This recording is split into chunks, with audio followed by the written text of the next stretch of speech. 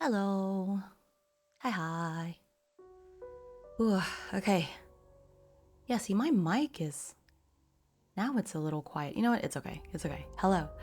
Good afternoon, or good morning, or good evening. Whatever it is, wherever you are. This is Himetsugi. Okay, I needed... My mic is being a little strange. I don't know. Maybe I'm just speaking a little bit more quietly. See if I... Okay. I'll just leave it like this and I'll adjust it as we go. Hello, thanks for checking in, Mr. Shop. Good to see you. Yeah, so CHOIR of Flesh is a pretty spooky game, so I thought it'd be nice to have a bit more of a spooky setup. As I was saying on last night's stream, I do have a subscription to, I think, Chepeku. And so they've got all these really cool animated scenes and stuff, and I thought this one would be perfect. Let me go ahead and put up the same little disclaimer about CHOIR of Flesh because the game is a little, it's a little mature, shall we say. Put that in the thingy.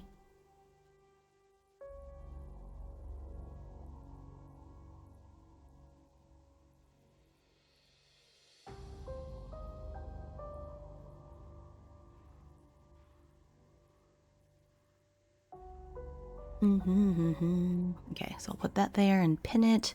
I don't think I'm going to show any of the body horror type stuff today because I'm planning on, you know, character creation and all that stuff. So I don't know that I'm going to show anything offensive, but I think the very themes of the game can be, you know, can be a little sensitive in nature, so I want everyone to be careful. Hi, Alex. Hi, Say. Good to see you. Yeah, I could not stop thinking about the game. I don't usually remember my dreams, but I think I dreamed about it. I had like a vague feeling. I woke up in the middle of the night with like a strange feeling of foreboding. So I was just like, you know, I think I have to play this. And luckily, I don't know. Actually, I shouldn't say luckily. It's not quite right. But my brother is coming to visit, but he lives like several hours away, so I've got some time. So this may not be a really long stream because when he gets here, I'll have to pop off. But till he gets here, I'm here. So I didn't have a stream planned for today, but again, I just couldn't stop thinking about this game. So I was thinking of running it in Soldier since this is going to be my like a solo version of it, which I'm not getting rid of the idea of playing this game in a group maybe later down the line, but I definitely want to play solo. And I was going to play it in Soldier, but then I realized there isn't like a character sheet yet. And so for now, I'm just going to log everything in Obsidian instead, since there's not really a character sheet. And that way it's a little easier for me to keep track of. Did you download the beta too? Yes, I did that first thing. So it'll have all of the new stuff. I'm so honored that you took my suggestion about the notable citizens. Is that already in here too? I didn't check yet. I just finished downloading it. I was just trying to think of things that wouldn't be super involved that could take up, you know, help take up some of that space. Oh, awesome. That's great. I'm excited. I'm excited to see. Actually, I'm going to go skip to it now and see what kind of notable citizens are in there. Ooh, okay, yeah.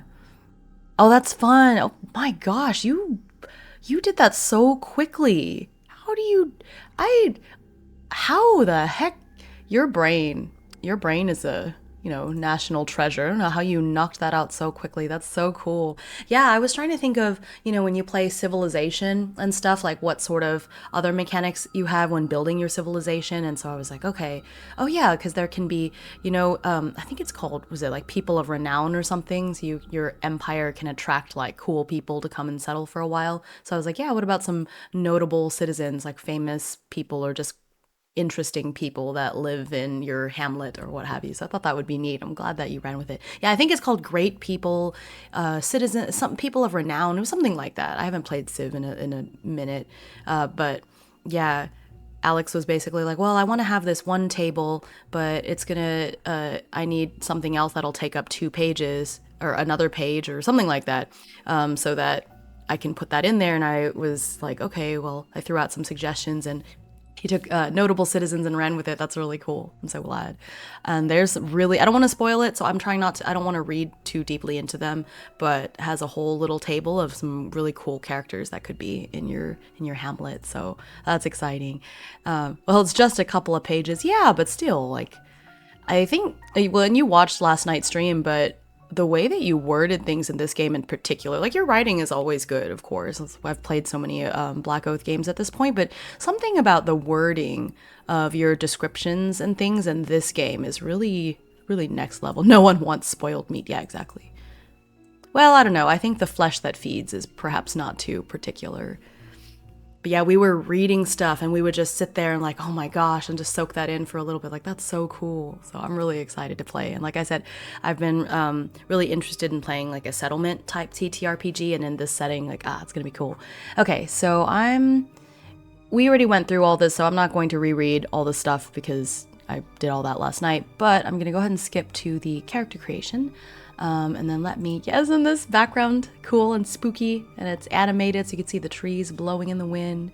I think the only bummer is that I'm about to cover it up when I put my obsidian up, but you know, so it goes. Okay. Obsidian. Oh.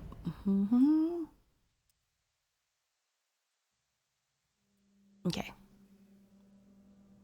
Let me see, how can I do this? Maybe if I make it more narrow. Okay.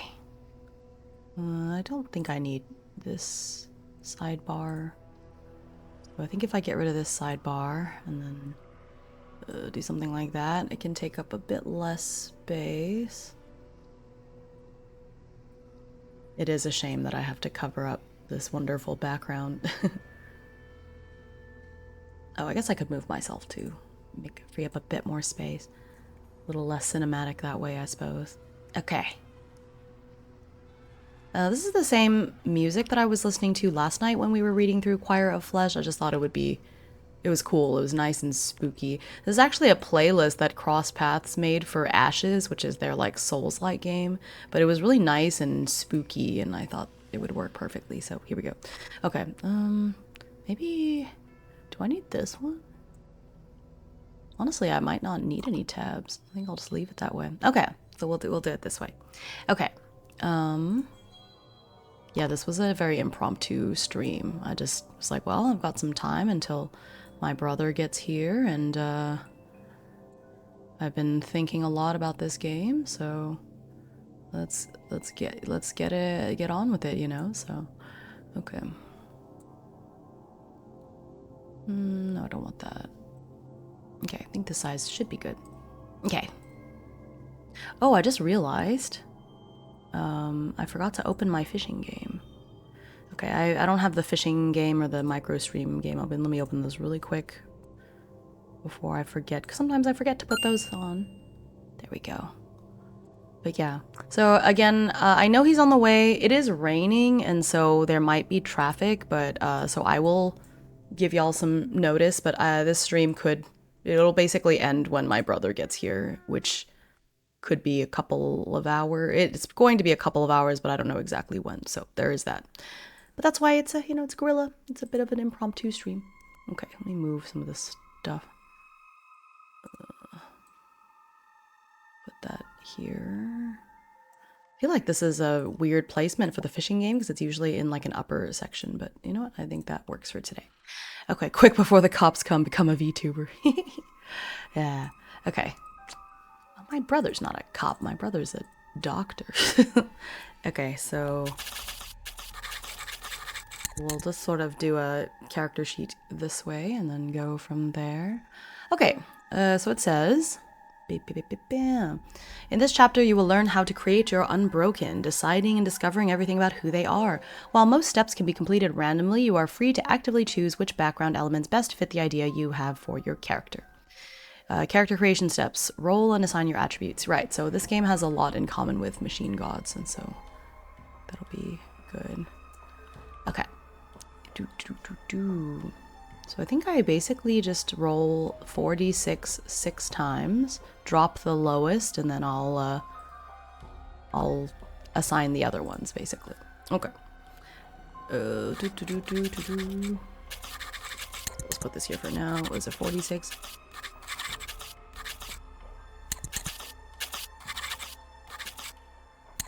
Okay, this is pretty good so far. It's not... Okay. You know what, though? With my luck, one of them is going to be like a 4. And that'll be so funny.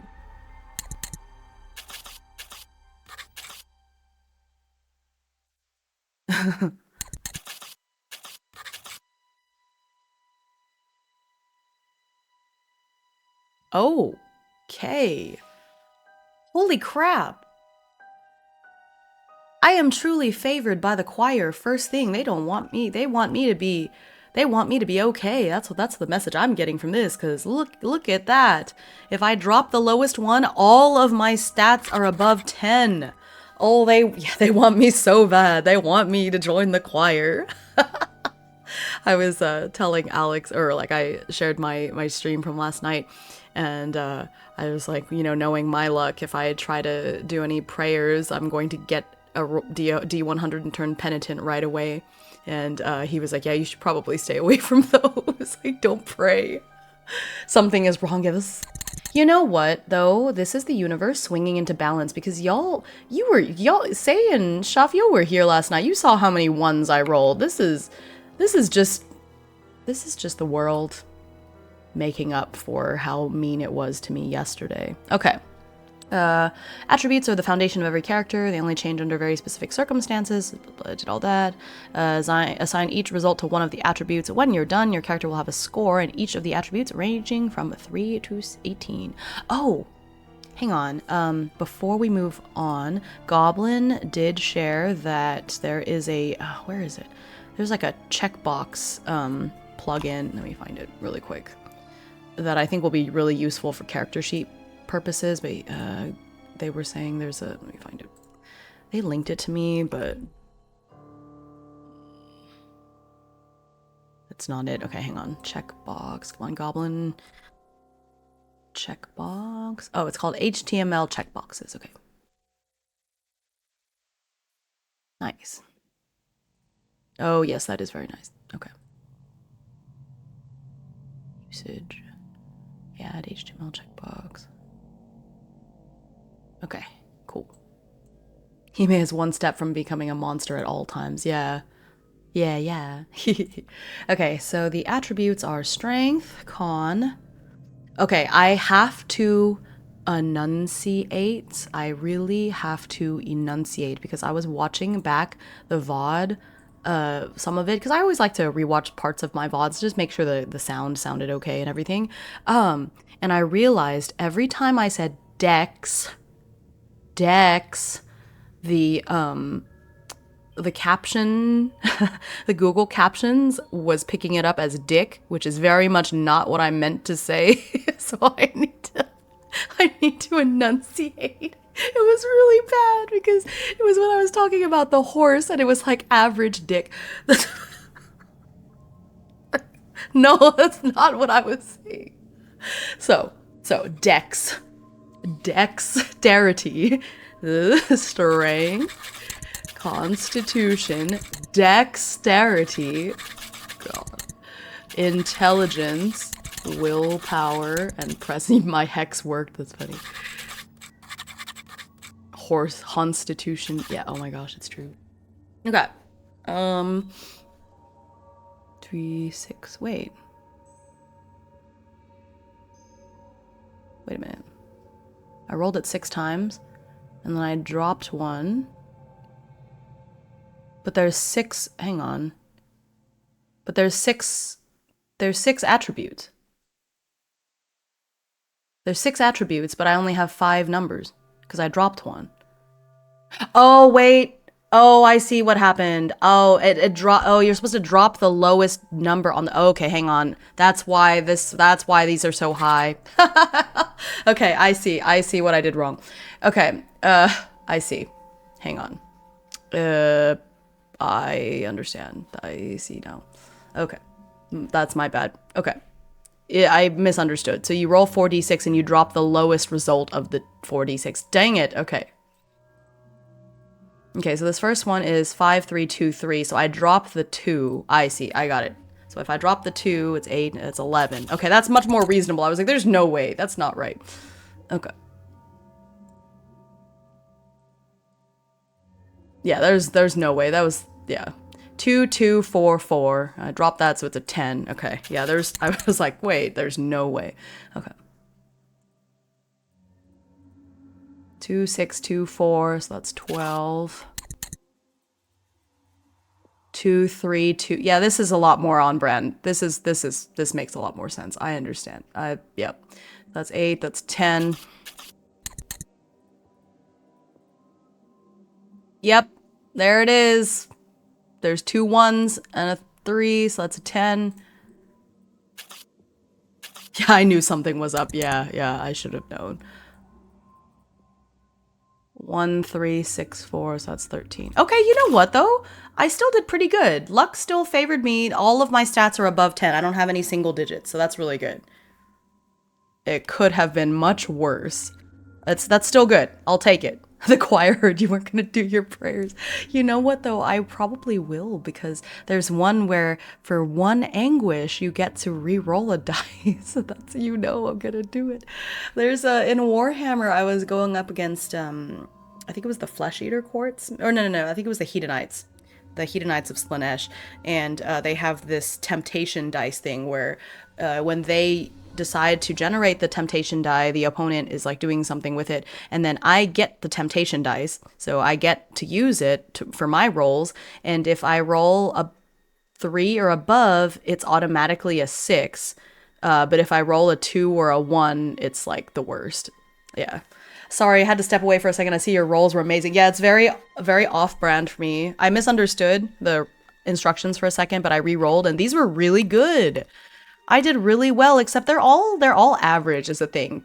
So my person is like very much the average Joe, because if you think about it, if you're looking at 3d6s, it will range from 3 to 18, right? And the highest I got was a 13.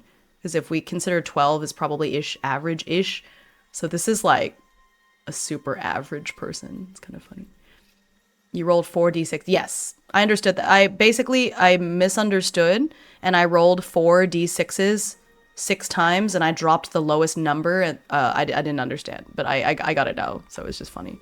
So now I've re-rolled it, and now we're good. It's just funny. They're very average. We'll see how this goes. I was being ironic. Those rolls suck. Oh. Yeah, it's the most average person. You know what? It could be worse, though, because the thing is, yeah, he may rolls 2 1s and dropping the lowest doesn't help. Yeah, or there was one of them. It was like 2 2 3 4 or something like that. Or no, I guess that's not possible because I have a 10. The 10 is the lowest, but it was yeah. So this isn't terrible, because the thing is, none of my stats are a single digit. So it could have been worse. I don't have any negative modifiers. They're all positive. It's just 0 for most everything. Oh, that's funny. I think you need a new set of virtual dice, Hime. These ones need jail. It doesn't matter what dice it is. Everything hates me. When I play tarot games, the tarot cards hate me. When I use real dice, the dice hate me. When I use digital dice, they hate me, and it's across platforms, right? I'll be like playing in Soldier, and it doesn't matter because I still roll bad, and then I'll be okay, I'm playing in Foundry now, the dice still hate me. It doesn't matter. The only time where I seem to like succeed with some regularity is in our West Marches campaign. I actually do okay there. This is why I like 2d6 plus 6. Yeah. Not so bad. Okay, let's see. I think Constitution is really important, so despite everything, I'm going to give myself 13 Constitution, because I think that's very important. I think this is important, so I'll give it the other one. And then, yeah, and then I'll give myself 11 Strength, and then everything else is 10. No, it could be worse. It could be worse. It could be much worse. I will take it. It's like, for me, this is good, honestly. Let's be real. Okay. So I'm gonna put the modifiers in front. So these are all zeros. The only this one is a +1, so I have a +1 to con. Everything else is 0. modifiers. Okay, you're just going really hard, really going hard on the peasant roleplay. Yeah. You are the Jimmy Carter of post-apocalyptic leaders. I am just the most average person. I'm gonna lean into that for the roleplay. I'm just the most average Joe. And I think actually one of the job classes for like, what were you doing before the apocalypse is literally just peasant, so it was great. Okay, so I got that. Determine your character's defense rating, character carrying capacity. Okay, so my defense rating is based on my dex modifier, which is 0, and my armor. I'll worry about that in a second. So I have no dex modifier, so it'll just be whatever my armor is. Average Joanna, yeah.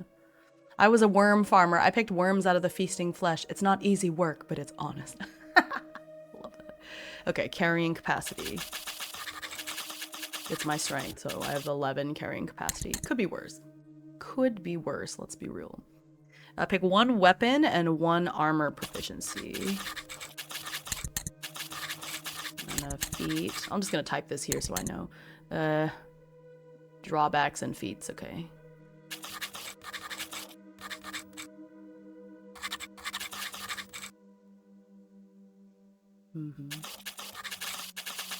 Something like that. 4 skills.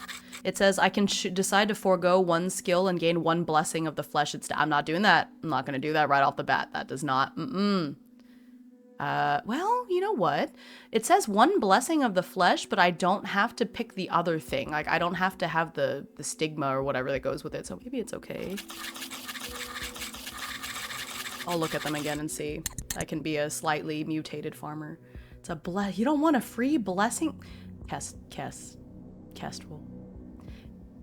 Wait, just you wait. Just you wait. I will tell you what those blessings are. I'll tell you what some of my choices are, and you will see why I don't really want one. But okay, all right. And then I have the Sin Shard, Doom, Occupation, Weapon of Choice, again, the Sun, 30 Rations. Which I can spend. Okay, Rations has this little symbol that I'm gonna copy paste. Cool. All right, so that'll just that's just the stuff that I have to fill out. So I'll continue. I'm excited to hear. I can't watch, but because I'm at work, but I'm listening. Oh, perfect. Yeah, this has the same energy of the "and let him die." Yeah, rations are used as the game's currency. Yeah, which I love that because that makes so much sense in this apocalyptic setting. That well, who needs currency in this? We're all on the way to death. Okay, so a couple of other things that I want to track. I don't know if these count as attributes, but I'll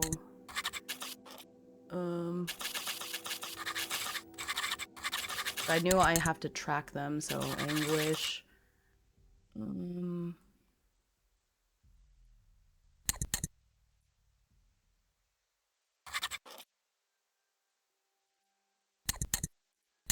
Skills here. And then, let's see, inventory. So I'm just organizing my little character sheet here. I'll say like details. So that'll be this part here. Okay, I think that's how I'll organize it for now. Wait, there is no stock market? No, everybody is dying. The world is coming to an end. We're just slowly delaying the inevitable, you know. Oh, I just took a sip of water from last night. It's fine. Probably. Okay. Oh, initiative. This should be here in the...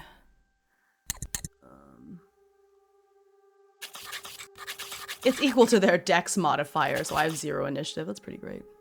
That's great. Humanity. It's at the bottom, because they're important. Injuries. Move. Since all PCs have a move speed of 2, I guess I'll just put it so I remember. And then proficiencies.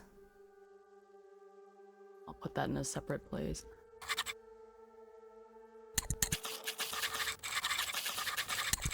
It would help if I proficiencies. Okay. I mean, if there's by stock, you mean stock cubes from your ration, it's true. I'm sure there's a big market for stock. Gotta do something with all those bones. I don't know, are there a lot of bones? Okay. Characters without the correct, yep, so that part is all good. All armor requires proficiency, but not helmets. Okay, so that part's the same. So, okay. So I'll just fill this out as the character sheet goes. So I get 1 free feat, and then I can take more feats if I want to. But I have to take a drawback with each one.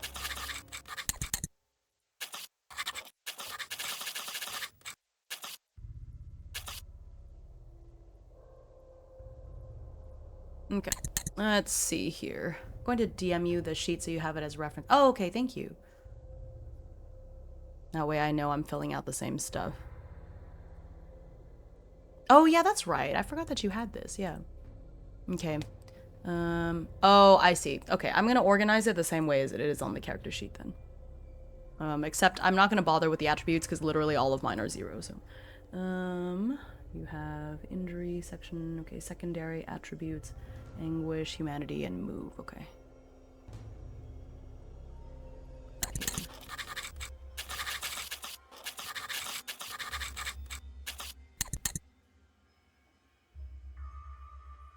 Okay. That's right, I have seen this character sheet, I forgot. Well, this part is going to be in my,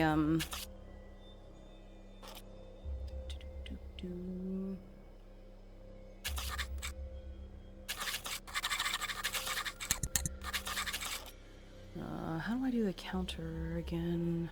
It's been a minute. Let me go find my counter from Caeora. I'm just gonna copy it. It's nice. I just have to do things correctly one time, and then I can just copy paste my stuff. Great. Free feed, lots of favor in those puppies. Great for the stock. Oh no. Okay.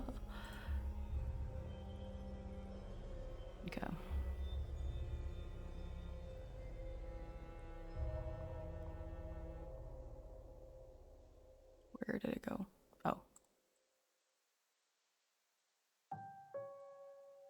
Where the heck? Oh. Oh, I see what happened. Okay.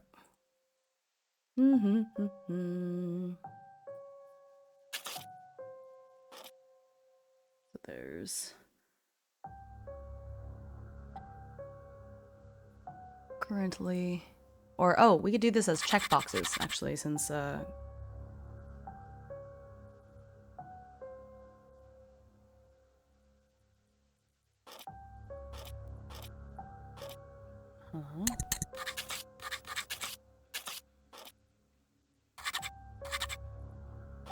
Ooh, how many minor injuries? Is it 8, right? 3, 4, 5, 6, 7, 8. Cool. And then injury notes and trauma. Where's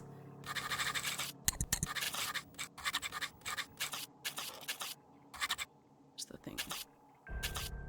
That's, yeah, this is great. Trauma. Just fun things. Okay. I see you also got the checkboxes plugin immediately. Yeah, I got it just now. That's so helpful for stuff like this. Because then I don't have to keep track of how it's like out of how many. Because I use these counters a lot, but if it's like out of a certain amount, it's important to know. So it's really helpful. I wish I could change the way they looked though, because I like the way on the actual CHOIR of Flesh character sheet they have. It looks more like little 4-pointed stars. Okay,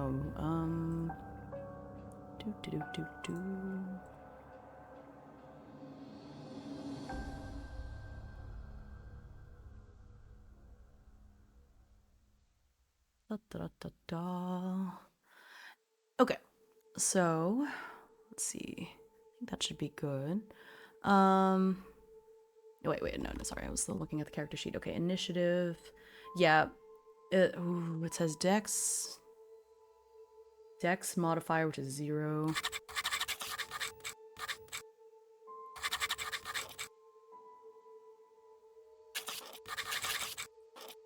So currently it's 0. We'll see if my armor gives me anything. I think that's good for now for that part. Okay. Defense rating, also kind of a similar thing. It's supposed to be like my dex modifier. Which currently it's 0. When I get armor, I'll fix that up. Skills, feats, proficiencies. Okay. Gifts of the Unmade. Okay, and that'll be a space at the bottom. You know what? I'll go ahead and put it because I probably will get them eventually.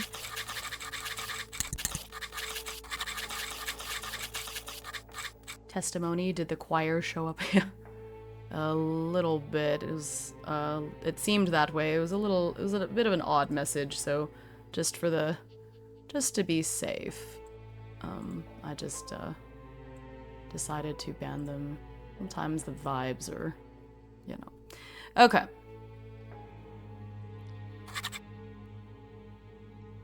Okie dokie. Ooh. Oh, there's a settlement sheet too. That's nice. Okay. Well, when we get to that. These look great.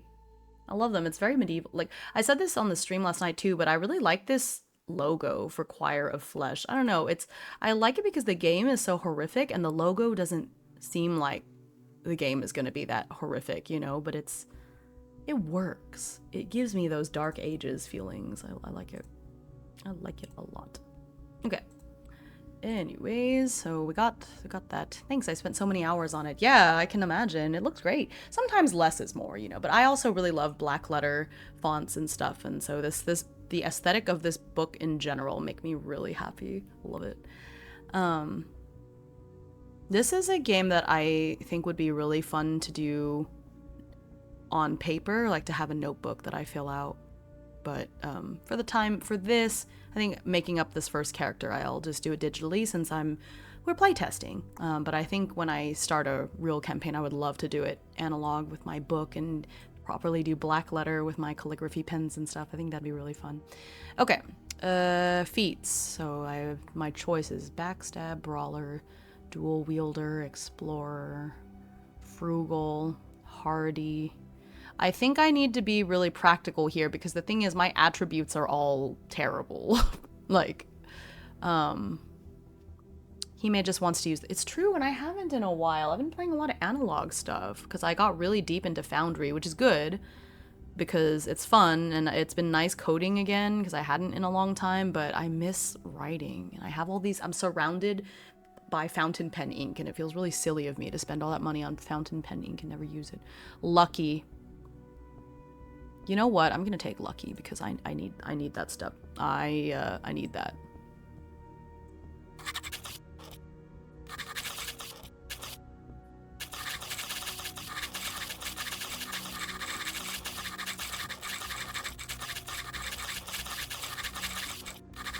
I love TTRPGs, you guys. You can roleplay as a completely different person. For example, I can roleplay as a lucky person.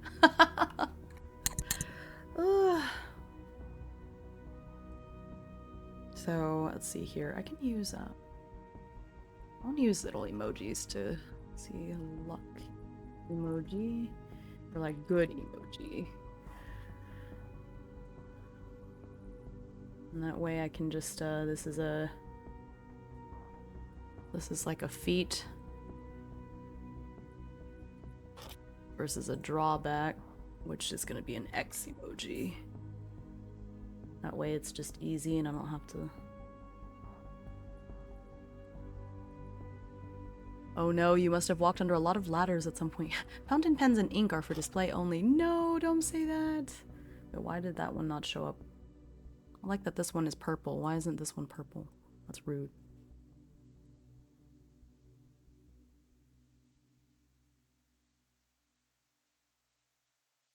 No, it's just turning it into the letter X. Ugh. Human imagination knows no bounds, yeah. Or maybe this one.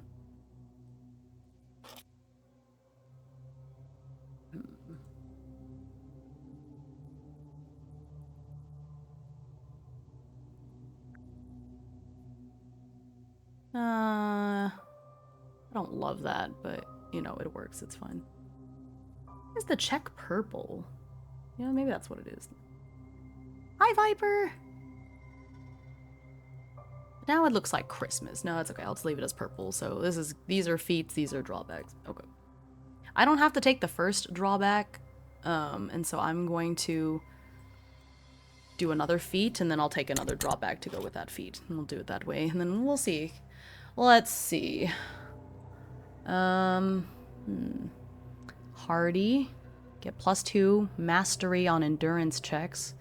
Natural born leader. Nimble. Pathfinder. Oh, that's nice. Pathfinder. You acquire 2 less rumors to find a point of interest. Oh, I kind of like that. Like they notice more things. It's quiet and unassuming. I like that one. Pathfinder.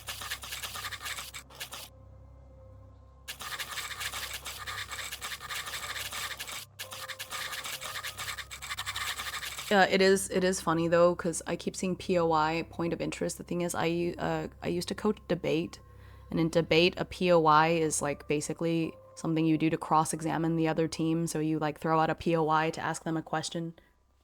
I strongly suggest stuff that helps you heal faster and deal with trauma better. Oh, but Pathfinder is so fun. Okay, you know what? Let me look at the rest of them. Alex knows stuff, especially with the stats I have. Shoot.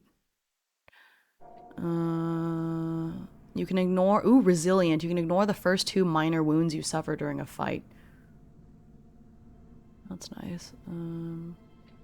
Healer. You have +2 mastery when making int checks related to healing. Fun doesn't help you survive. That is true. But maybe it does. Who knows? Sometimes things that you don't expect.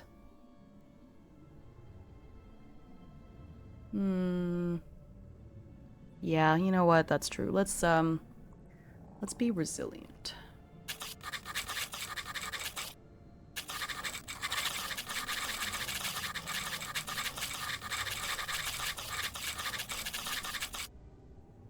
And then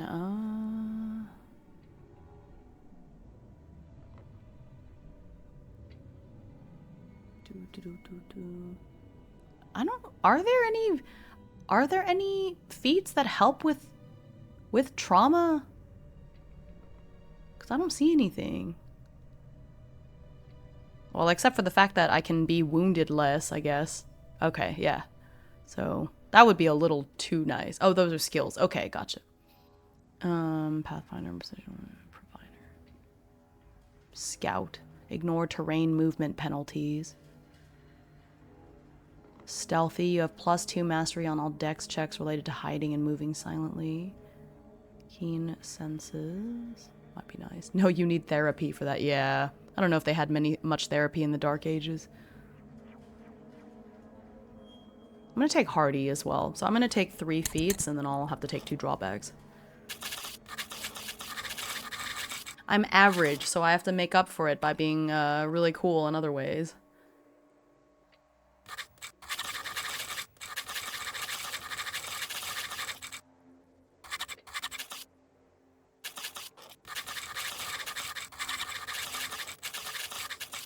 Okay, now I need the drawbacks, because I have to have 2. Okay, I'm going to roll instead of pick, because I think the randomness makes it more interesting, and I think I'd be gaming the system too much if I try to pick drawbacks that are, like, convenient for me.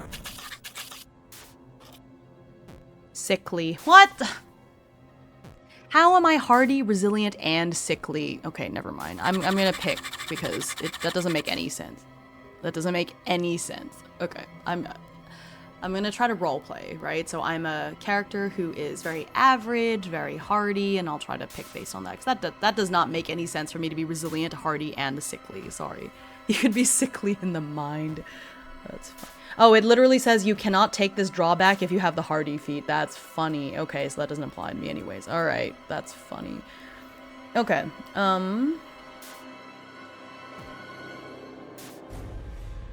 Oh, let's do cowardly, because it's funny.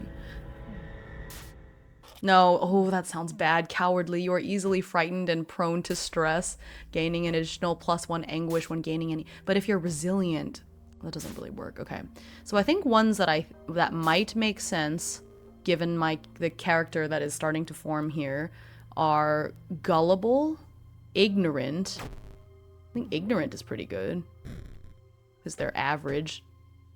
And their intelligence is 10. It is one of the higher intelligences I've had in a game. Clumsy. Slow.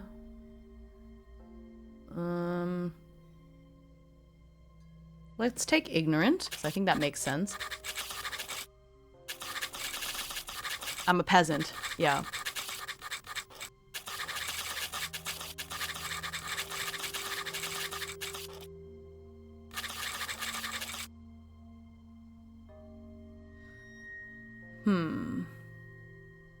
I just realized, and this is something that I took into account when I was writing my stuff, but the point of view of these things switches between like you versus your character. So like here, for lucky, it says your character has, but then for resilient, it is you. And then for ignorant, it is your character. But then gullible says you are easily fooled, and cowardly says you are easily frightened. So these swap between referring to your character versus you. I do that a lot, yeah. It's something that I noticed because I'm trying to be consistent with my own writing with that, because it's like, okay, if I do it once, I need to do it the same way throughout, just for consistency. So I'm gonna fix these. Let's see. You?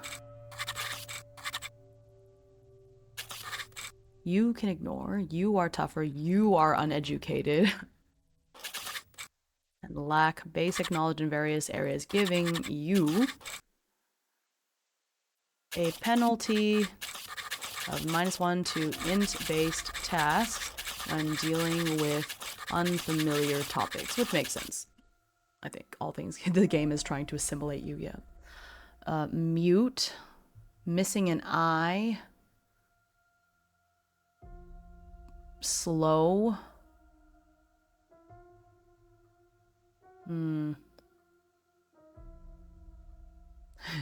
Gullible, you're easily fooled and often fall for scams. You know, I think that goes with ignorant, maybe. That's funny.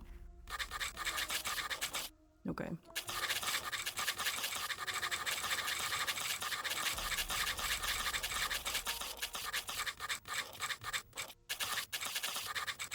Will-based tasks when dealing with deceptive individuals. Okay. Average Joe, not very smart, somewhat gullible. I think they kind of go together, so. And I think that this set of feats and drawbacks makes sense for the type of character I feel like is developing, so it works. Okay. Skills. Skills are areas of expertise that characters can acquire to enhance their abilities, allowing them to increase their chances of success or even acquiring new ways of using their existing abilities. They offer a more narrow area of expertise as opposed to simply making an attribute check that covers everything related to that attribute, but in doing so, they offer specialization and increased capabilities. Newly created characters start the game with 4 skills of their choosing. New ones can be purchased with development points, as shown on page whatever. Yeah, I mean, it already says gullible right above you. It does? Where? Just kidding. Hime is one conversation away from joining a cult, which is really bad, because I feel like the whole point of this game is to not join the cults, right? Oh gosh. Let's see. Wait, was there? I was just looking at the character sheet. Was development points on there?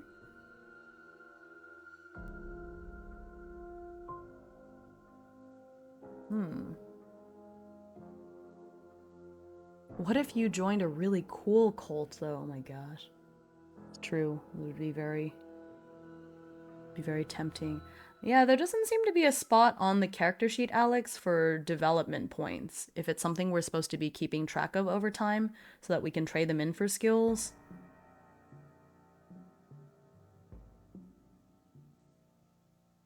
Thanks, I'll tell David to add them. Okay.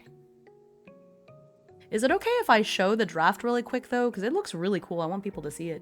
It's neat. But I don't want to show it if it's still, like, something you want to keep secret. Of course. Okay, awesome. Yeah, I want to show you guys the draft sheet, because it looks really cool. I really like... See, this is the math teacher brain that I just really love how geometric and nice everything looks. Show anything you want. Okay. Yeah, I try not to, because you know how I don't really like to give away content too much, because I feel like I want to encourage people to get the game for themselves, but... Okay, here is the, well, the character sheet though, you know. Free content, yeah. So here's the character sheets that's in progress, right? I love it because it's all very nice and symmetrical with boxes. Let me screenshot it. Yeah, that's true. You know, and it's not that I think people will do that. I just feel bad if I'm like, I have a game developer background, and so even streaming games to me, I feel a little strange about it sometimes because it's like, am I dissuading people from buying the game because now they're just going to watch instead of get it for themselves? But then at the same time, there's like a different culture in playing a game and watching it. And so if somebody was wanting to play the game buy and play the game in the first place, I think watching a stream of it would just increase their excitement, not decrease. I don't know. I have a lot of complicated feelings about it. Every TTRPG game I've played has been because I've seen someone playing it on stream. Okay, yeah, that's true. I didn't think about that. Makes sense. I'm fine. My games are pirated on day one, so this will do nothing. That's a sad thought. I think the TTRPG community is generally on the good side of buying games, especially smaller games.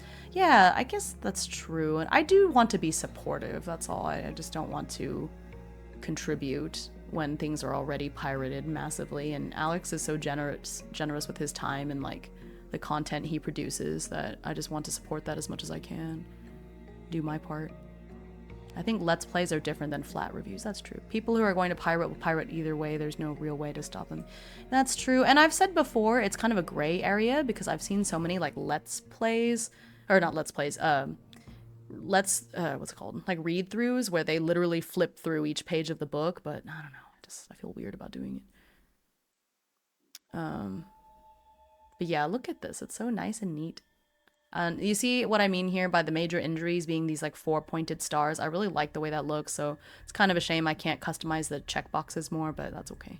Yeah, so this is roughly what it's going to look like. I think that'll be nice.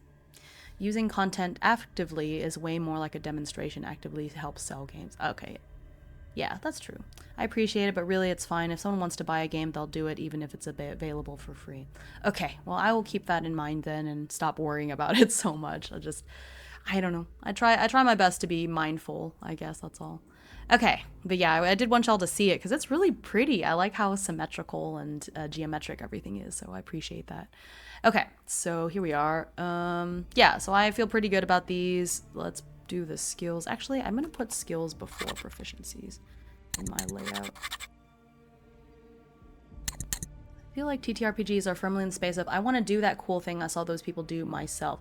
That's true, because yeah, and I think that's the benefit of me being mostly a TTRPG streamer, is that people are going to be, and that's my goal, right, is to motivate people because they're like, that was really cool. I want to see that, but for myself, because I would have made completely different decisions. I would have picked different skills, different job class and stuff, whereas people who play, you know, like RPGs on stream, I mean, there's only one ending. There's only so many decisions that can be made, or like visual novels even. So that's the tough part. But that is the background I come from, as like formerly doing game development and stuff. So I think piracy and stuff is always in the back of my mind, and I just would be mortified if I ever helped contribute to that in any way. But sometimes I think I overthink things a little bit.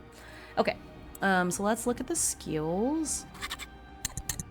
Let's pick 3, and then we'll look at the blessing of the flesh and see if we want one of those. Ah, yikes. Okay. Characters automatically gain a new skill if they're choosing when the associated attribute reaches 16. That's not gonna happen anytime soon. This includes new characters as well, which means they can start the game with more than 5 skills. Must be nice. I think sometimes it even lets people that wouldn't get the game themselves an avenue to interact with it. Yeah, that's fair. That's true. Yeah, that's true. Didn't think about it that way. That's true. There are a couple games I bought sequels to that I had no intention of playing because, yeah, that's true. I've also bought games to support them after watching like a streamer or a VTuber play it, and I still haven't played them, but it's like influenced somehow. Okay. Let's see. Let's see if we can get something that might be helpful. Constitution is my highest, so let's look at the Constitution ones first and see if that helps. Disease resistance, endless stamina, hardy again. Ooh, it's a little confusing, I think, that hardy is a feat and a skill. So I feel like maybe one of them should change its name because it could be a bit confusing. But then I'm trying to think of a better word if it's like, it says gain +2 mastery to checks against environmental hazards, e.g. extreme heat or cold. I was going to say resilient, but then resilient is another one too. I'm going to think. Environmental hazards, extreme heat or cold. Stout. Oh, firm is a good one. Yeah. So maybe resilient for this one because you're resilient against environmental hazards, but I feel like this resilient could be firm. You know, because you can ignore the first 2 minor wounds you suffer, so you're just like, firm is a good one. I like that. Anyway, I'm going to leave it the way it is right now because I don't know what they're going to be changed to, but... Oh, endurance! Oh, that's good. Okay, yeah, okay. Endurance, no, but endurance is one of the checks. Well, it says endurance checks. Wait, endurance checks? What are endurance checks?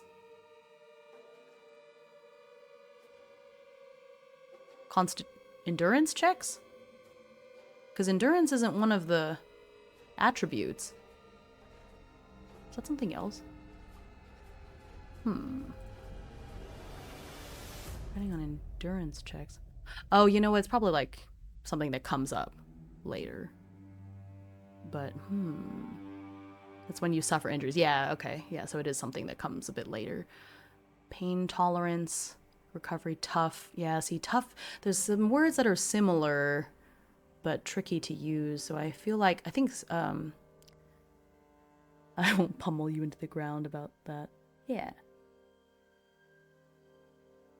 And then they talk to people that wouldn't find out about it except by that word of mouth. That's true. I think almost every TTRPG I've ever played is because somebody else told me about it. Could be like how in Pathfinder the checks have different names. No, endurance is not an adjective. Yeah. Endurant. Durable. Maybe durable. No, but that durable isn't like what you would call a person, right? I think stout is good. No, endure is a verb. Endurance is a noun. Endurant with a T, but I don't know if that's a word. Durable, I think, is the thing, but I don't think that's what we want to use because durable is not something you use on a person. Enduring, yeah, that's good too. I like stout. What was the other one that said? Firm. I like that. Like, I think if this one was firm because you're tough and resilient, so you're firm, so you do better on endurance checks, like you're staying firm. That way I think this one can be firm. This one is hardy because you are resistant to environmental hazards. I feel like that makes sense. I'm gonna put it for now. I'll change it later if it comes up.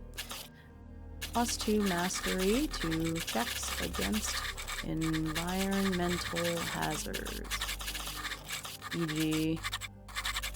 extreme heat, cold. Okay.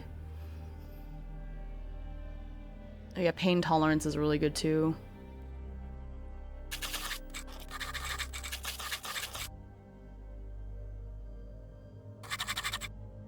Oh, you know what? I actually like the way it looks better with colons instead of the little dash.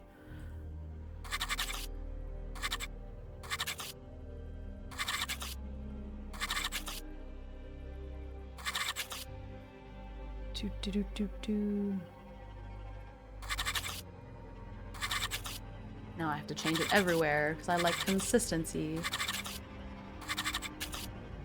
Let's see here.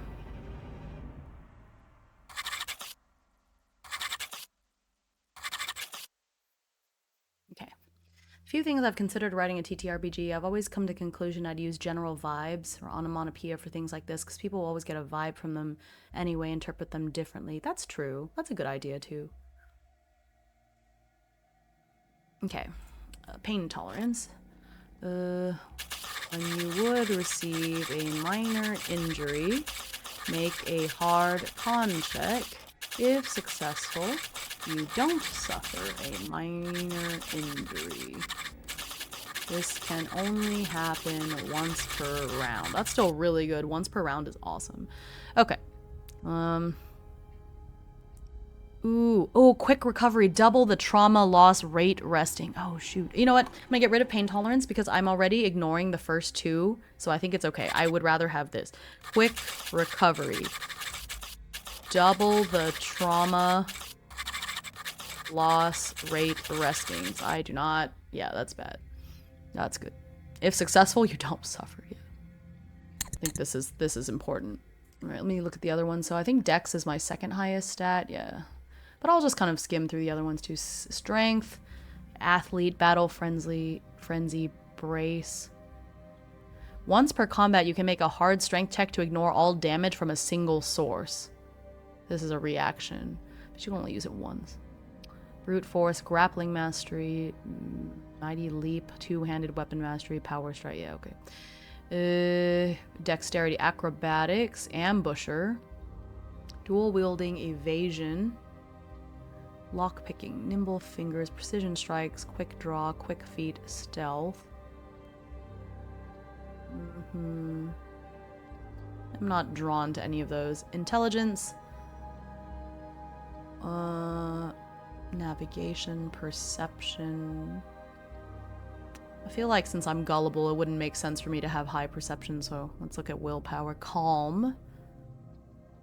Ooh, that one's nice. Whenever you must make an anguish check, increase the die roll by +2. That's nice.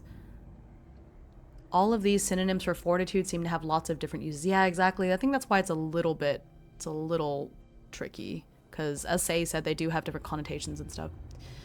Mind over matter, self-reflection. Oh, I was thinking about that. Self-reflection. Once per day, you can spend 1 hour while at camp thinking about the day's events, which grants you 5 EXP. Yeah, that was one that I noticed yesterday when Kappa and I were looking at this. It's kind of fun. I like calm. I'm going to put that down for now, and if I see something else that I like, I might swap them out.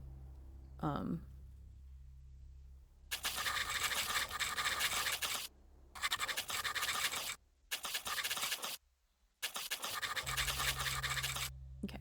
It's almost like the human body is an intricate machine, and various different things can stop it from working. Exactly.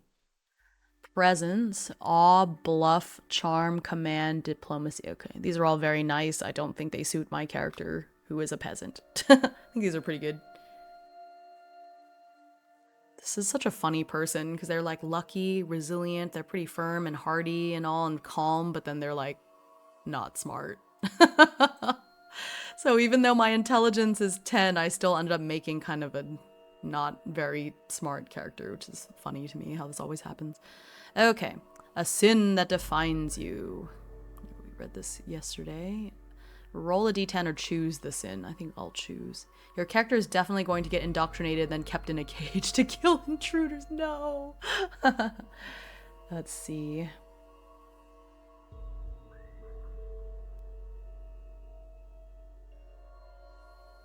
Let's see. I like... Ooh. Ooh, I might go with deceit. This is actually kind of funny. Okay, so deceit says, your entire identity is a lie, a carefully constructed falsehood so profound that sometimes you even believe it yourself. You are a runaway noble posing as a peasant, a charlatan who feigns piety, a coward who wears the mask of a hero. The choir cannot remake a soul that isn't real, and the flesh cannot unmake a phantom. Your lie is your armor. I actually think this is good, because for a actual peasant to be ignorant and gullible is kind of odd, but the fact is I'm a runaway noble, so I'm ignorant because I've never lived as a peasant before. So I'm pretty resilient because I'm on the run and all that stuff, but like I have no idea what I'm doing. Okay, I love that. That's so funny. That's what we're gonna go with it. Oh wait, I forgot to get the other skill. Okay, hang on. Let me put this for now. Deceit. Why is this noble so buff? Yeah, odd. Who gave them protein?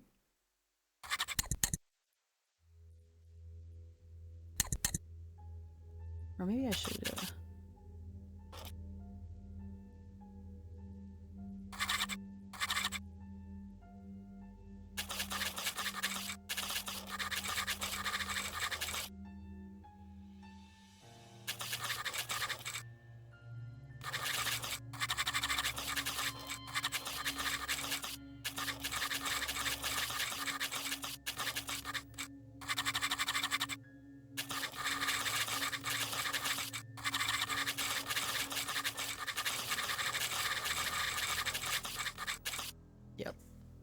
Though I'm a runaway noble used to an easy life, though I'm posing as a peasant, it doesn't take much to notice that I know very little about the outside world. Okay, I forgot about, I can get a fourth skill, or I can do the blessing of the flesh. Let's look at the blessings of the flesh really quick so we can see why I did not want one.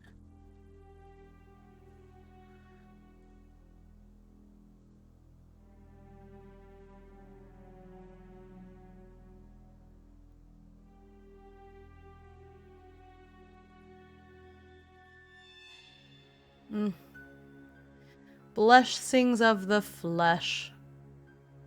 But I think...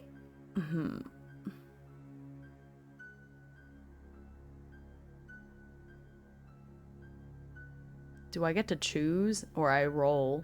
Oh, see, when you're granted... Oh, no. Is it just a gift? So for the purposes of character creation, do I not get the stigmata that goes with it in this case? I just get the gift. You roll. Okay, oh god. Oh, that scares me. Oof. I don't know if I want this then. I think okay, I will show these to y'all so you can see, but I think the potential bad thing of what I will get, no stigmata. It's a gift. Here. Oh, well, you're at work. Okay, I'll read some of them out loud so you can hear them, but then you can see why I do not want this gift.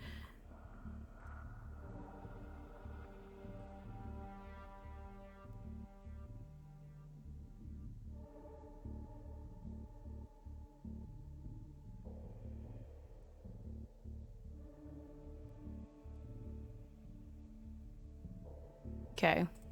So here's some of them. There's 20. Few extra eyes, never killed anyone. Tendinous lasher. One of your arms elongates into a whip-like tendon, tipped with a shard of bone. Hyperadrenal gland. A pulsating tumor grows on your neck or back. Once per day, you can trigger it to gain an extra standard action on your turn. Just roll one to see what you would have gotten. That's true. Wow, these gifts sound fantastic. Grasping pseudopod. A thick, boneless tendril emerges from your torso. It can hold items, open doors, or manipulate objects as a third limb, though it is too clumsy for fine tasks like riding or wielding a weapon effectively. Natural metronome. Amorphous flesh. Your bone structure becomes partially fluid. You can move through spaces as small as a quarter of your normal size without penalty. You gain a +2 mastery on any check made to escape grapples or bonds. Oddly, these seem like Street Fighter perks. Ceaseless regeneration. Your flesh crawls and reforms constantly. At the start of your turn, you automatically heal 1 minor injury. This cannot heal major injuries. See, that sounds really convenient, but you know, I'm not gonna... Cluster of eyes. A patch of your skin grows a cluster of twitching, unblinking eyes.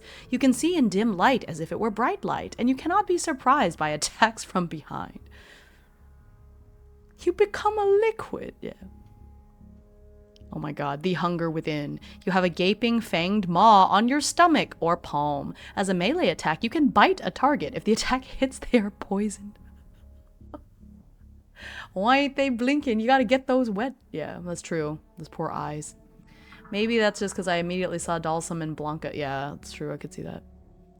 Corpulent storage. Your torso becomes a hollow, fleshy cavity. You gain 5 extra inventory slots, but any items stored within are covered in a thick, foul-smelling slime when retrieved. Ugh. Ugh. Ugh. Get a spray bottle for your multitude of extra eyes. Oh my gosh, did they have spray bottles in 1001 AD? Oh! Oh, you'll like this one. This is fun. Abyssal Glimpse. Once per combat, as a standard action, you can peel back your face to reveal a swirling vortex of flesh within. Make a check against the target's will. If you succeed, they are frightened. I had so much fun writing these. No, I believe it, because we were reading some of the Stigmata yesterday, and we were just like, what? How did you even think of this? Here, I'm going to read. These are stigmata, so these are not part of the gifts, but it's like usually when you get a gift, you get one of these too. So it's like a boon and a bane. Where is it? It's terrible. Where is it? It's awful. Where is it? Oh yeah, here it is. Symbiotic hunger. A second rudimentary head grows from your shoulder. It is not sentient, but it screams incessantly unless you feed it one ration each day. I have felt like some of these during an allergic reaction. Oh no. Oh gosh. These are so bad. So terrible. Look at this. Flesh wisp. You can detach a fist-sized glob of your own flesh, which can scuttle on tiny legs. You can telepathically sense its general direction and emotional state, safe or threatened. It has a move of 1 and dies if it takes any damage, reforming on your body after 24 hours. Ew. I can do that already? Oh, okay. That's pretty awesome save. Flesh wisp is such a good name. Alright. I think the Abyssal Glimpse is probably my favorite. Some of these other ones are so nasty. There's some other ones that aren't too bad. This one you can like spit digestive acid. You vomit. You can vomit on command digestive acid at people. It's pretty great. Yeah, so I don't want these. I'm gonna take another feat or another skill instead because these are terrible. God. Oh goodness. Yeah, we're not gonna do that. It's not gonna. Yeah. Ceaseless discharge. Oh gosh, yeah, you're right. Breath weapon dragonborn. That makes it sound so nice. Yeah, let's just take another skill. We're not gonna do that. That's yeah. We're not gonna take one of those, especially since we can't choose. We would roll. We have no control. No thanks. Okay. I think perception, willpower. Okay.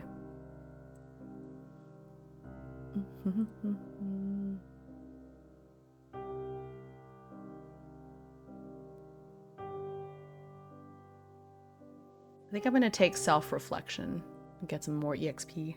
I love random rolls. I'd absolutely do it. Oh my gosh, yeah. I would love to see you play this game, Cass. I'd love to see what kind of character you create. It'd be fun. Yeah, DM, I want my element for my breath weapon to be acid. Okay, and I just have indigestion.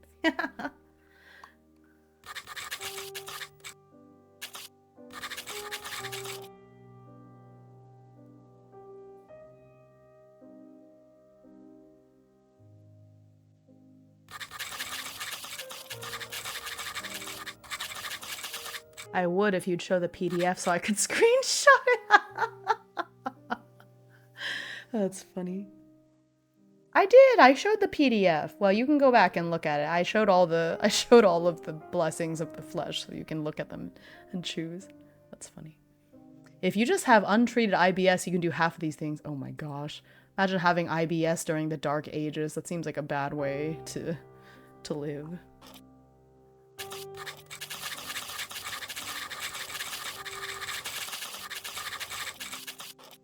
Alright, so there's my skills. Good. We got the sin. Shard of the old world. Roll a d10 or choose the shard that your character protects. Yeah, let's do that.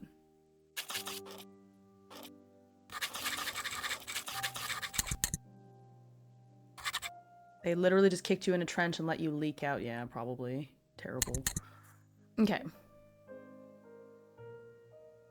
Here, I'll read this. So, considering how everything is going to hell, either drowning in a divine song or swallowed by a hungering earth, memory is the last sanctuary.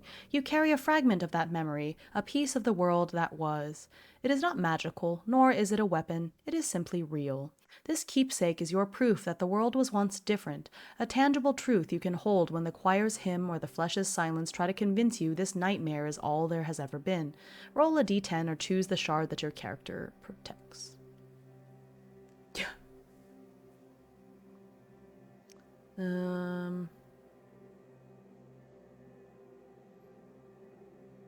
Let's see.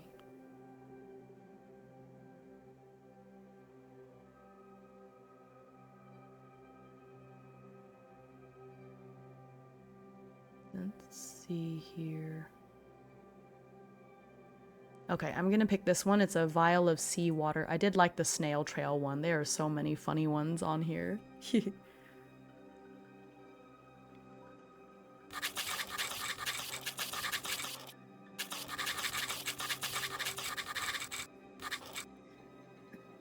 So I'm choosing as my shard of the old world a vial of seawater. It's a small corked bottle containing salt water from a coast that has long since been unmade by the flesh. Its truth is the memory of boundaries. It reminds you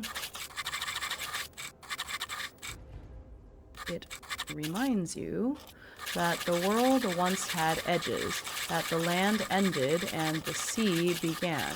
It is a symbol of a finite world, as opposed to the endless, invasive hunger of the flesh that has erased it all. If you just become a full snail, can you fire love darts into your enemies? Oh goodness. You're impaled and pregnant, haha. Yeah, but the thing is, your enemies in this game are these, like, horrible creatures, so I don't think... I don't know, I guess you could, but I don't think you would want that. Okay.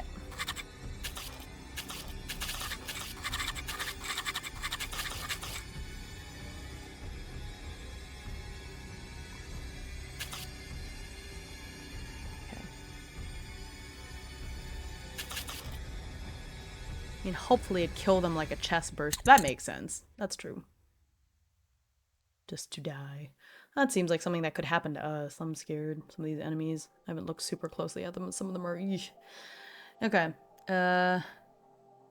Hope is a dangerous poison in the year 1000, but a whisper of it is all that you have.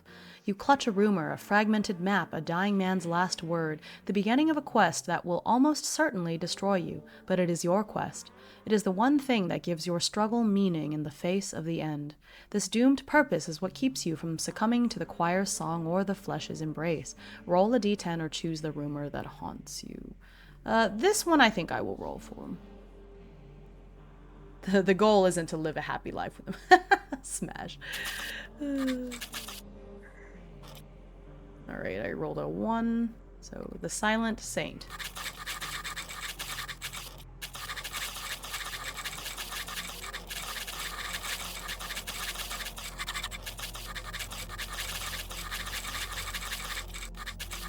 Hey, 64! Good to see you.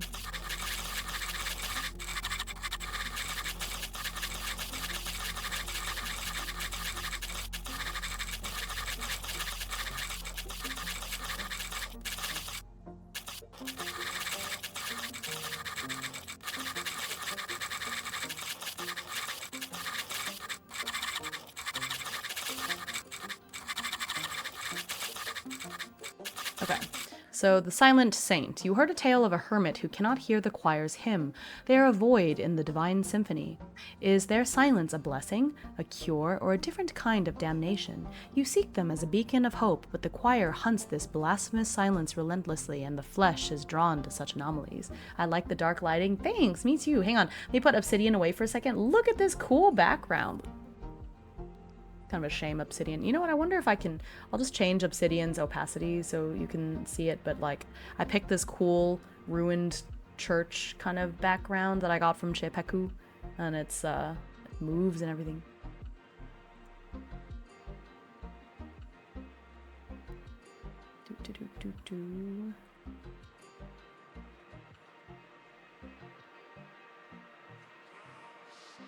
I think I can... Oh.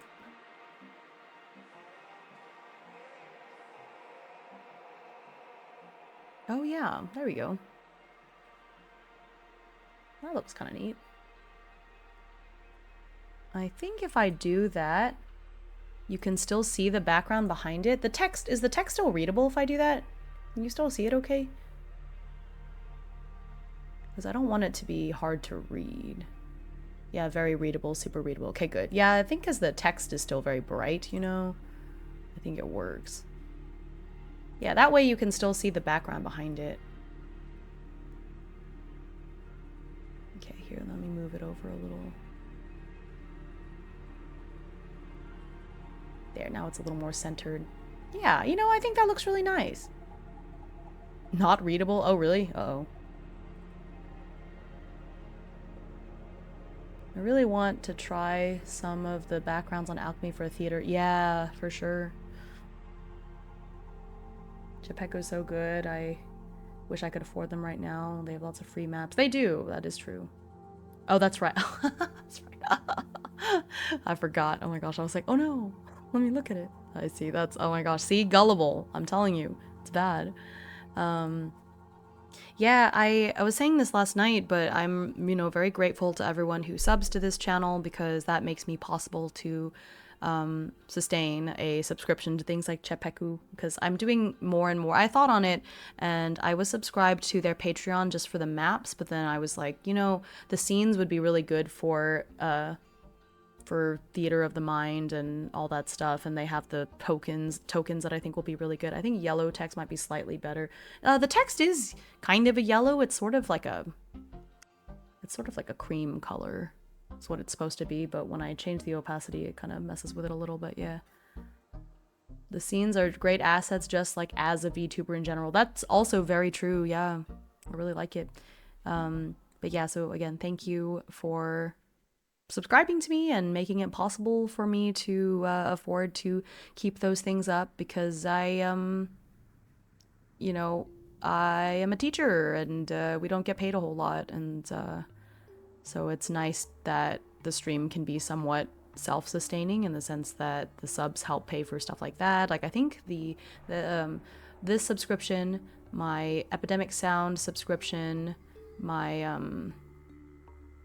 whatchamacallit, I forgot these words. My like Forge Foundry thing that I use for the various group games that I do.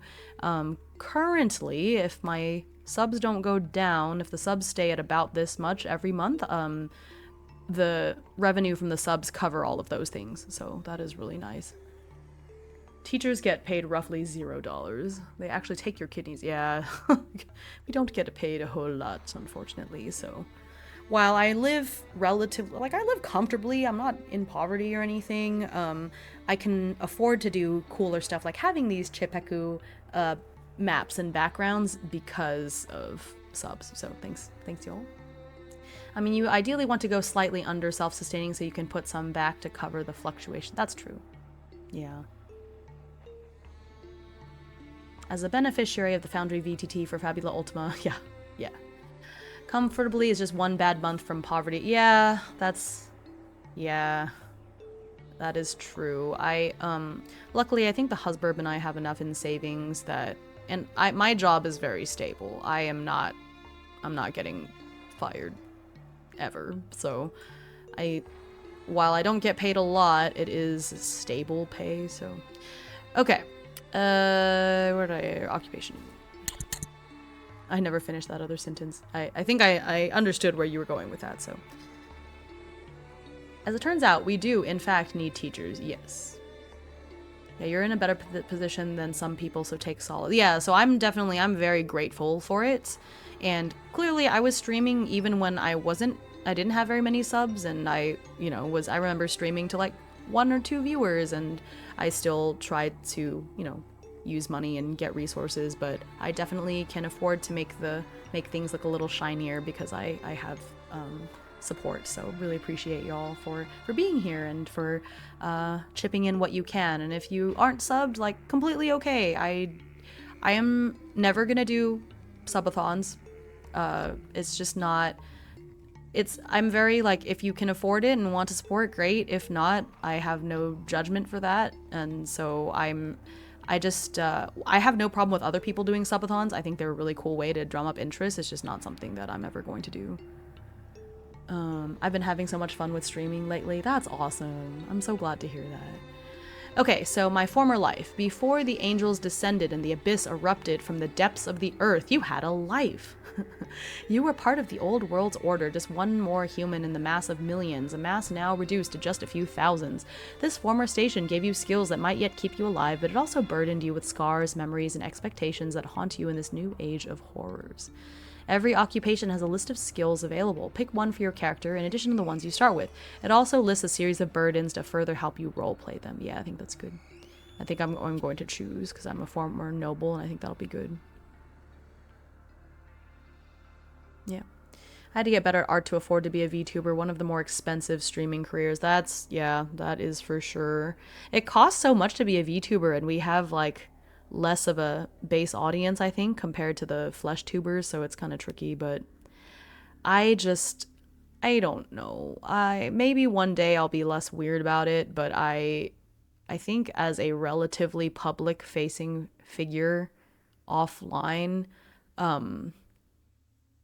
it would be a little weird if, because they would find me, my students, my school, they would find me, and then I don't know, I don't think I would be able to stream the same if I knew that my students were, like, I have former students that watch me sometimes, and they're in high school now, and they're students that I know very well and I trust. That's different. But like, if I knew that at any moment any of my current students, some of which are only 11 years old, could find me and watch me, I think I would be really nervous about what I do on stream, and I wouldn't be able to be myself. And so I think as a VTuber, it makes me a lot more anonymous for sure. Yeah. It would be really bad for me, not because I don't think, and I've read through the employee handbook on this, so there's nothing that I'm doing as a streamer that would threaten my job per se. I just don't think it's good for like parent-student perception to know, even though I don't think I do anything that's like, I don't know. It's not that I'm worried that they would watch my stream and be like, oh my gosh, my teacher is streaming this horrible, inappropriate stuff. I'm not worried about that. I just think that if I knew that my students were watching, I would not be able to be myself. Does that make sense? And so that's my main issue with it. Not because I think I'm worried that they'll find me and that I'm doing anything incriminating. Yeah, and for sure, yeah, negative perception for parents as well. So, you're anime on the internet, what's wrong with you? Yeah. And I think because there's that perception of anime that a lot of parents have, I think they would automatically jump to conclusions, even if it's not true, and I just don't need to deal with that. So... Can't imagine Hime as not a burb now anyways. Yeah, I considered, because I've been getting more into like actual plays recently, and considered like, what if on some of those I play as myself and I use my face and everything, but I don't know. All the TikTok teachers filming their day in the life showing kids' face. Yeah, it's bad. I think that's... I've seen that too and just been like, oh, it's really worrying. I don't know. I don't ever want to do that, so... Yeah. Okay, so I'm gonna choose noble, because that's the whole idea, is that my character was a noble and now they're like on the run.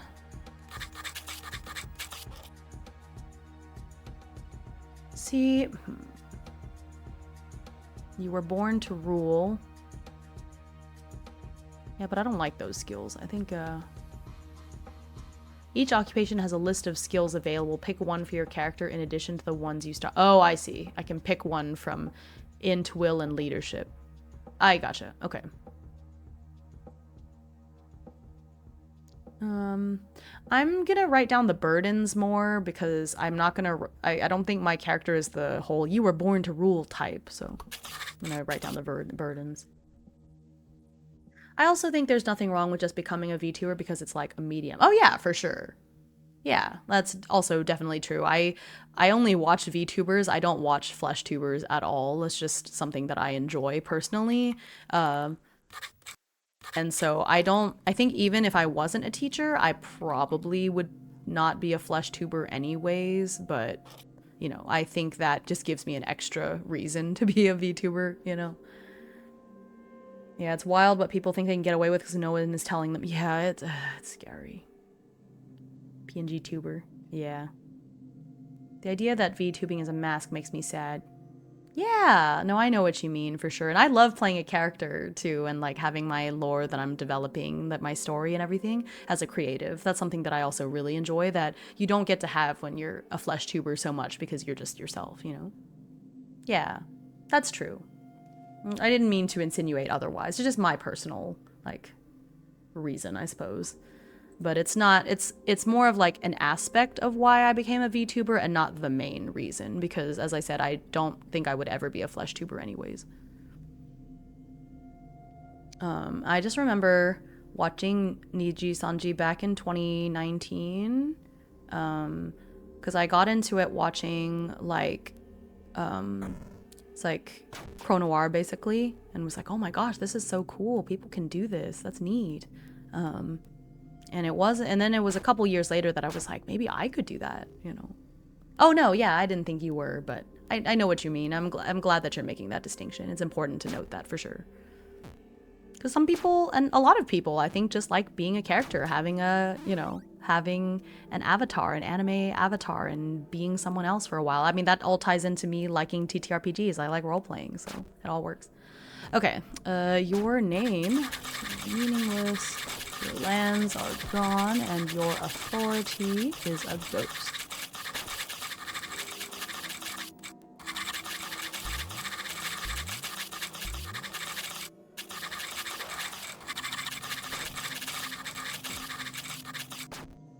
Yeah, flesh tuber sounds dirty. Yeah, but it's, I think it's the best way to say it for sure. I don't know how else to say it. I like people asking me why I'm a rock, so I can say, just be like, there was this Tumblr post. You're everyone's pet rock. Okay. So a noble, your name is now meaningless, your lands are gone, your authority is a ghost. You are haunted by the weight of your lost responsibility in the faces of the people you failed to protect. That's quite sad. Okay, so I'm gonna go back to my skills because I get to get one more. As a noble, I get to choose between tactics, diplomacy, and leadership. Okay, tactics, diplomacy, or leadership. Scroll back up. Tactics, diplomacy, or leadership. Yeah, I'll take diplomacy. I think the other two are a little bit too much responsibility. Especially with this TTRPG in mind. Oh my god, yeah.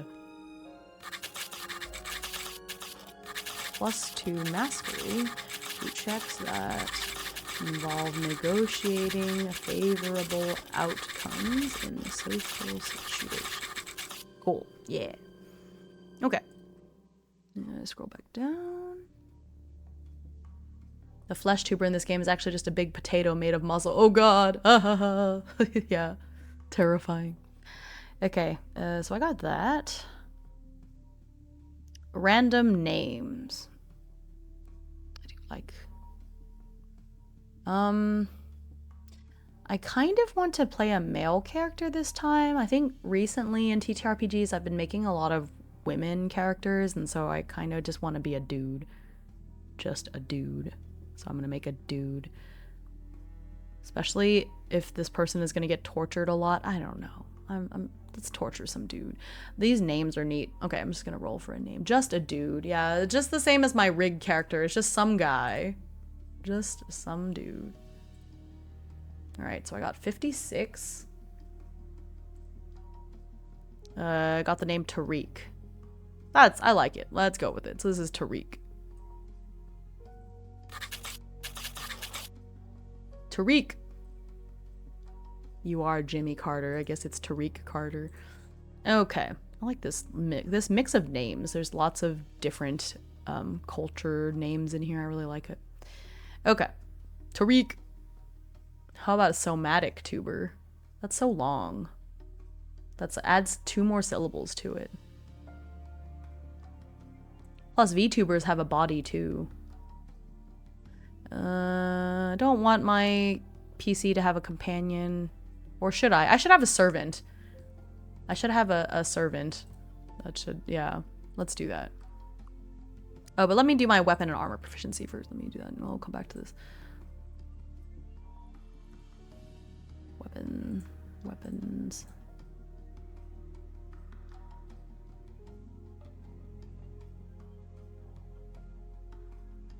I know it's because the game is still in progress, but I really do miss having the table of contents.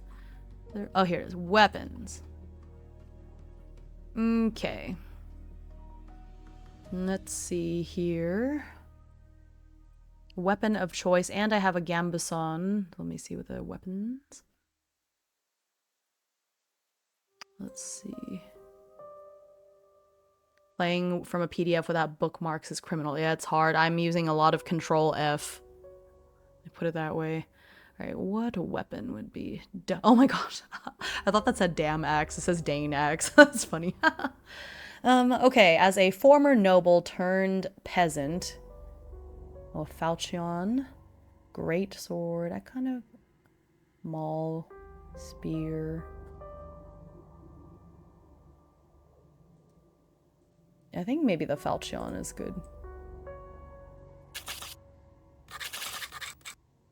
So then I have a falchion as well, of course.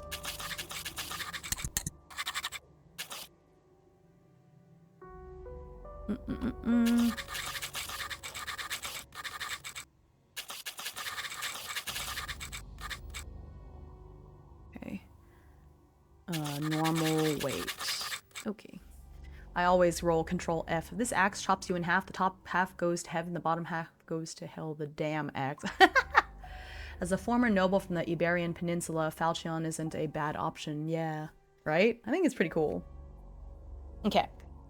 Single-edged, heavy-bladed sword designed for powerful chopping cuts. Yeah, I think that's a good one. Okay. The armor proficiency. Does the gambeson not count as, like, is it okay to... Or, I mean, I guess I would just have to pick gambeson proficiency, otherwise I'm going to... You know? Because otherwise I would not have proficiency in the armor that I'm wearing. Or does that not count? Because it says a padded jacket it's usually worn underneath. Yeah, you need proficiency. Okay, so you kind of have to take gambeson.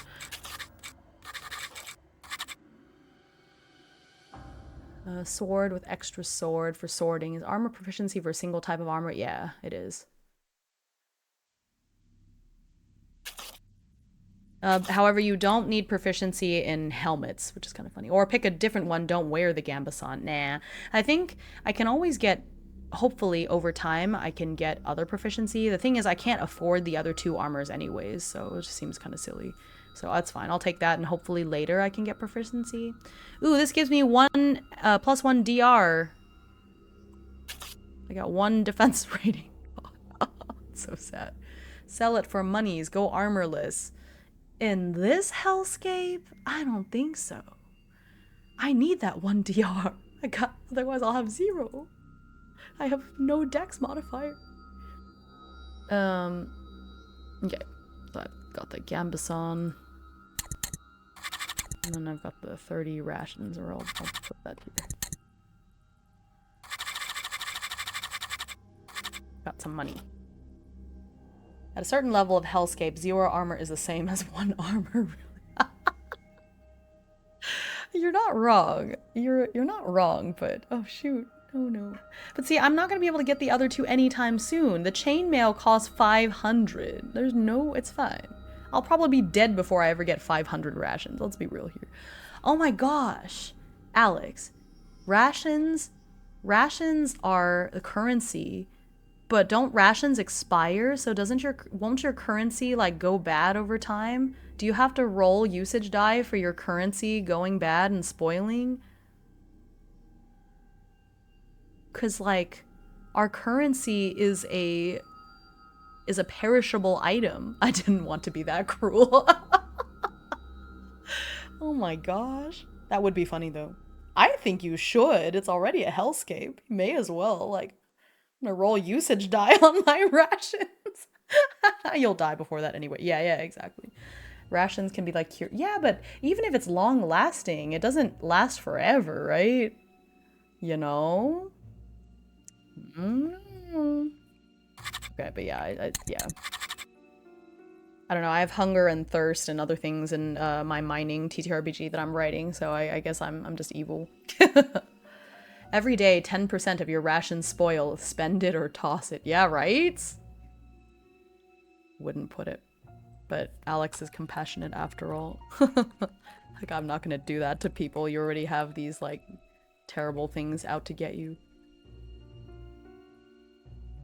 Okay, well, I think that might be it for the character creation, so we can dive in. What time is it? Oh, it's 2 o'clock. Is my brother here yet? I guess not. Okay. I'm just looking at the helmet's Spangen helm. That's cool.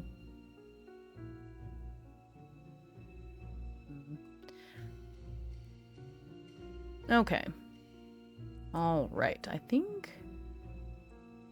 To be fair, wealth can take the form of power, so they can just have IOUs that they pay dangerous men with weapons to cash in for them. That's one... Yeah, that's true. I didn't think about it that way. Yeah. So, about that. We got the weapon of their choice, a Gambeson, 30 rations you can spend on any piece of equipment. Okay. Alright, so now... Oh, I want to do the character relationship, because I do want my character to have, like, a servant, or, like, a... I don't know, like, a... assistant or something that they travel with as a former noble. I think it makes sense. I went for 100% time accurate armor weapons, hence the lack of variety. No, that completely makes sense. Yeah.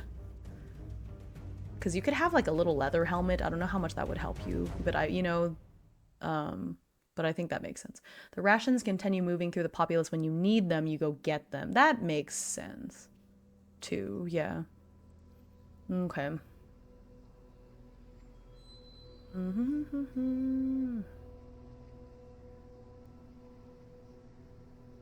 Lord and servant. Yeah, here we go.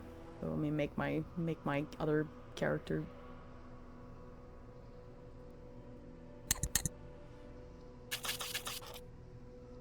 Which I will roll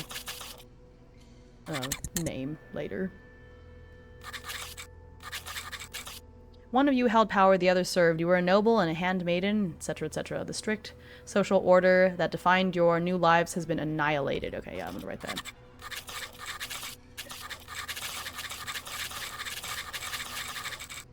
Has been annihilated, leaving you as equals. This new reality is a source of awkwardness. Okay. Let's see. Let me roll for like a name for them and then we'll go from there. Or, I think since they're from the same area as me, I'm going to roll, but like, it has to be a similar, from a similar section of this thing. So, okay. 1, 2, 3, 4, 5, 6, 7, 8, 9, 10. Okay, I'm gonna roll a d10 because there seem to be 10 names from that area. So I'm gonna, that way we have names from like the same.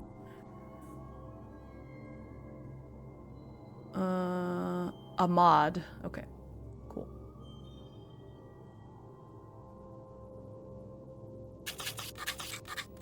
Let me spell it right. Yeah, Ahmad.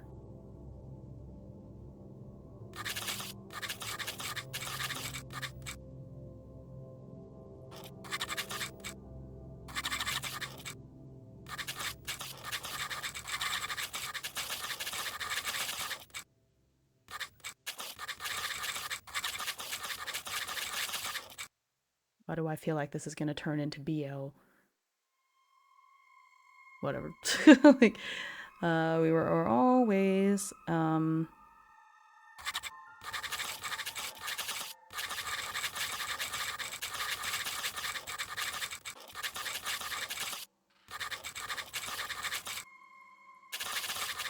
okay. We grew up together. His mother was my nursemaid, but we always, you know, kept in mind our different stations, but then now the world is over and the strict social order is not there anymore because everybody's dying. Yeah, you can hunt and forage later, get new rations. Also, you'll find more while exploring places. That's true, yeah. So I think in a realistic way, you're like, well, yes, maybe some of your rations will expire, but technically you can find other ones later, so it's too much to keep track of. That makes sense. Sometimes too much realism is not good. Okay.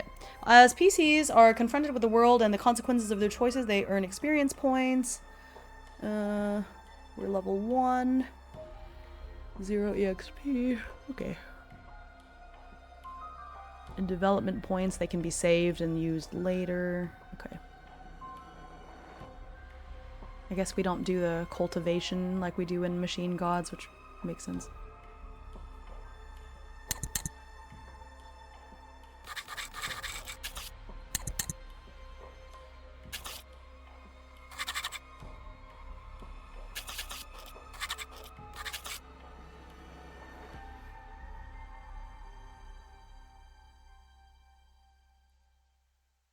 Okay.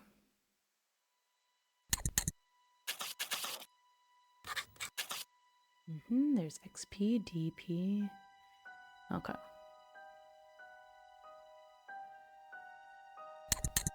I'll just put a note. I cast a poverty. Oh gosh. Yeah, right.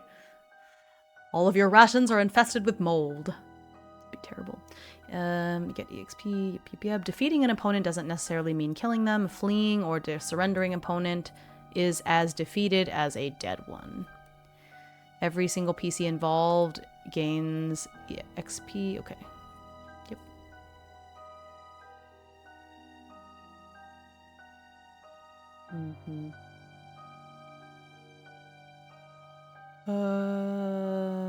Game Master can choose to grant additional XP based on unique circumstances as a way to reward good role-playing. I'll just reward myself when I feel like it's necessary. Okay, neat. You can eat a little mold as a treat. Yeah, it's like frosting. Okay. Although most unbroken roam what's left of Europe alone or in small bands. Okay, here's the settlement. Do we start with the settlement? I guess so, right? Yeah. I guess it would be nice if there was like a bit more of a, like, do this, then this, then this, then you can start the game. But I guess that's the order that it's in. So I'm gonna guess yes. Okay, cool. So I'm gonna make a settlement sheet.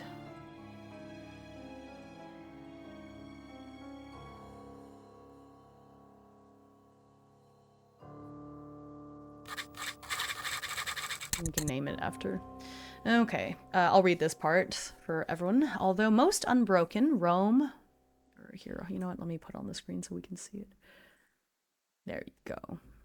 Although most unbroken roam what's left of Europe alone or in small bands, unwilling to trust other humans in case they turn on them, or in a moment of desperation choose to embrace the choir or the flesh. Some choose to gather. Oh, that's my mother. Oh. So I've got a little bit. I've got plenty more time. We'll do the settlement, then we can actually probably play a little bit. I just realized I had gotten myself water and left it downstairs, and so I'm gonna go downstairs and grab that really quick, and then we'll get back into it. So I'll just put a little. I'll go back to the BRB screen, but that way you guys know. I thought about it. I was like, since I already put the BRB screen back up, I could run downstairs and get it, but I did want to update you on what I was doing, so that way you don't have to worry. I'm not ending the stream just yet. We've got about 2 hours, give or take. But yeah, so I'm gonna go and get my water, and I will be right back. And I'm back. Let me scroll up and see what y'all were saying. Atomic, I have this idea in the back of my head about where settlements have community values that impact people's stats that live there. Ooh, that would be cool. Be tricky to keep track of for sure. Fortunately, the only things I've written out on are things on vampire lead communities. Yeah, that makes sense. Hyper-regressive society. Well, maybe we let the flesh have them. Oh.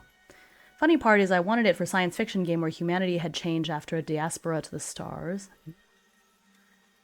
Also, I do admire your restraint in scope. I feel like that's a big issue a lot of people run into. Yeah, I think at this point Alex has made so many games too that he has a really good handle on feature creep, because if anything, you can just release more codices and stuff, right? And so that's what I love about Carrion Flock is he was like, okay, I'm gonna make this base game, and then when he has these other really cool ideas, he just releases it as a little codex, and you can choose to add it, or if you like the base game the way it is, you could just ignore it, right? But I really admire that too.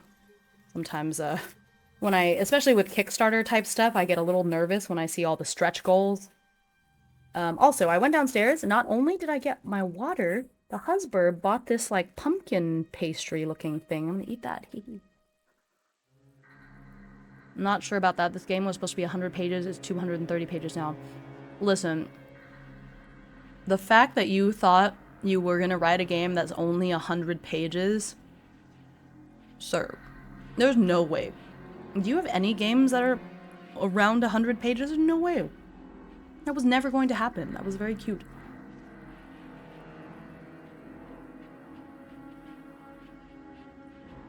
What, machine gods? Really? Is it really? No way. Is it really? No. No way. Machine gods is a pretty... Hang on, I'm going to open it now. Because for some reason I feel like I know better than literally the person that made the game. You're probably right. It's small. You're right, it's only 109 pages. What? Really? I always feel like it's... Oh, you know, it's because I'm thinking about Machine Gods, but I'm also thinking about the Void Spire territories, because that's like a whole extra thing. I was putting the two of them together. Yeah, that's wild. But this game has so much stuff in it. Machine Gods feels like it's bigger because it has so much stuff. It's such a good game. I need to go back to my... Now that I understand better how to play it, I want to go back to that campaign sometime. But I really loved using the Machine Gods rules for that Settlers of a Dead God game that I did.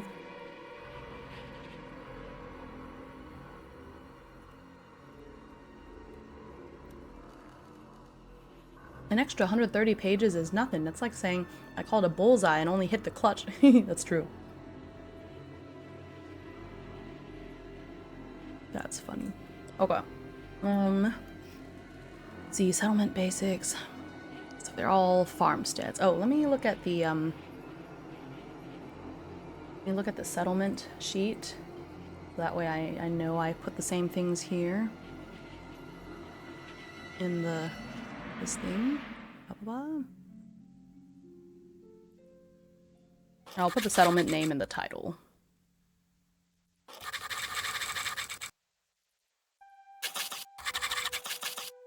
Okay, then size,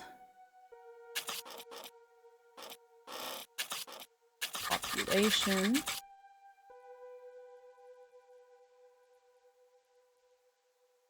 oh, you know what? I can do this as a table.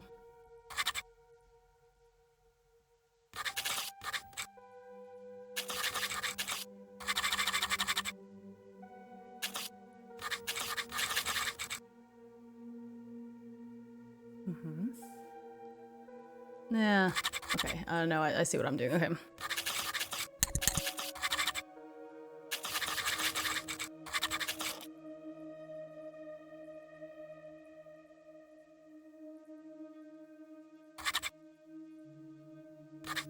Alright. So this for the resources. Metal, stone, treasure, water, wood. I'm so excited.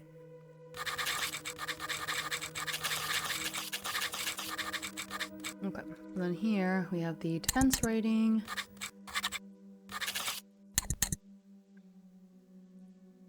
Max spending. Turn.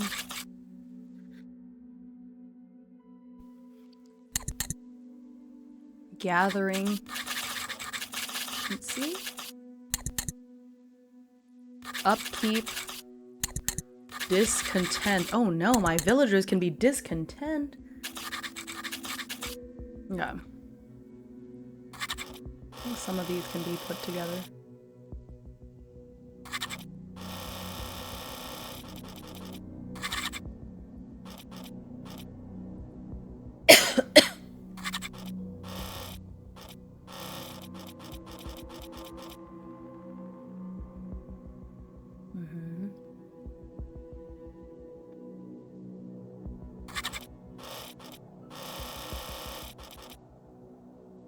There, it's like relatively nice, and there we go. And then I've got the improvement, build cost, upkeep, benefits. That'll be another table.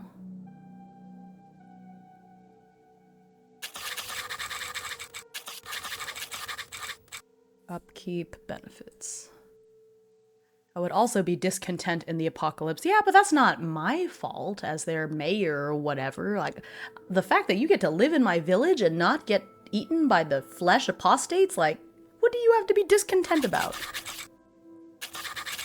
Would you rather be out there? Okay. They all start at a population of 5. So we are currently a farmstead. I didn't say I was discontent with you specifically. Oh no, you already sound like one of my villagers.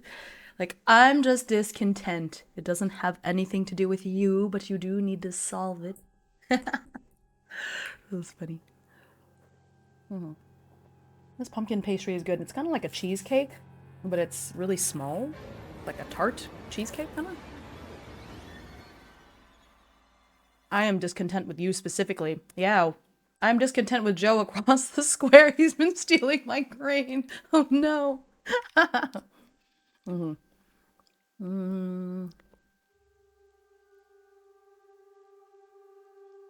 Is a large shack an improvement? Is that where I... Yeah.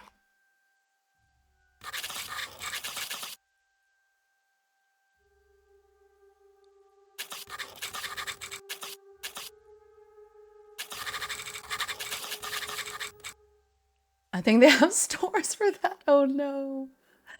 Okay. Do you got any grapes? And he waddled away, waddle waddle. And he waddled away, waddle waddle. It was 2 years ago, that song kind of resurged and a group of boys like would not stop singing it constantly. But just specifically that part. So that's the only part of the song I remember, even though I've seen it a couple times, because that's the only part they would sing. And he waddled away, waddle waddle. Okay. Your new settlement starts with 10 food, 10 water. A vineyard in the apocalypse would be very good for the local economy. True, right? D4 units of each of the other resources. Alright, well, let's see what it is. That's great. Thanks. Actually, I'll just do it on this side so I can see. Oh no.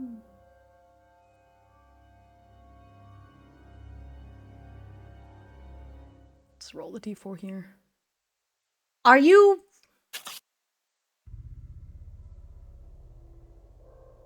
I can't make this up.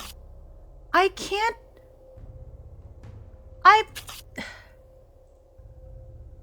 Okay. That's very extreme. That's so extreme and silly. Classic. You got 3 1s. I got 3 1s. Alright. Yup. Alrighty then. No stone, all treasure. I don't have anything cool. I have wood and I have treasure, but nothing else of value. That is funny. Okay. That's hilarious. D4, okay. Resources, you get blah blah blah. Settlement defense rating, blah blah. Oh, we have a population of 5. I already put that. Other factions and scavenger groups will occasionally poke at your defenses. Yep. Settlement starting DR is 12.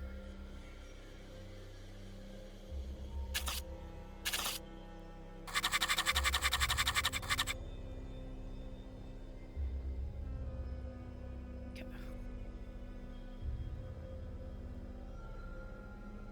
What about these other things? How do I know what my gathering efficiency is?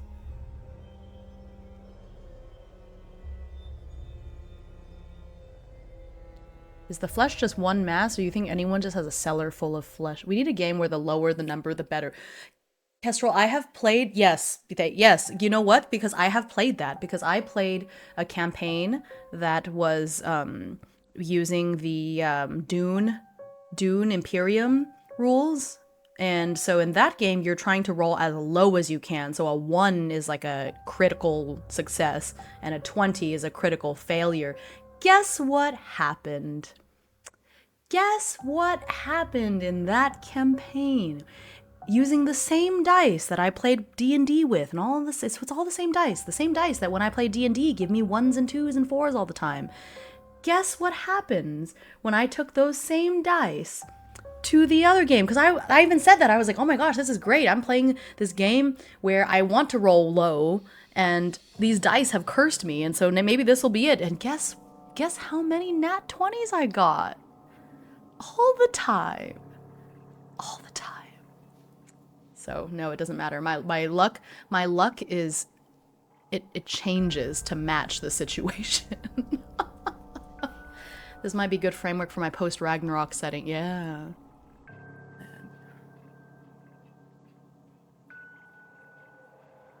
I think he may have rigged her dice for the bit.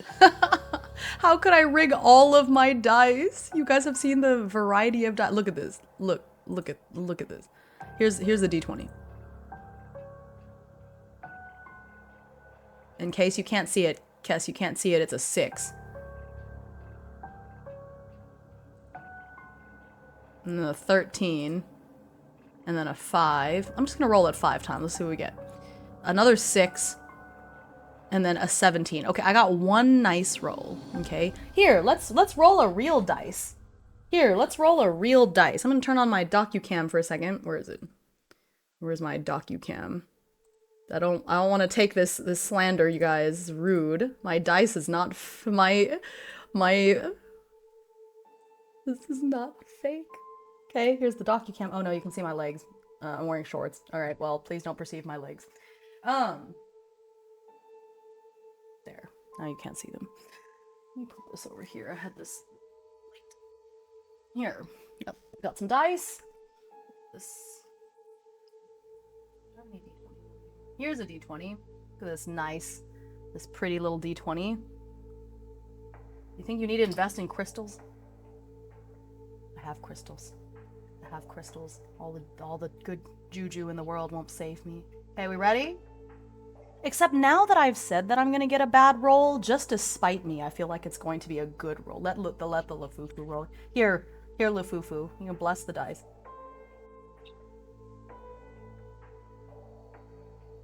The 2. Oh, it's not focused. Here, so sorry. The 2.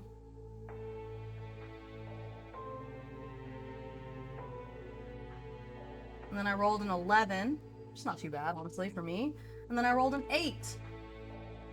And then I rolled a 1!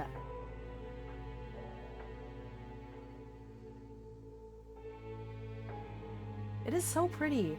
I have beautiful dice. They just hate me. They just all hate my guts. What is it? Let's roll a d6. Let's roll a d6. See what happens. Okay, well, it's the first good roll I've gotten today. It's 5. Alright, cool. Anyway, so.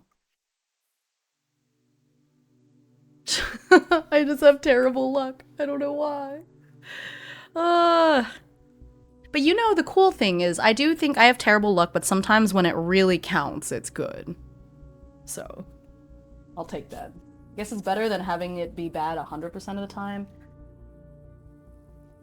Have you tried rolling way more aggressively? Like how? How can I roll more aggressively? Like throwing it harder? Or what?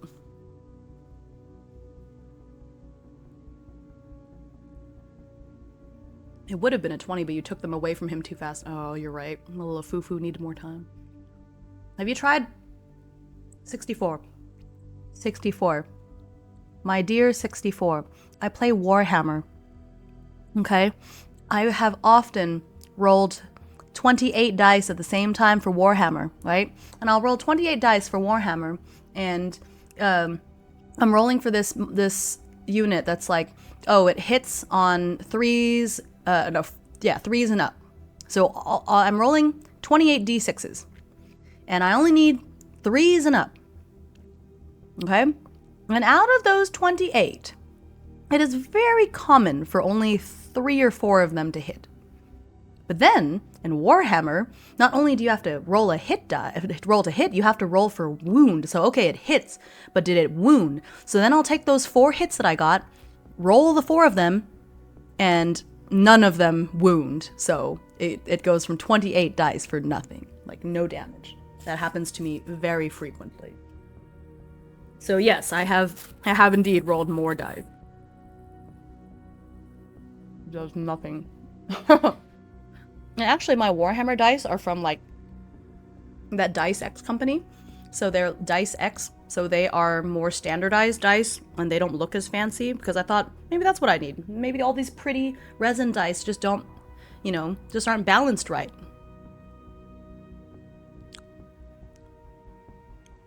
Nope. Are you winning? In the sense of character creation, no, not so much. It could be worse. Okay, so it's determined by buildings, he said. Oh, okay, I see now. Max spending per phase is 3. Welcome, welcome. Ooh, lie to me, okay. Did you know? My luck is actually really good. I am very favored by the gods all the time. They just love me. They're trying to keep me from getting too arrogant, and that's why they have to punish me with all of these like not so good dice rolls. But I'm actually super lucky. Yep. What's with this lag? Oh, I'm sorry. You just need more expensive dice. Oh no, I have some expensive dice. That does not help. Okay, my gathering efficiency is 2.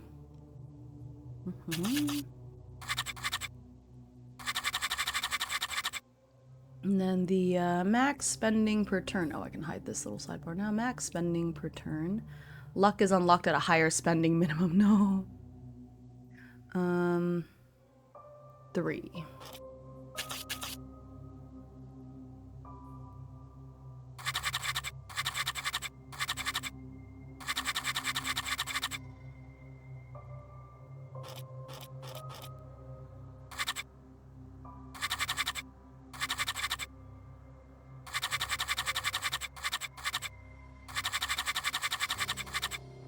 Keep everything nice and... My dice know I hate losing, that's why they're nice to me. That makes sense. Also, that was a great way to piss off the gods. Yeah, they already hate me. What more can they do to me, honestly?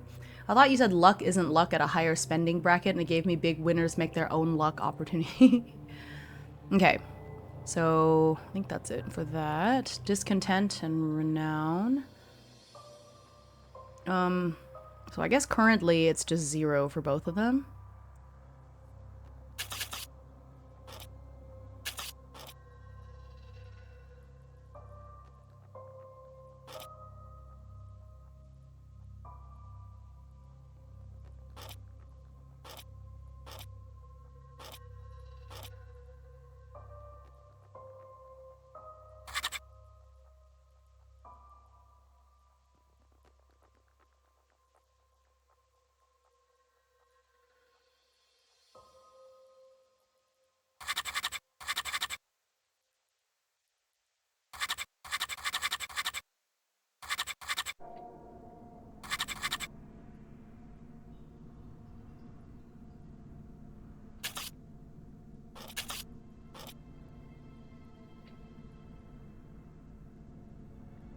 Why is this not? Oh, I see. I see.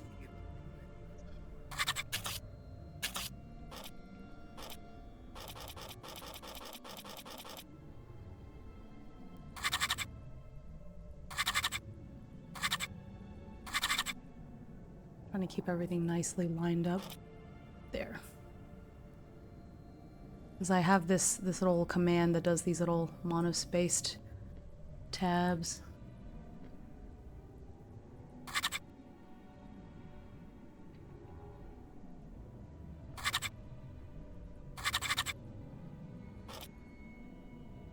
Or so I thought, but it just doesn't seem...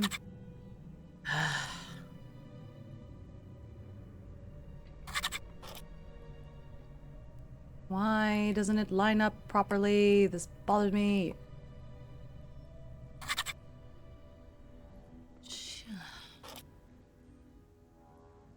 Oh, because there was a space in between. Okay.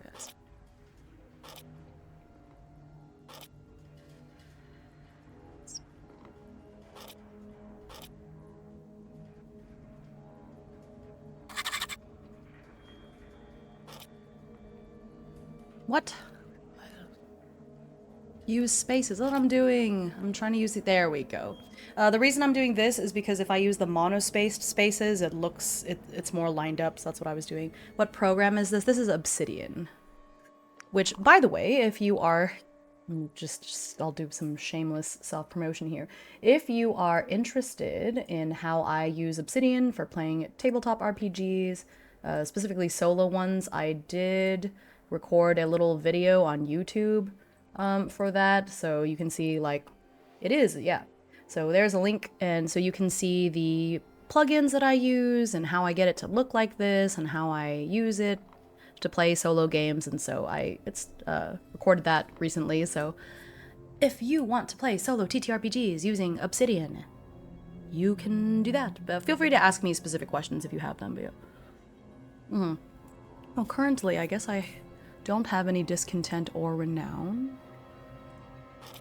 So I'll just put 0 for now. I feel like I should have upkeep. I just don't. Upkeep. I do use Obsidian for my solo currently. Oh, okay, yeah. Upkeep. It's 1 food and 1 water per 5 people. Okay, so it's 5 food and 5 water. Yeah.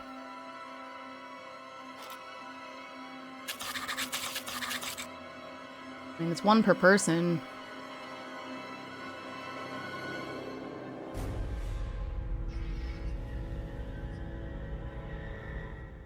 And the structure upkeep. Luckily, the shack doesn't need any. Okay, I see.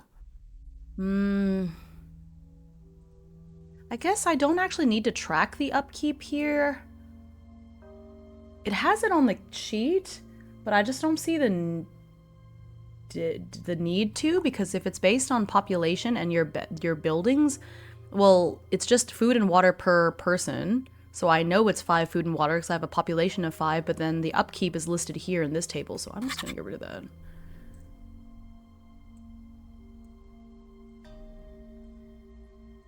Do that instead. Oh, hi London! Players killed my werewolf in 2 rounds, eesh. I also keep a couple physical journals and things, but for my Substat game, I use Obsidian. Just had a meal finally. I see. Yeah, I also use physical journals. I have my own TTRPG journal, but since this is a playtest, I decided analog or digital is probably better. Maybe I'll do this.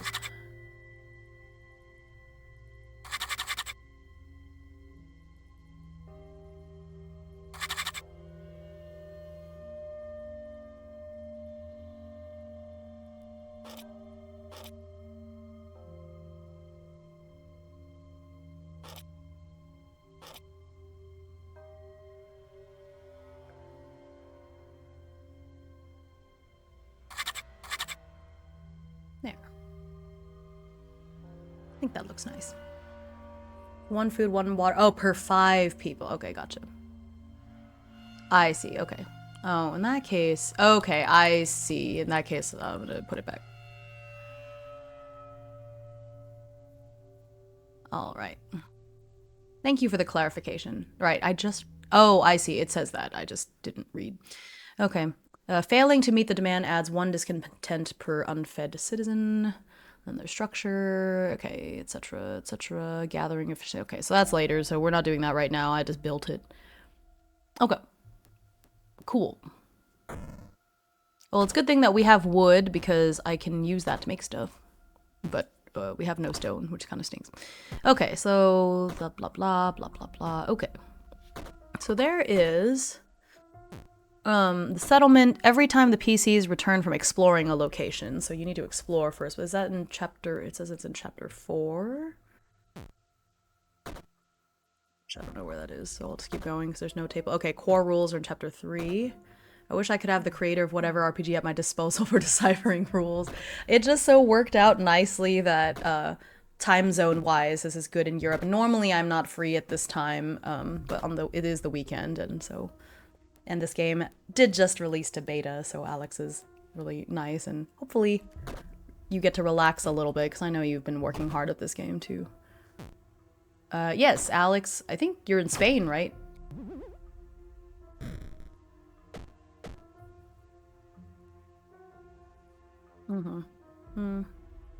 All of this is, okay, these are just rules about combat and stuff, so... that. Okay. Well, not ignore, but that's stuff I don't really need to worry about right now. Okay. Running the game.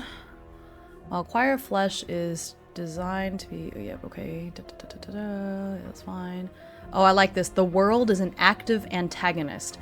Oh, actually, I'll just put this up. That's cool. The world is an active antagonist. The setting itself is malignant. The very ground can writhe with flesh, and the air can carry the choir's maddening hymns. Use the terrain feature rules to make battlefields dynamic and dangerous, and use the settlement events table to show that no haven is ever truly safe. Yeesh. Alex, how do I get to Spain? I need to go there and never come back. This country is doomed. Yeah, that's... yeah. Okay.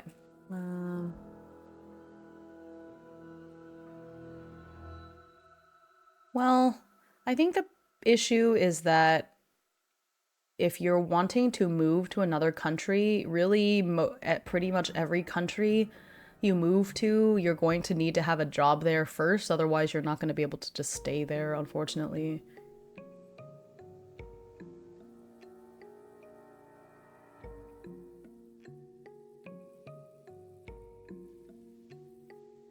I have fantasized about moving to Japan because my in-laws live there, but I don't know. My Japanese is not good enough to be a teacher there, and I would have to teach English if I go there, and I really don't want to do that. And Japan has lots of other issues. I don't want to say they're worse than the issues that America has, but they're different. It's not going to be like a perfect, happy place anyways, so... I can teach English, I'm cool with that. Yeah, maybe move to Asia. They need lots of English teachers over there.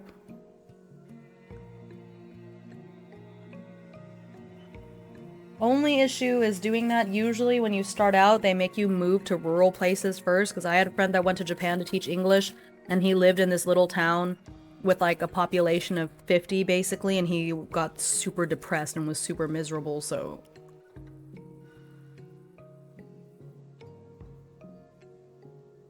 I think it definitely depends on the place.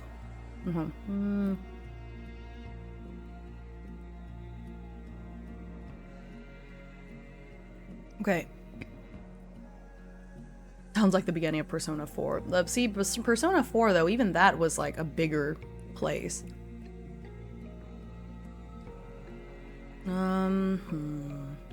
Okay. So this might be a little, How do I actually start the game? Like, am I in the settlement and then I leave the settlement? So I'm exploring, I guess? So do I start in the Endless Travail? I'm afraid I'm going to have to drop it for now. Time to have dinner. Okay, thank you so much for dropping by and help. Yeah, to start with the travail stuff. Okay, that's what I figured. Thank you. Thanks so much for being here to answer questions. Yeah, go have a good dinner, and I'll see you later. Okay, yeah, that makes sense. Let me take notes. I need to make, some notes about, like, gameplay. The gameplay loop.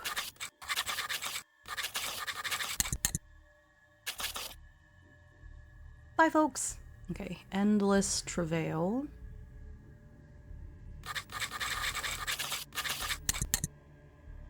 I think you need 10 rumors when you have 10, or here, I'll do this. Exploration. You have Endless Travail, or when you have 10 rumors, you can do the incursion.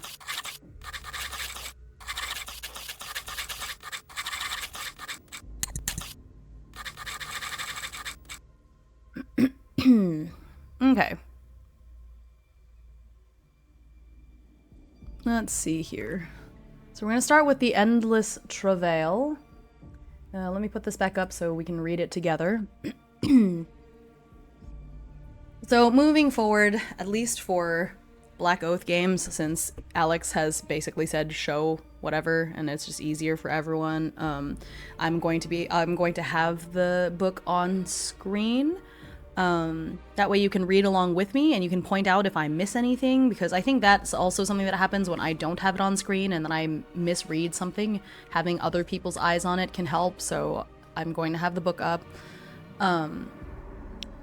Currently, you cannot get this game unless you're subscribed to his Patreon. And I think the thing is that even if you subscribe to the Patreon right now, you wouldn't get it because you only get stuff that comes out after you subscribe.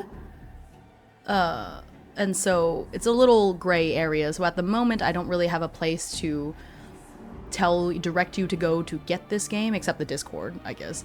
But when this game comes out, I'll definitely put all the links and things. But currently, you know, you can't really get this game unless you already have it, which sounds very silly.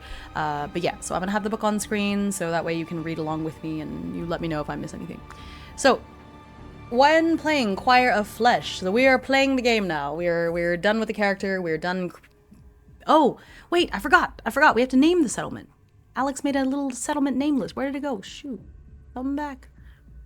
The settlement. Forgot. Oh, no, I went too far. Nameless, the nameless settlement. That sounds so cursed.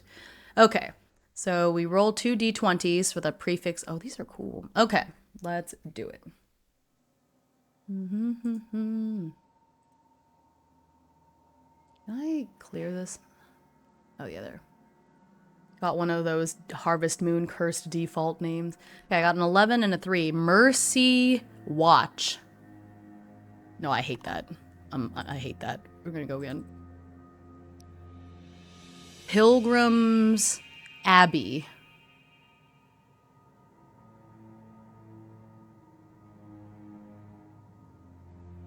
We're gonna... No.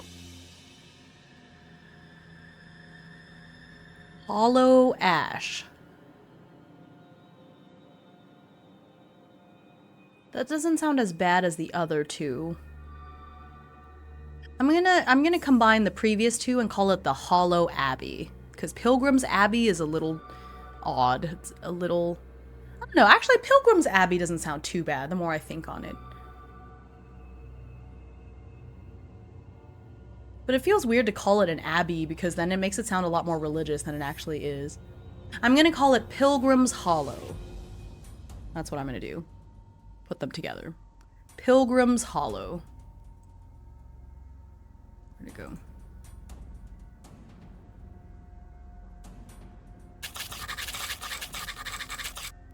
Oh dear, Abby. Abby will be great after you join the cult. No!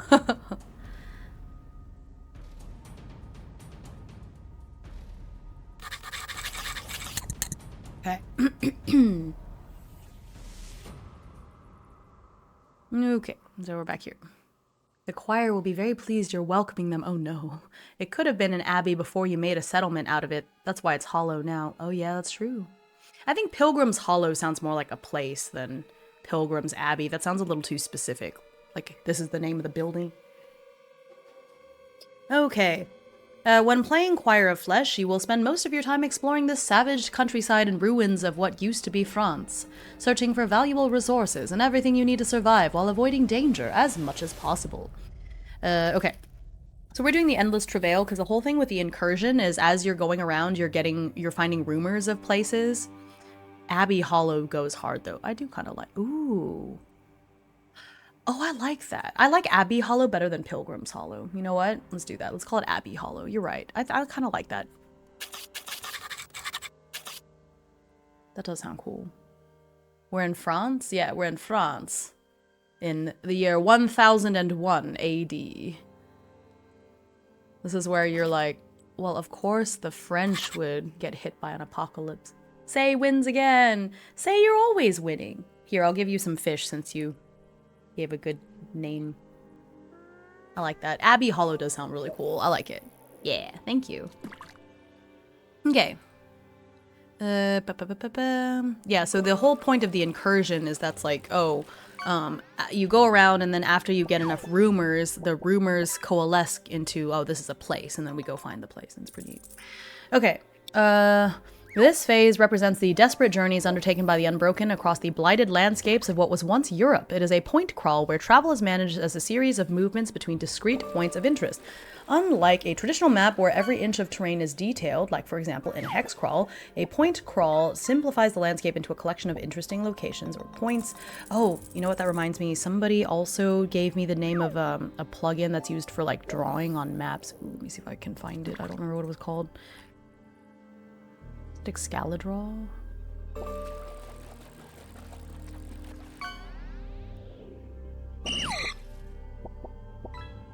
I don't have a stylus. Ooh. I do have, this might be helpful. I don't think this is the one the person was talking about, but this might work nicely. I do have a screen tablet, but it's at school now. I'd probably just have the map open in Clip Studio. That's true. I don't have a map though. I think I'm drawing it as I go. Because I don't think... Actually, let me double check. I don't think we have the map thing yet. I wonder I might just use like a hex, like an empty hex map though. Is it a hex crawl? It says it's a point crawl. So I guess it wouldn't be a hex map. I would draw... You know... Okay, you know what? Let me go ahead and get that one plugin and we'll just see. We'll just see how it goes.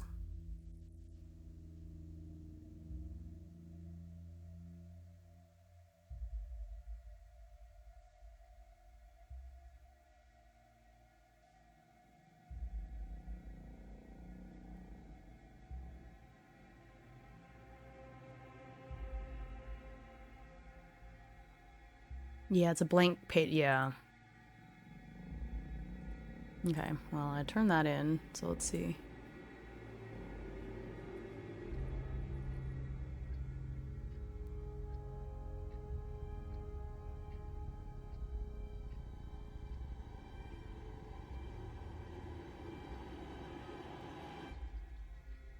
Okay, yeah, that's neat.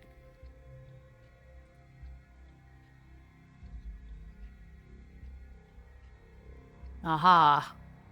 Oh, that's so bright. Oh, the bright white. Ah. Ah. Can we... That's so bright. Can we, where's the fill? Is there a fill tool?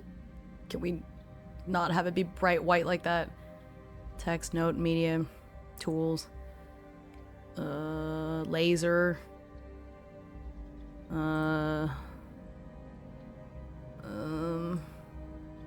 Oh, that's nice. Ooh. Oh, this is very nice. Oh, this is really cool. And I could do... Ooh! Is it... Yeah! Okay, I love this. Yeah. Also gives a handmade map feel like you asked a stranger for directions. Yeah! Okay. Oh, wait, you guys weren't seeing it. Here. Whee! Look, I could do a dotted line. Do that. This one is a dash, so it has like different line weight versus this, which I think is just a solid line weight, but I like the way this looks. Probably be better if I had a tablet or something, but hey, it's fine. Okay. Oh.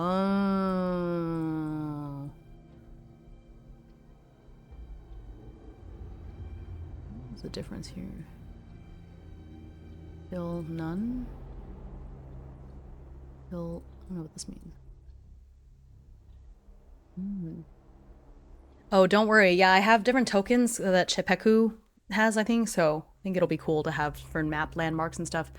Okay, cool. Yes, so we'll do that. Can I rename it?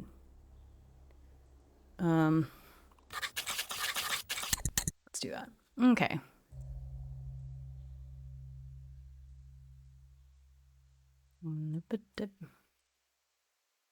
Oh, okay, I see.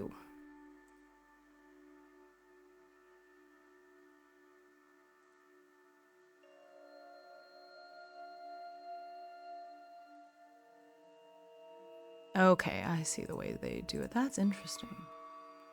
Okay. Alright, well, I'll worry about that later. Okay. I refuse to not have cute maps, so I have a bunch of really cute location marker stickers. Okay, yeah, that's cool. And this one, it seems to let you do, like drawing, you can add media to it too. So I can upload stickers. That's a good idea. Place them together in Foundry. Yeah, that makes sense. But I like this for simple things like what we're doing. Okay, so anyways. Put it in modern terms, think of it less like a detailed satellite image and more like a subway map. You don't worry about the exact twists and turns of the tunnel between two stations, you only care about which stations are connected and that traveling between them takes a certain amount of time or resources. Okay, so this is not meant to be like a real map, almost like a mind map. Okay. The Endless Travail map is an abstract representation of an undefined region. It is not a fixed grid, but a web of interconnected points.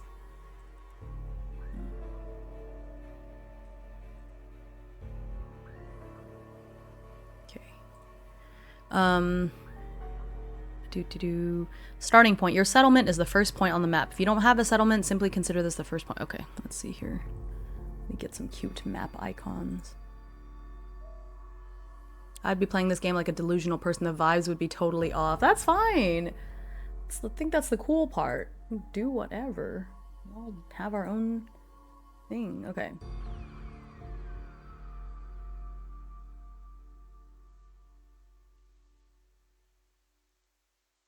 Okay. I think all of the tokens that Chepeku has, though, they're like people tokens?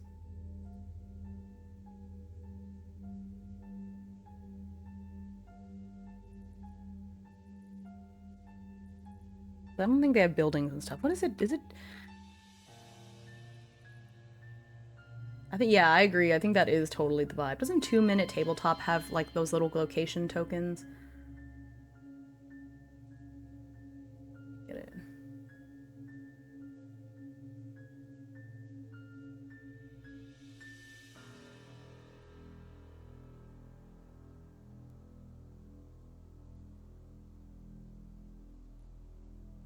It's not 2 Minute Tabletop. Maybe it is, but I remember seeing somewhere. I don't think they have many. Where do you get... Okay, I must have it on... Okay, I've seen it before. I did. Because now I kind of want this too.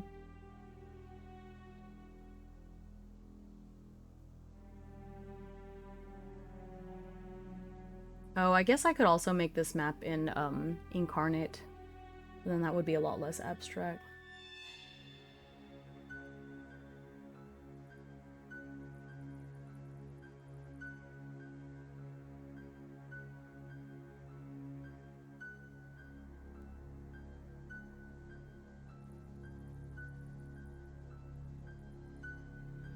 Hime doesn't want to grace us with their artistic skills. Yeah, I don't have those. You don't think you want that?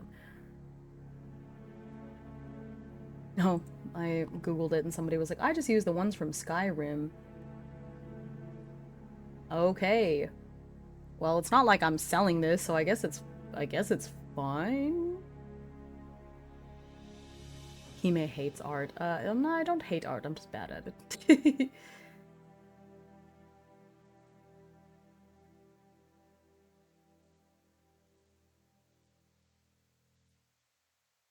Plus, why wouldn't I just, why wouldn't I just support somebody else who does it? Ooh! Okay, I just found this person. Look at that. That's neat. They've got all these little map things.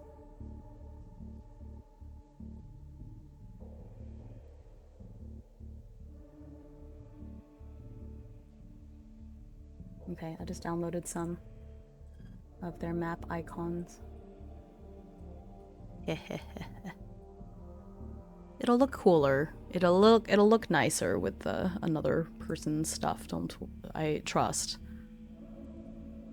Also, if I had my tablet, I wouldn't mind so much, but if I have to draw with my mouse, it's gonna be just awful. So, okay. Here we go. Let's make the map. Here we go. Where's the... So I'm just gonna call this the map. Okay. The settlement is started. Alright, which of these icons is going to be good for a settlement? Especially for my current settlement, which is like nothing. Village ruin. I think kind of what it looks like right now. Okay.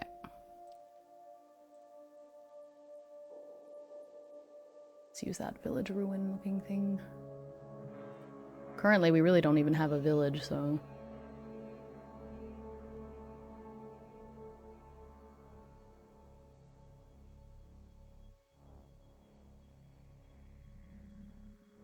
Okay. There it is. Here's where we start. Nice. Okay.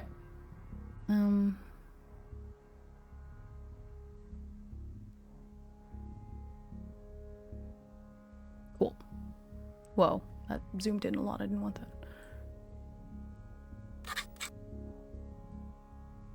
Okay. Map maker. Map maker. Yeah, that's fun. Oh my gosh. Starting point. Your settlement's first point on the map. Yep. When you start off, generate the next point in the map by rolling a d6 to determine what you find. It's a d6. Let's see here.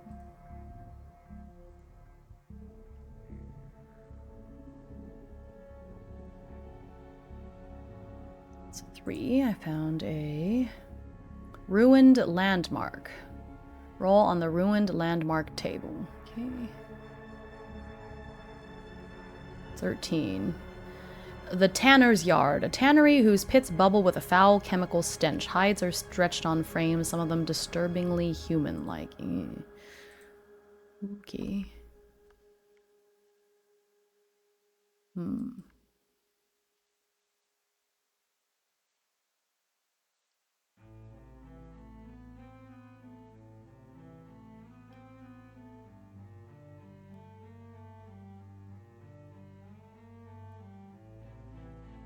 Tanner's Yard. Don't know what that would look like. I'm just gonna write it. What does a yard look like? Here, it looks like I will draw after all.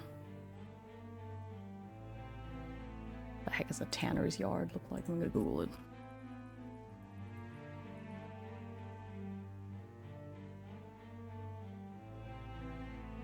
And that the Google did not help me. Tannery. Hides. Tannery whose pits bubble with a foul chemical stench. Hides are stretched on frames, some of them disturbingly human-like. Okay, well, that's what I'm gonna do.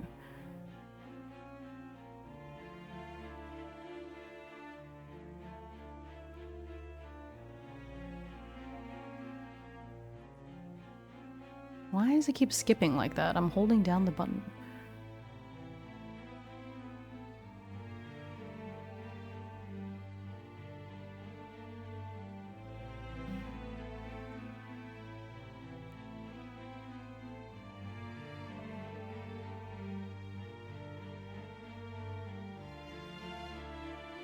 Does this look like a piece of hide that's being stretched out? And I'll draw a little barrel here next to it.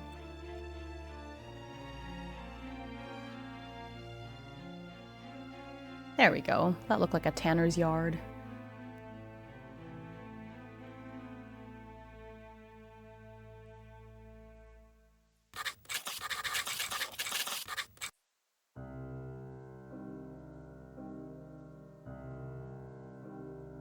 Oh. Can I not change the text?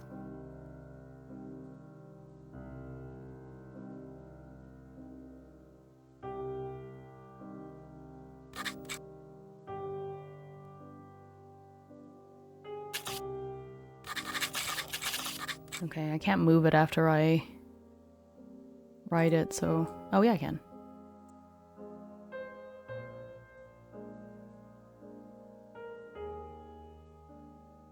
No, I don't like that. Okay.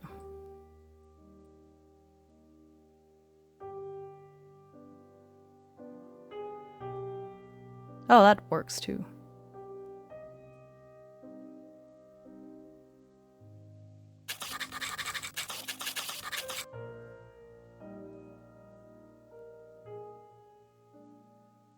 Okay. It's the apocalypse. You can't be wasting perfectly good skin. I mean, there's a lot of it everywhere, though. Okay, there's the tanner's yard. That's nasty. Okay. So it says... You start off, generate the next point in the map, blah, blah, blah. As you generate new points, connect them. The distance between any two connected points is always one... Oh, hi, Goblin! It's always one... I just missed it. One exploration turn. Okay. So it'll take me a turn to get to the tanner's yard. The day of travel is broken down into 4 exploration turns. Okay. How to...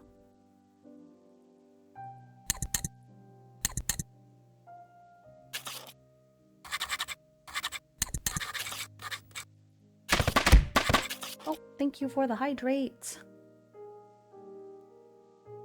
Okay, so turn 1. So for each turn, you must declare 1 action. Okay. So in that case, do this. Yep, it costs 1 turn to travel.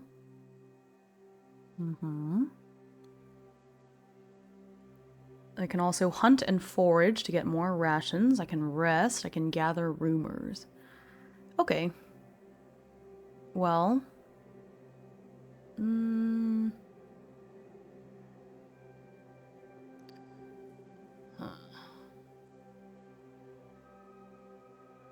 When you start off, generate the next point in the map to determine... Okay. So that's traveling. So I traveled. So I didn't discover the tanner's yard until after I traveled? Or... Because otherwise I wouldn't know what's there. So I guess when I'm generating the next point, I'm traveling. So I used a turn to travel.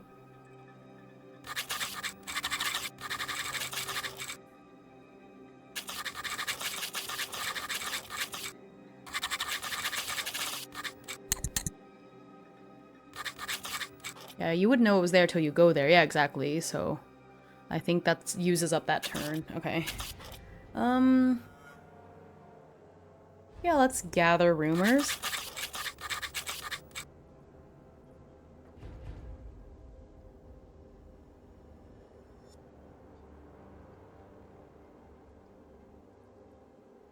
Or, you know what, let's, I guess I don't have to type this part. Okay, here, I'll story fight a little bit.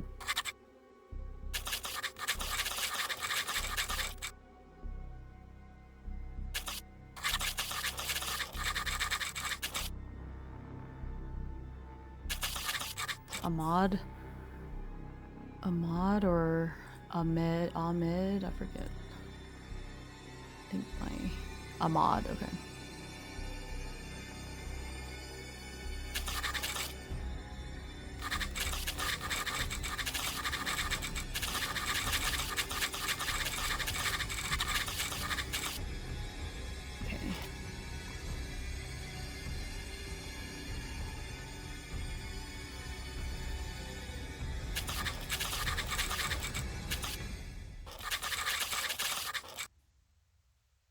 Tanner's yard. This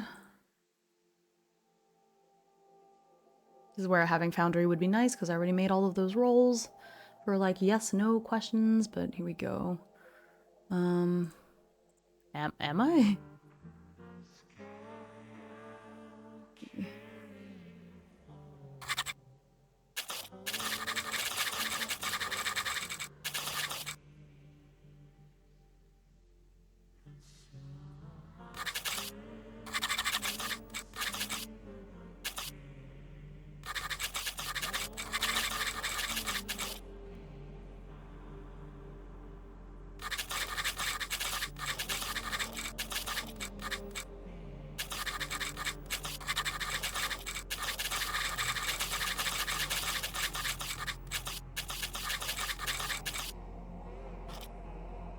Okay.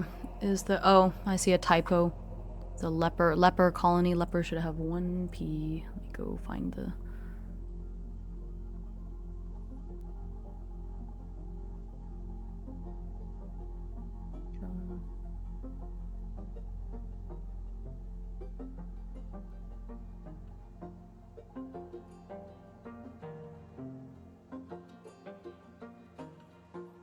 Oh, I missed something. Okay, it's fine.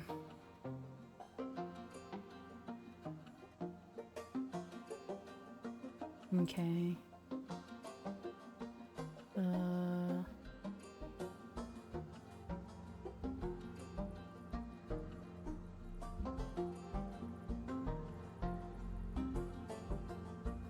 Okay.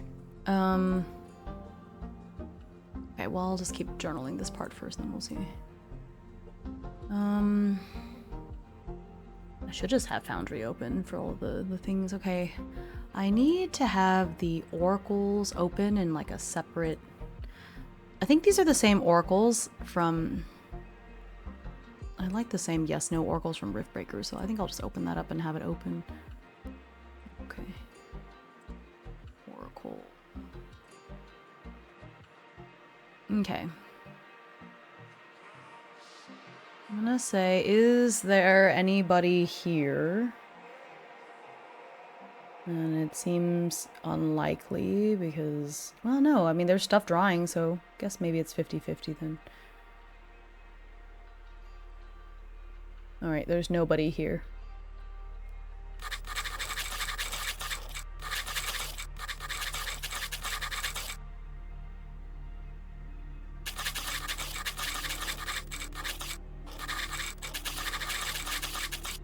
Okay, gotta go. Thank you for the stream here. Thanks for dropping by and hanging out and, you know, all the vibes, all the good vibes.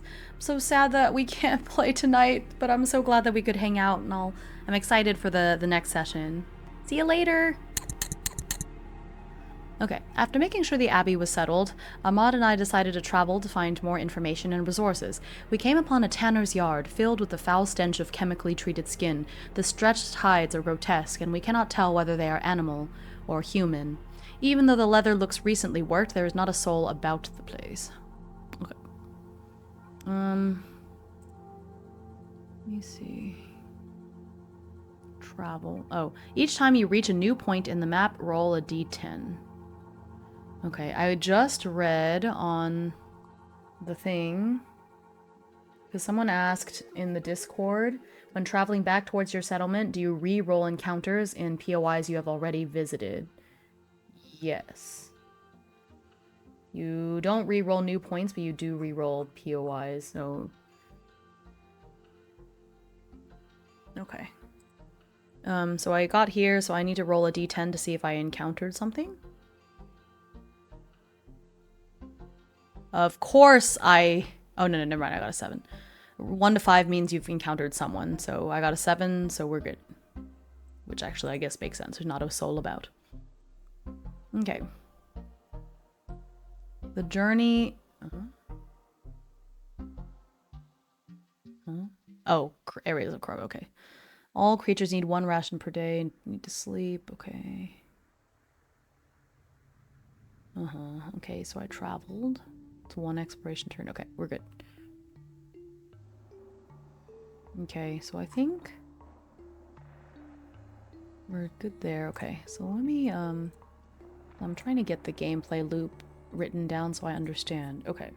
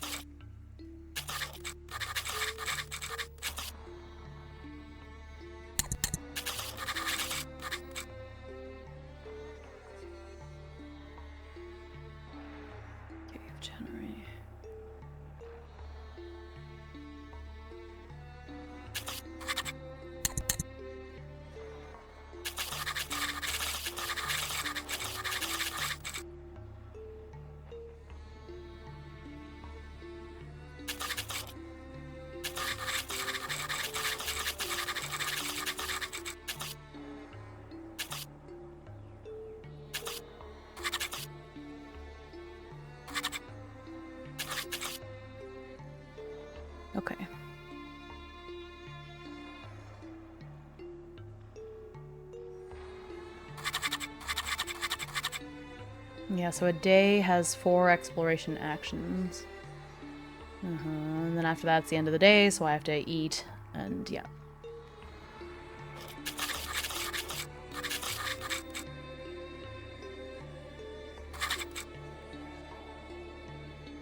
Okay.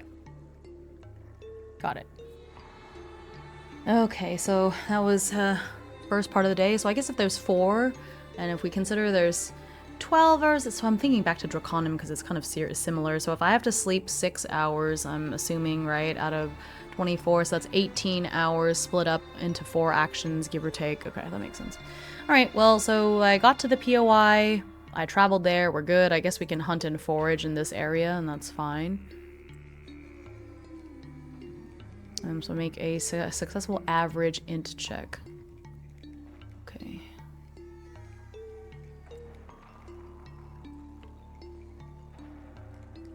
There should be a difficulty. That's so hard when there's no okay. Currently I'm on page 99. Let me put that on my...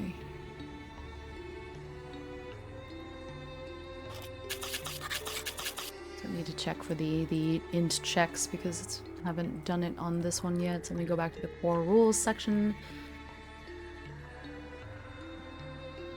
I'm gonna make my own table of content. Okay. Checks.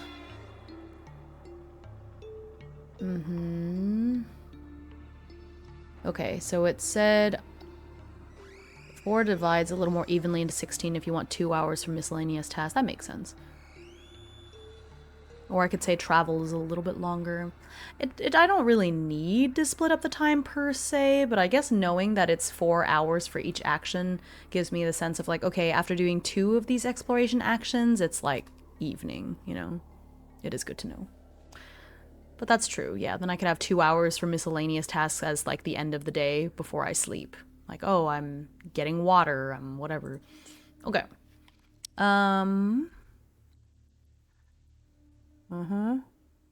So...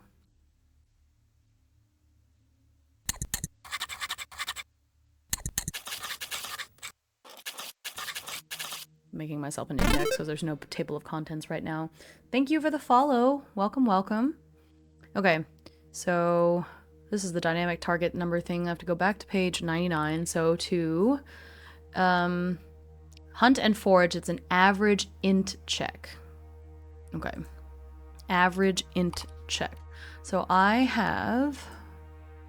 Tariq has just normal 10 intelligence. My modifier is 0, which most of my modifiers are 0, so average, I need to roll an 11. Basically, for this to go. Oh my gosh! I rolled a nat 20! It never happens to me.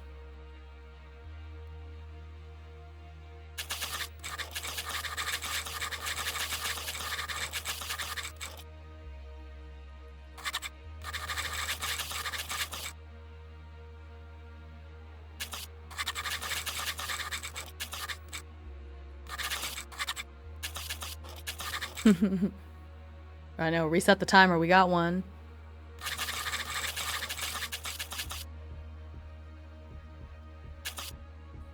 Okay, so it's 5 plus 5 rations.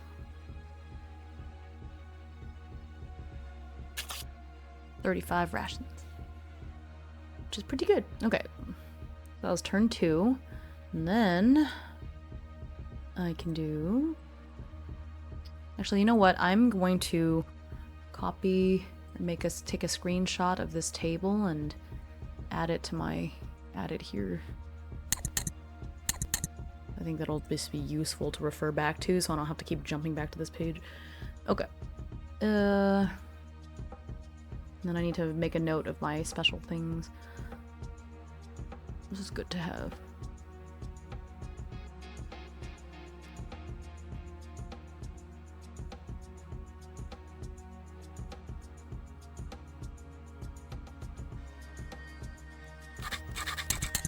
Okay.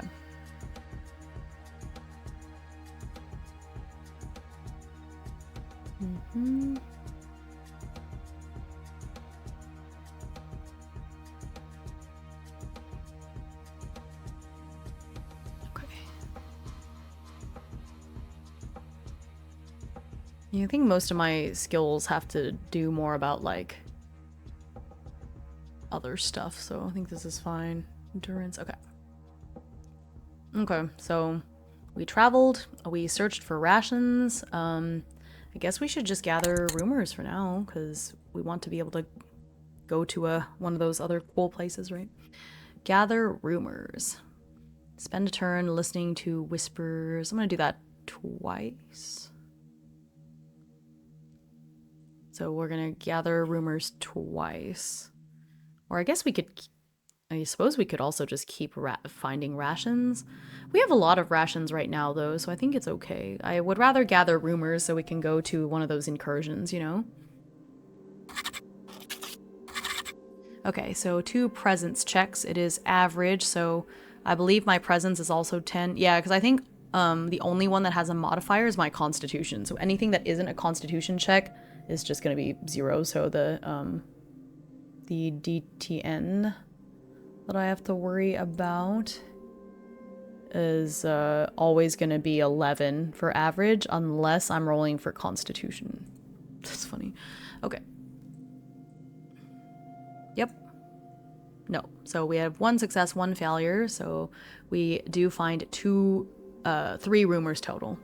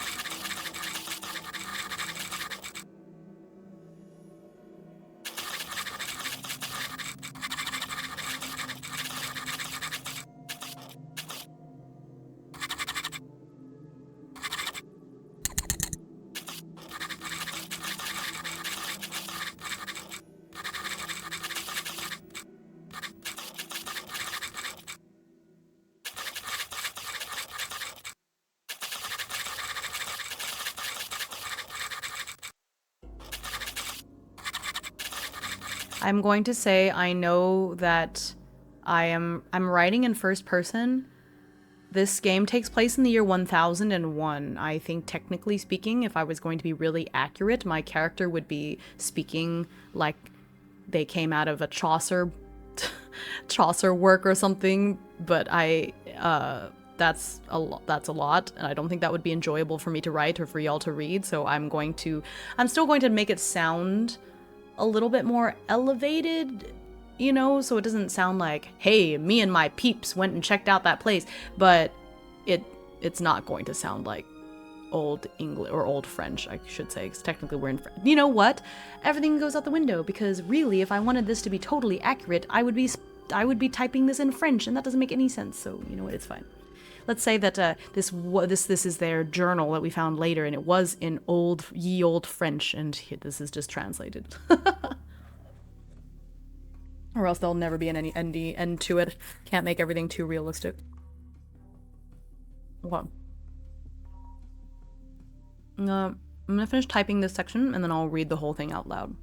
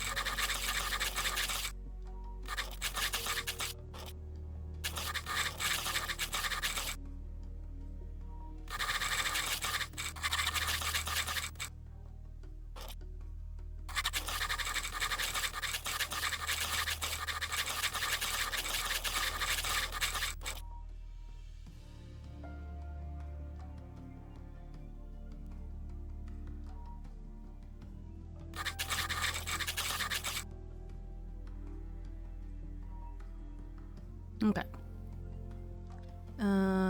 Okay. After making sure the abbey was settled, Ahmad and I decided to travel to find more information and resources. We came upon a tanner's yard filled with the foul stench of chemically treated skin. The stretched hides are grotesque, and we cannot tell whether they are animal or human. Even though the leather looks recently worked, there is not a soul about the place. While I investigate, Ahmad goes to forage for more rations nearby and manages to find 5. When he returns to the yard, he tells me that he heard rumors about a notable place that we might consider exploring. Oh, you know what? I need more of the oracle. Ooh, I wish I could have multiple tabs open. Okay, where's the oracle? Well, I don't know what the rumors are yet, so I don't really know what they're about. I guess we'll just leave it that way.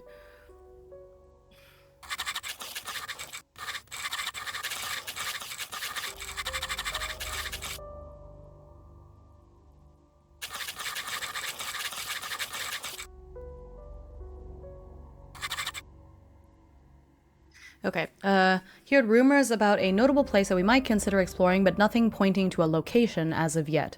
I feel a little strange about Ahmad doing these menial tasks as if he were still my servant, but when he volunteers for the undertaking, who am I to deny him? We decide to camp outside the yard to escape the smell. I consider the day's events as well as what led up to this journey. I never imagined that I would lose everything. I'd lived in comfort as the firstborn son of my family for so long, and had only come to France for business and pleasure. Little did I know that I'd never be able to return to my home, and that the end of the world would come so swiftly and violently. Now it's all Ahmad and I can do just to survive in this place. I must make myself someone of importance, someone indispensable. Only then will I be able to find the silent saint. Hi, Nebula! Good to see you! Maybe I should make a solo play thief that writes entirely in rhyming couplets. That would be super cool. It would take so much effort, though. We've started this journey, Nebula, into the, well, the world has ended, basically. We're in post-apocalyptic Dark Ages France in the year 1001. My character is Tariq. Yeah, for anyone who came in a little more recently. My character is Tariq. He used to be a noble, but now he's kind of on the run and he's pretending to be a peasant, but it's not working very well because he still has his like old childhood friend servant with him, so yeah, it's pretty sick nasty. He's got some cool stuff. Oh, I guess I can close this for the moment. We'll see how it goes. I rolled really bad for his stats, and so his stats are all extremely average. He has a +1 to con, everything else is at 0, which I guess is better than something being negative, but still, like, shoot. Oh, I have 20 humanity. Right, anguish goes up, humanity goes down. I forgot, haha. Okay. Yeah, so we, instead of just having 1 sanity, stat, we have anguish and humanity. So humanity starts at 20, and when it turns into 0, something really terrible happens. Anguish goes up, so it's the opposite. And then I think if you get too much anguish, you develop trauma, and then if you get too much trauma, something else bad happens to you. But we just started, so it's day 1, which is not too bad yet. Okay, so day 1 has ended, so we do get 5 EXP as part of my little thing at the end of day at camp. So that's not too bad. Let's get to our 1, 2, 3, 4, 5 EXP. All right, that was day 1. Day 2. Oh, we do have to eat our rations because it's like 1 ration per day, and then we sleep. All right, so there goes 1 ration. So because it is the apocalypse, post-lips society, as we should say. Well, no. Say there's actually things with a lot of lips, remember? There's some monsters with lots and lots of lips on them. The currency and the rations are the same thing. Like, our rations are our currency, so I've got 34 rations now. Pretty good. It's like having a high society score in Traveler with average everything else, yeah. Stats are very average, extremely average. I guess it could always be worse. I thought I bolded these. Did I not? May have.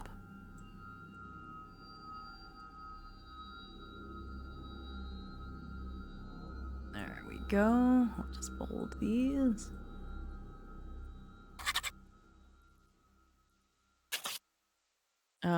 But yeah. So here we go.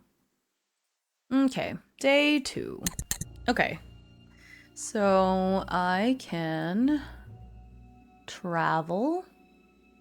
Yeah, let's go find another POI.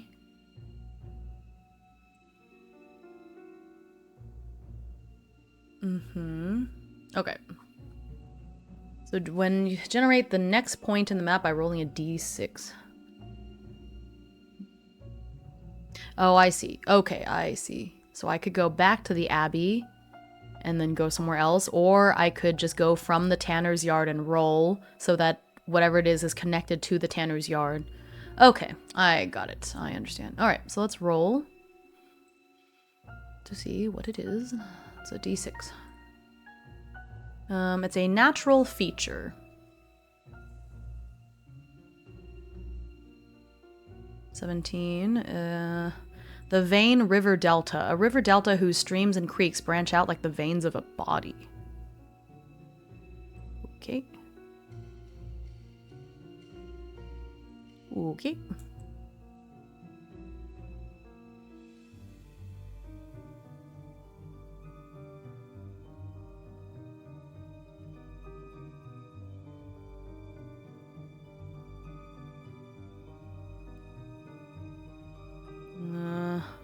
Vein river delta. Do I have anything, any of those icons I got? I don't think those will work.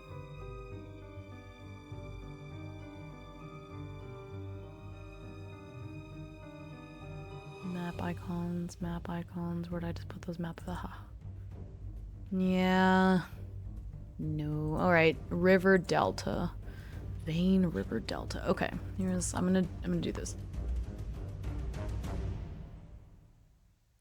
So I'll do, oh no, I don't want it to be dotted.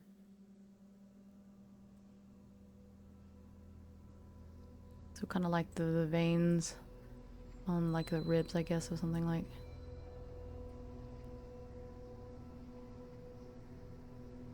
That doesn't really look like a river delta somehow. Streams and creeks branch out. It's fine. It is. The capillary river, yeah. I think that's fine.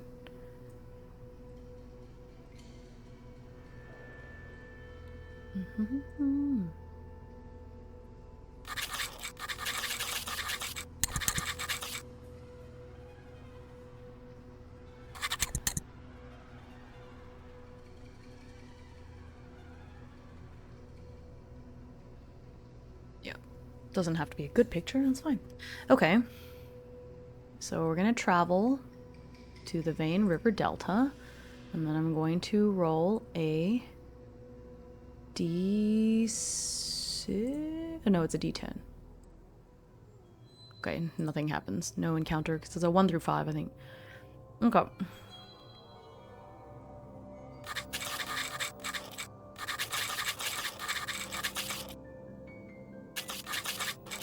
Name for the Capri family.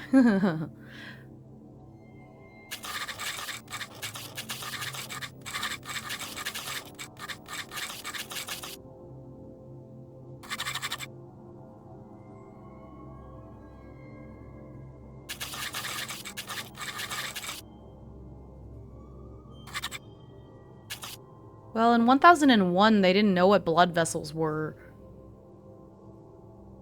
Did they?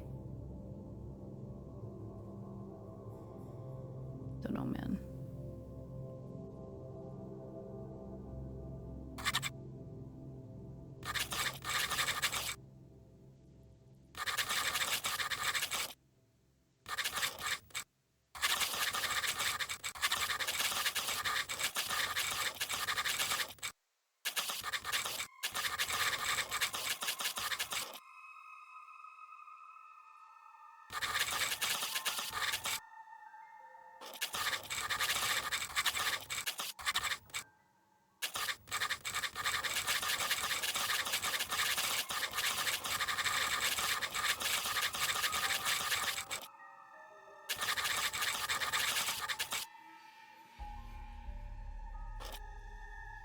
Okay. I'm just gonna go roll again because we just want to keep traveling and find cool stuff. I think I'll travel twice.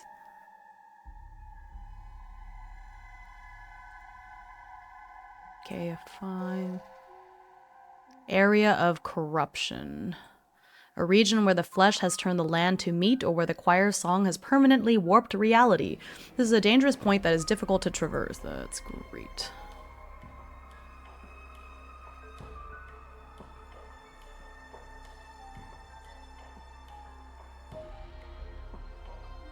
Yep. Okay.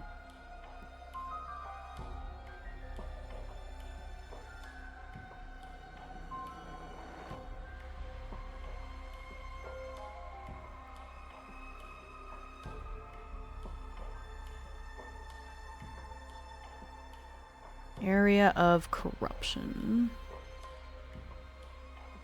Connects 2 points on your map. Traveling through it is a multi-stage challenge. Oh, I see. Okay. Okay. So then there's another place here, but this is an area of corruption.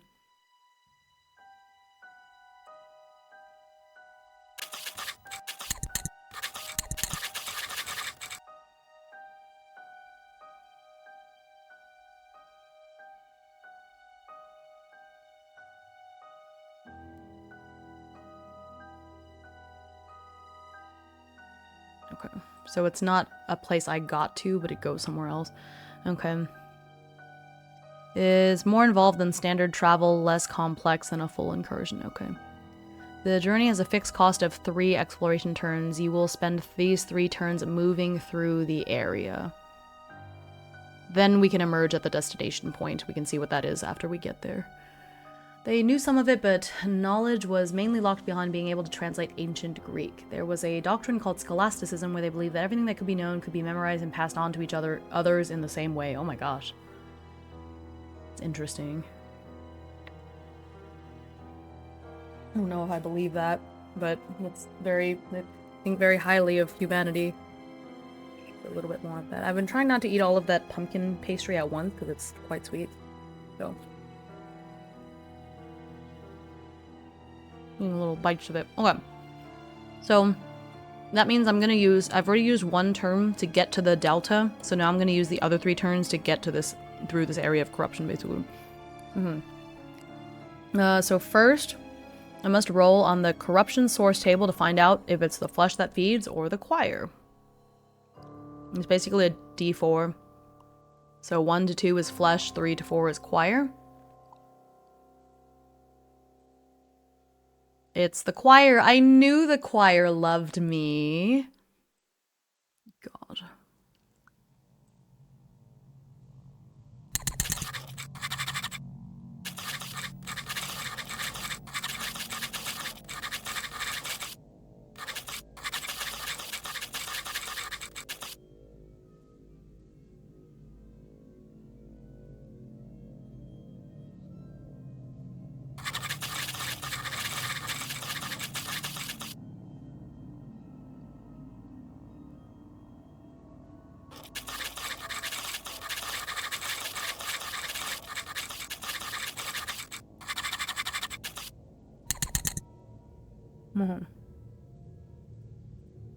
Each area of corruption has a taint track, simple scale from 0 to 5. Your character starts at 0, taint.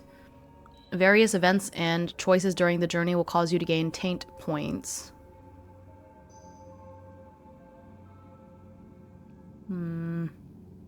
Okay. Technically, we're a little before that, right? Taint points.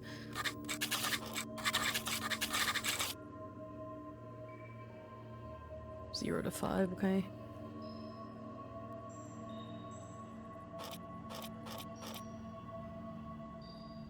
School men. That's funny.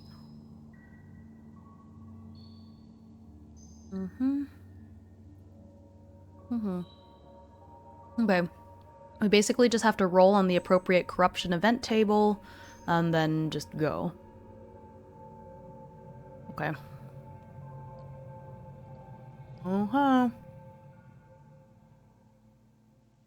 Okay.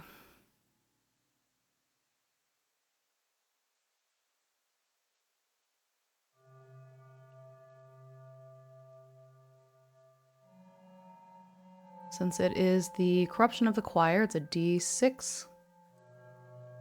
So this is for the first exploration turn. Okay. The harmonious path. The path ahead splits. One way is smooth and easy, but the choir's hymn is beautiful and inviting there. The other path is treacherous and difficult. Yeah.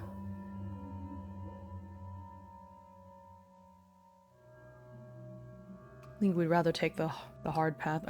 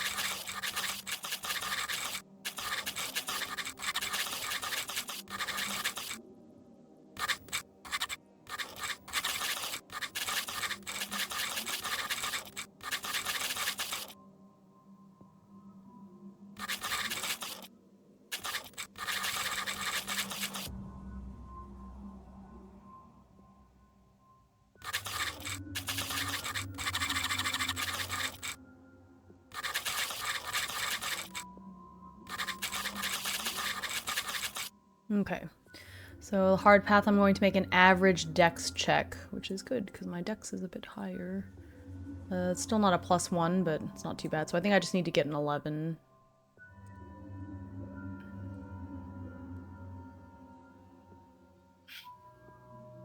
I'm lucky. I'm a lucky person, so I get to reroll once per day. This is it.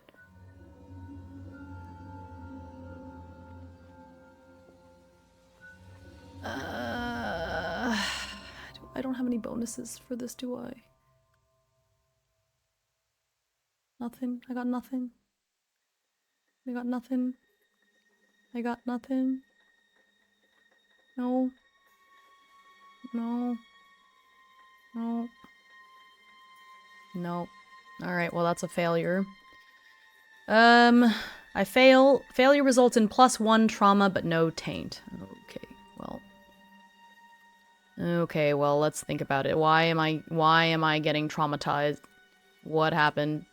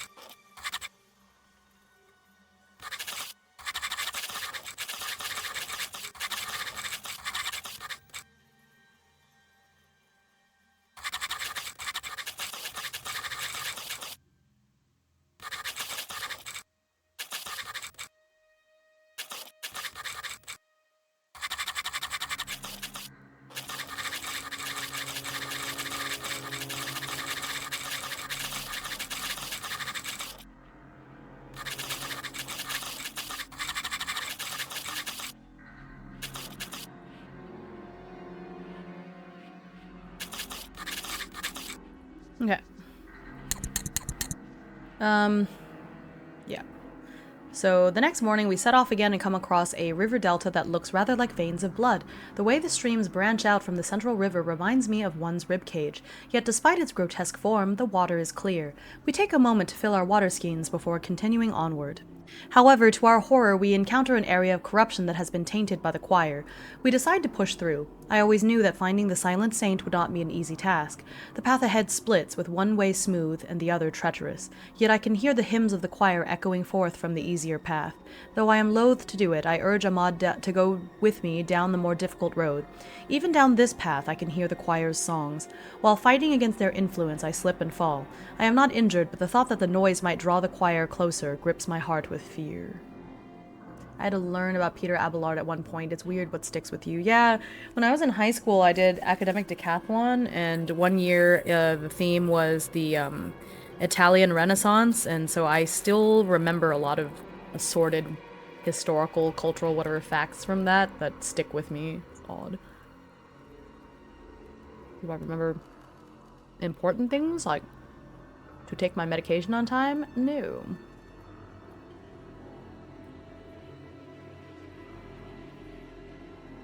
Oh man. It just occurred to me. When I'm coming back this way to go back to the Abbey, am I gonna have to pass through this area of corruption again? I am, right?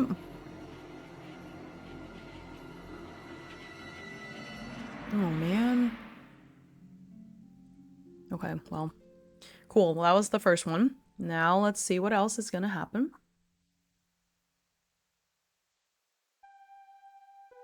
Okay, so that's turn 1. This is turn 2. Okay. So we got the same thing again.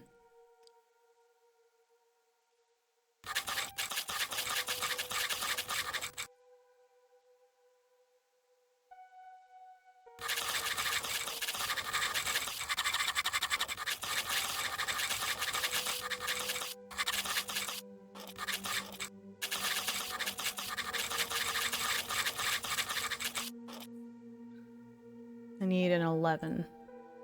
Okay. I got a 19.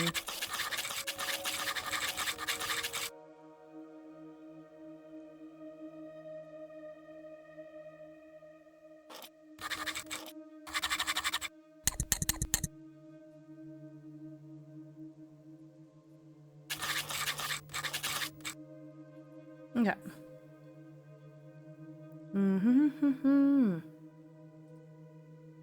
Oh, wow. 1, 1, and 1.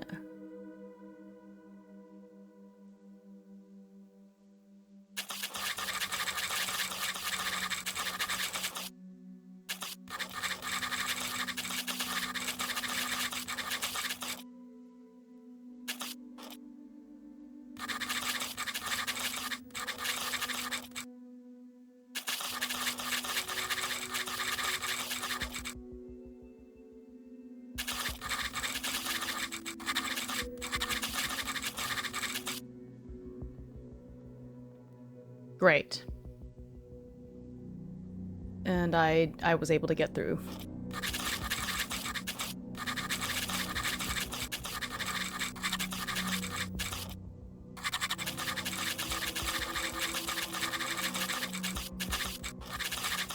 Okay, we did it, and I did not get tainted at all somehow. Woohoo.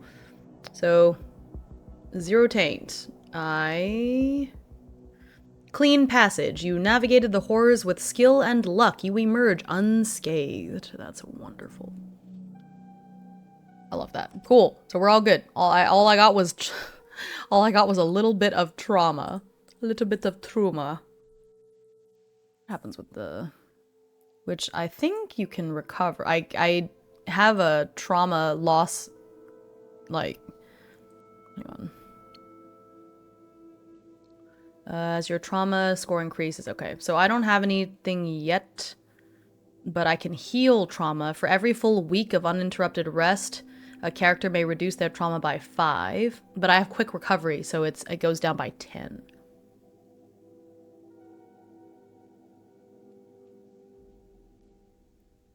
Nice.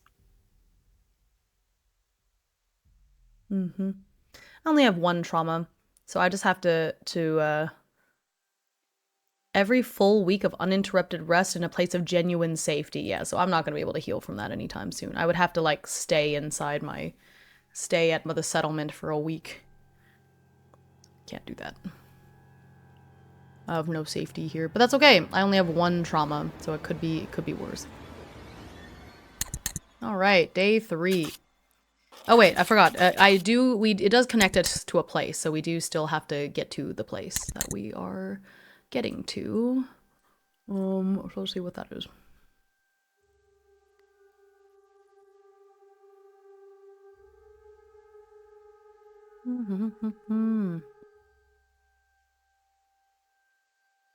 Okay, so it's D6.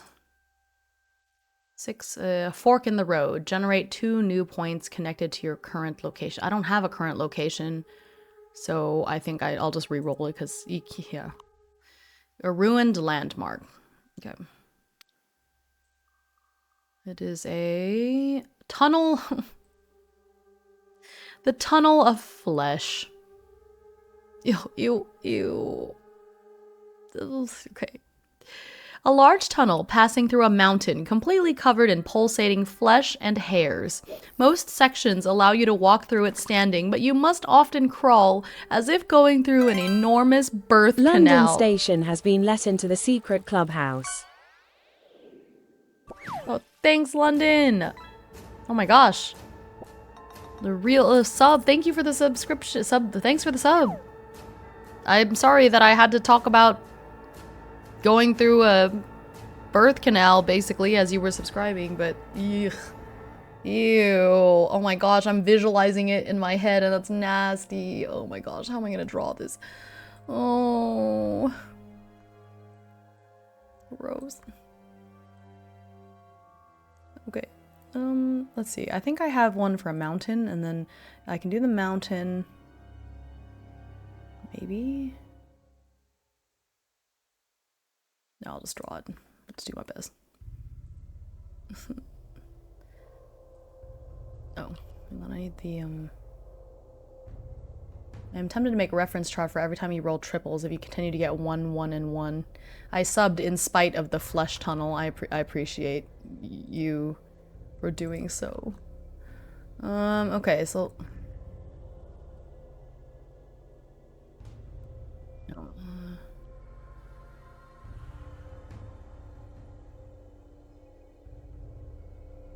I mostly wanted to get your channel off the Prime sub loop because I hate remembering things. That makes a lot of sense. I appreciate you. Okay, it's a large tunnel passing through a mountain. I don't know how to draw this. Okay.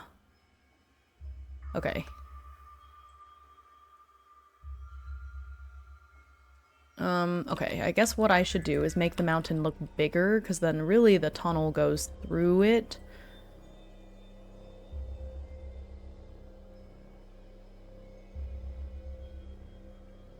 Tunnel of Flesh.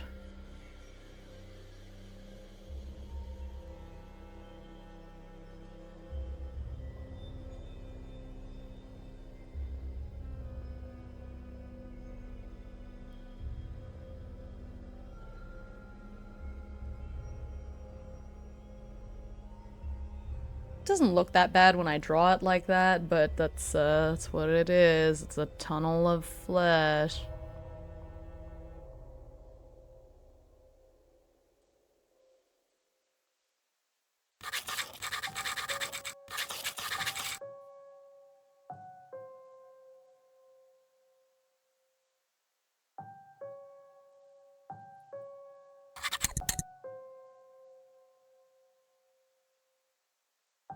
Nasty.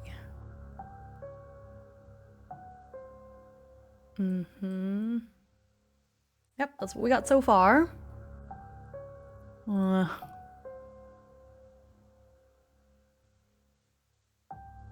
Aren't we all just tunnels of flesh when you get down to it? I hate that. I hate that, you're right. Ew. It's nasty. Okay.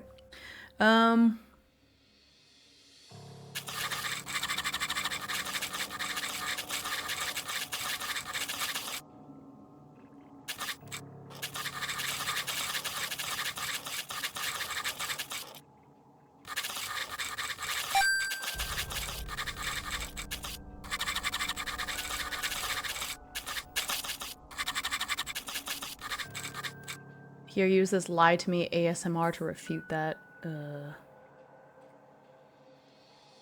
you know that really we are all tunnels of flesh? And I absolutely love this fact, and I'm so glad that it was brought to my attention.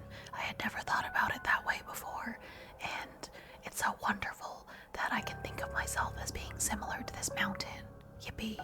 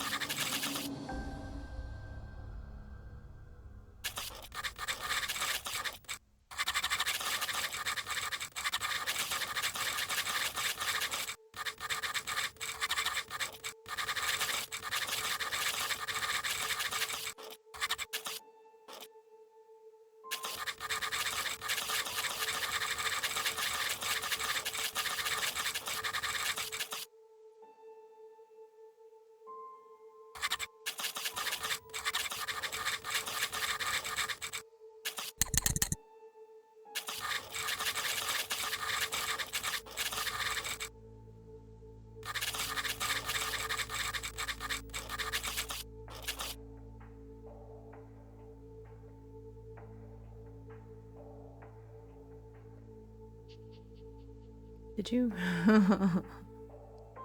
And where is the lie? The lie was the part where I said that I'm so glad to know this. I'm so glad that this was brought to my attention.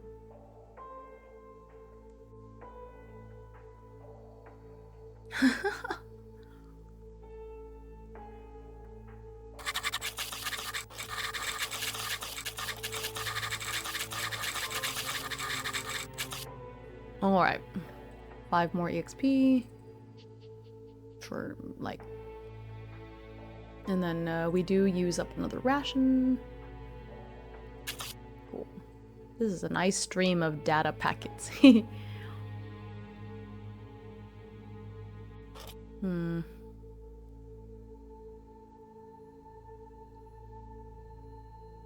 Alright, so it's day 3.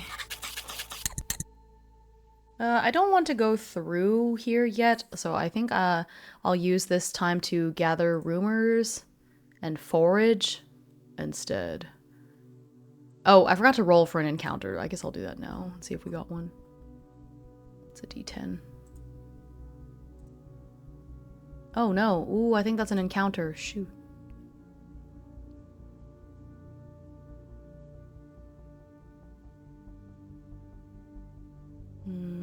Yep, we found something. Roll on the encounters table. The D20. Oh, survivors.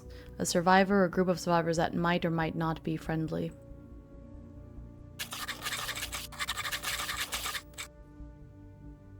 Oh, let me read. I forgot to read this part out loud, so let me do that really quick before we start on day 3. Let's see, The path forks again, and this time I have not the heart to take the harder path. The choir's hymn is beautiful and inviting, but both of us are able to resist. By the time the path splits once more, I am no longer surprised at the sight of it. I steady myself and take the hard path that is more dangerous, but has less chance to corrupt my soul. This time my steps are steady and measured, and we're able to make it out of the area safely. Yet once we emerge from the corrupted area, we immediately wish we hadn't. Before us is a large mountain with a tunnel cut through it, one made of pulsating flesh and hair. No doubt that the tunnel was once living beings, melded together now into this monstrosity. I mustn't think of the tunnel as being a living creature any longer. It will only disgust me. Yet night has fallen, so we cannot traverse the tunnel now. Ahmad sets up camp as I contemplate the day's events. The choir loves you. They'll surely let you pass. But this isn't the choir's tunnel. This is the flesh tunnel. Technically, you shouldn't have to pass back through the mountain. Yes, we don't have to, but eventually I'll have to go past that area of corruption again because we have to get back to the Abbey, which is our settlement, so. Oh, gotcha. Oh, I see what you're saying. Okay.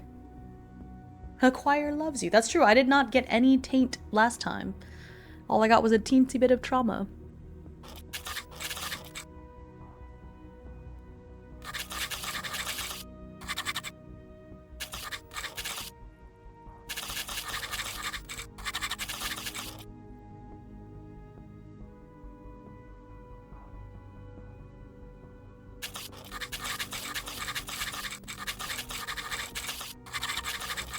You know, they may or may not be friendly.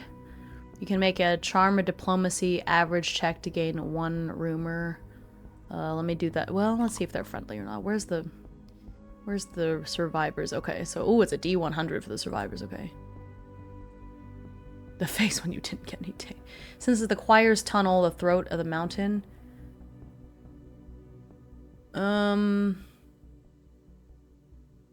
Well, the tunnel, it's a tunnel of flesh, so the two major factions really are like the choir versus the flesh, and so the area of corruption we had to pass through is like the choir corruption, but this tunnel is like a fleshy tunnel.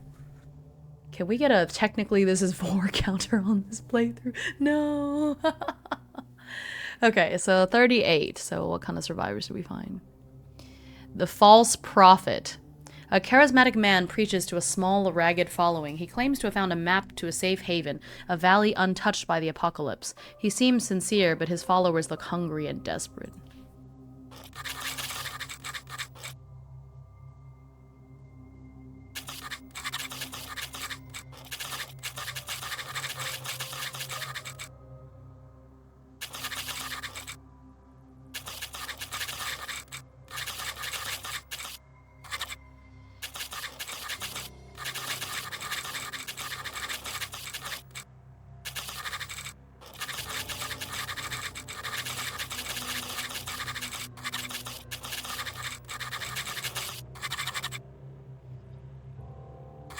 think my character is pretty gullible, right? But I don't think he's trying to deceive me, he's just charismatic.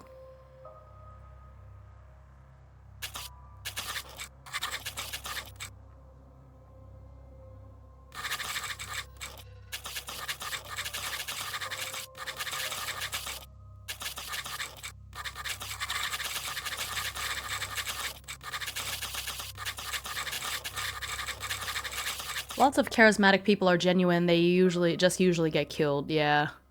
Doesn't say that it says he seems sincere, so...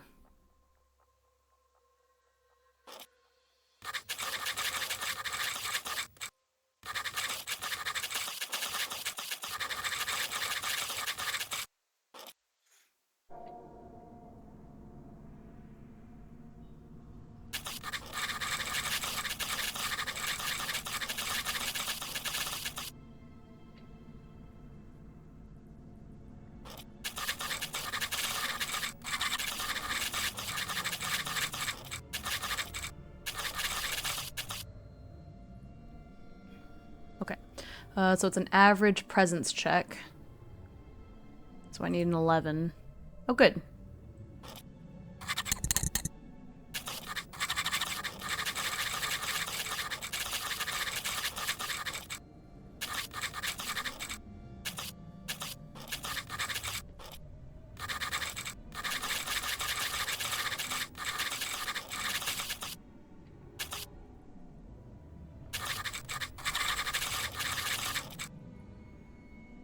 Okay, so we have 4 rumors right now.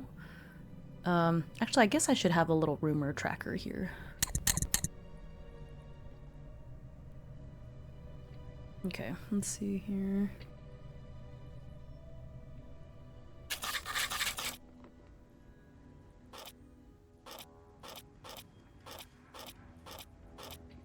Because once I have 10. So he found 3 earlier and there's a 4th one, so I have 4 rumors now.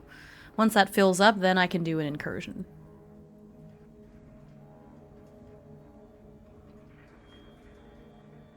Okay.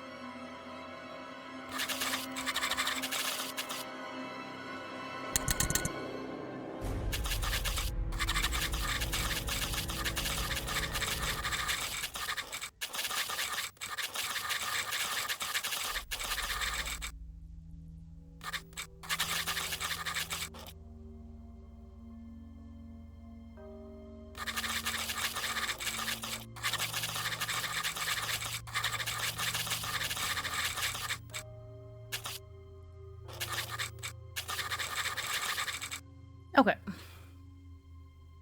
In the morning, as we are packing up camp, a group of survivors comes upon us. They are led by a man who claims to be a prophet. He says, "Thank you for the hydrate." That's not what he said. He says that he has a map that will lead them to a safe haven that has been untouched by CHOIR or flesh. While I am tempted by the safe haven he speaks of, Ahmad stoically reminds me that such charlatans are common these days. It's a terrible thing to prey upon people's hopes in this way. The man's followers look hungry, with wild looks in their eyes. It seems their safe haven might be rather far away. We don't join them, but chatting with them reveals some more information about potential natural resources nearby. Watching the group go, I say wistfully, I wish there were more we could do for them. Why not tell his followers that their prophet is a liar? Ahmad grimaces. And what good would that do? They've been with him longer. Why trust a pair of strangers? Besides, what would you do with them? The abbey is days away. His words are practical and make sense, yet I can't help feeling that they're rather cold. Still, it's not as if I have the leisure to be worrying about others in these end times. Okay, so technically that was our encounter, so that did not take a turn, so we still have our 4 exploration turns. I kind of don't want to go through the tunnel right now, because yeah, I do. Yeah, I kind of do want to go through the tunnel, but I want to go and look for more resources and stuff first, so let's hunt and forage, and then we can gather rumors, and then we can travel. So, let's just say that we got more rumors because, you know, is it a presence check? I already forgot. Let's go back.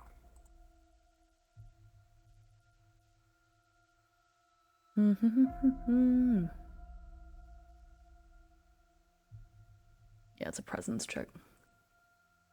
Yeah. So 2 more rumors. So let me just say that we were chatting with them for longer because that makes me, yeah, speaking with survivors, yeah, I think that makes more sense.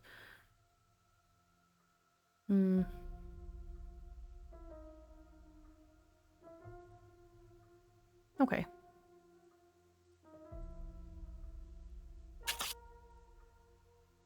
Alright.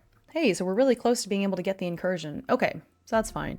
So I gathered rumors twice. Now we can hunt and forage, which I failed, so we don't find anything.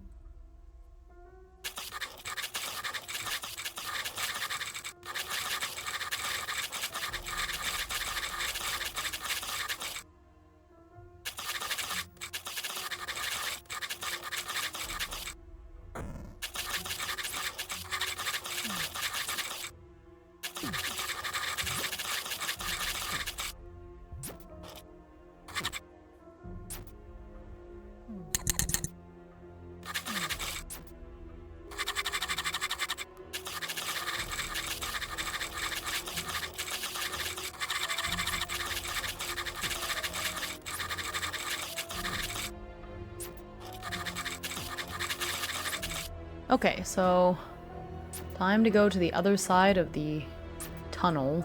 Yuck.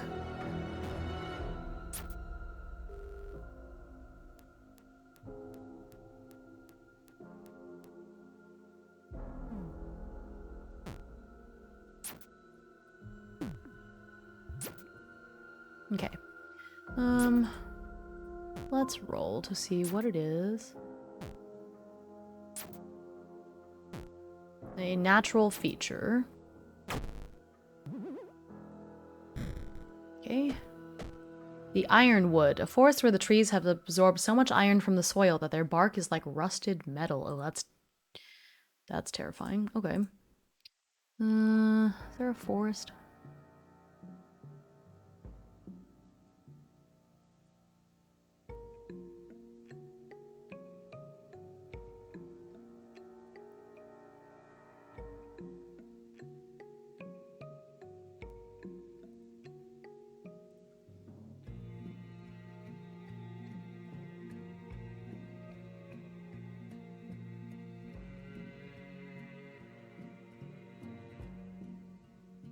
Let me see. Oh, these are not black and white. I want ones that are black and white. Kind of like the other ones. Let's see here. More map icons.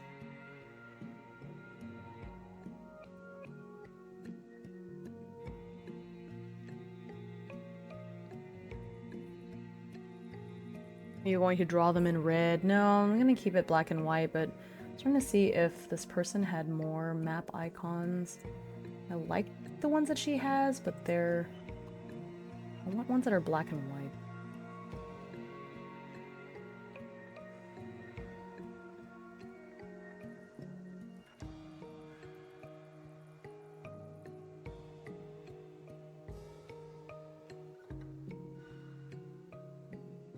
Oh, yeah.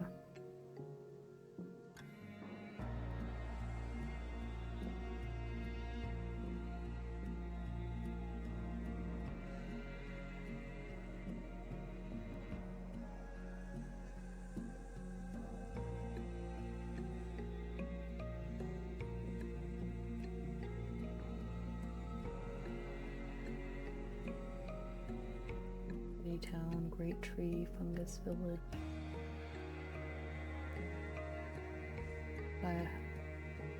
Maps, I want maps, map things.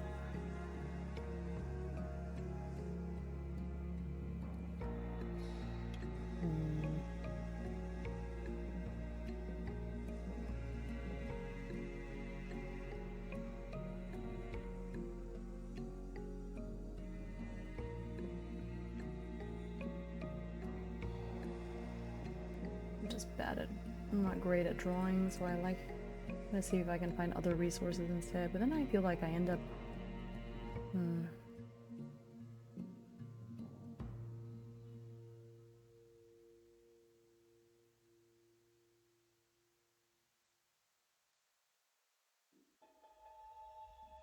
Oh, I see, okay. Yeah, okay, I'm just gonna draw all the trees. It's too much. I'm not good at it. Alright. Here we go. Iron trees.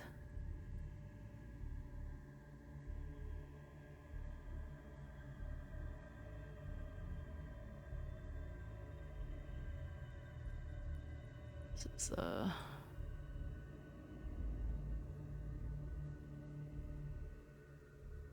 I'm not very good at drawing trees or, like, things in general.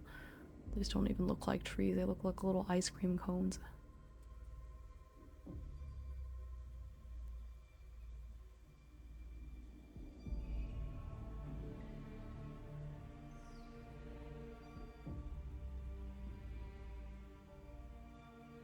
Oh, I didn't even see what it was. I don't know either. That's weird. Mars pines. Well, I didn't mean for these trees to be tilted so much.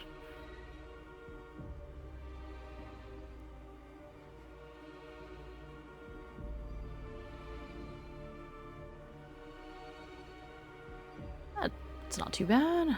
I do kind of want it to be smaller though. Alright, cool. This is the ironwood.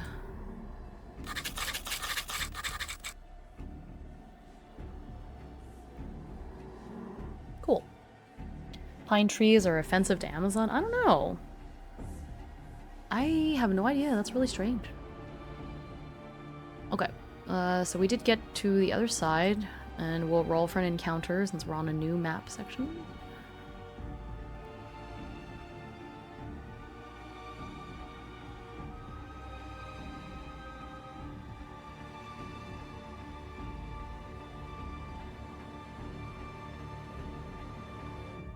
Nope, no encounter.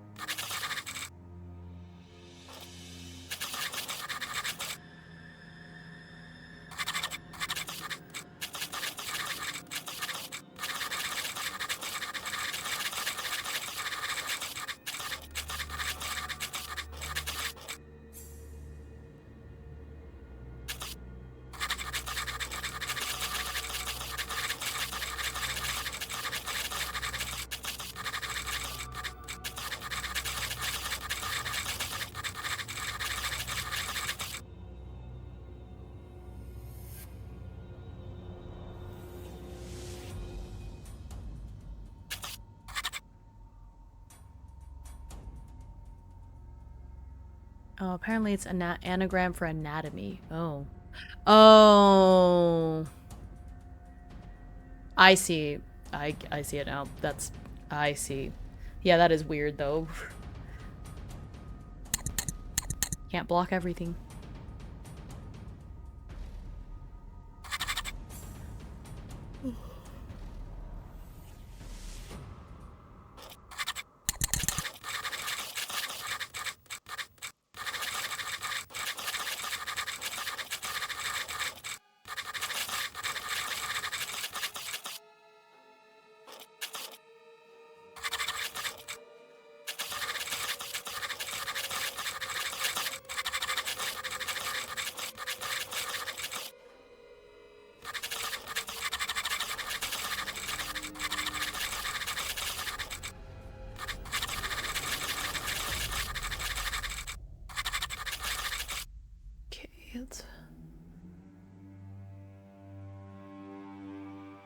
Okay.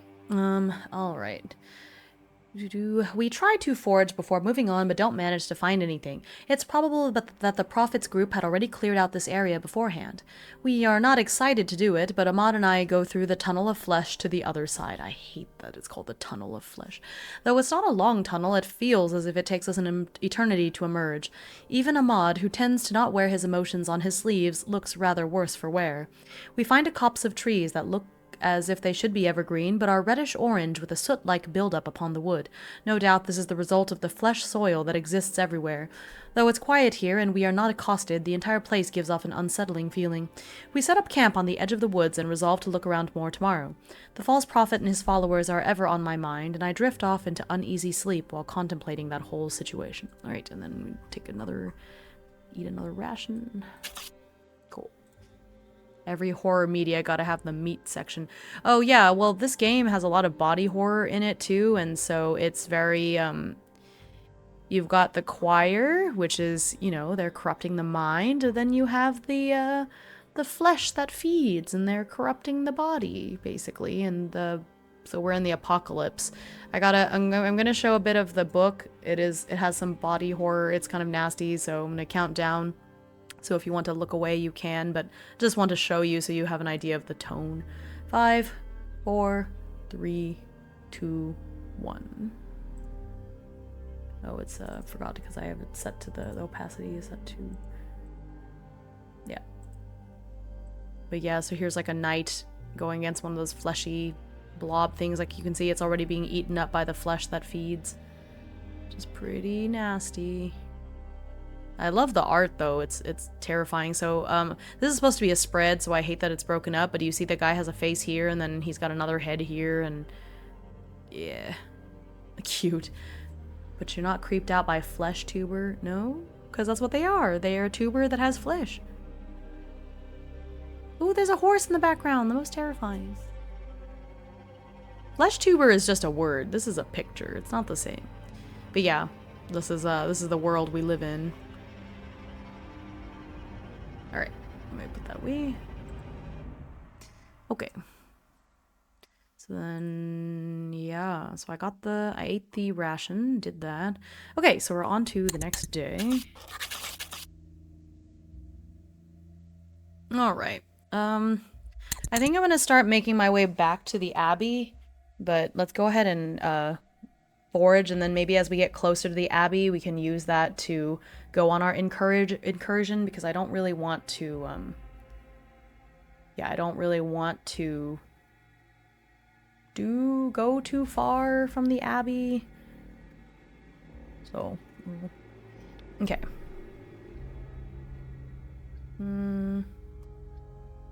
Let's forage. So I need a 20. I need an 11. Nope. Nope. Oh, I can re-roll once per day, so... Wow, I re-rolled and got a 2 again. Okay.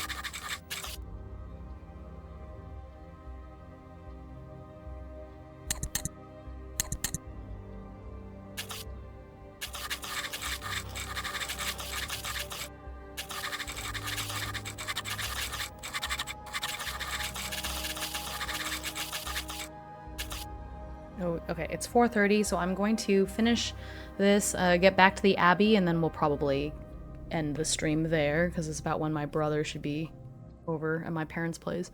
Okay.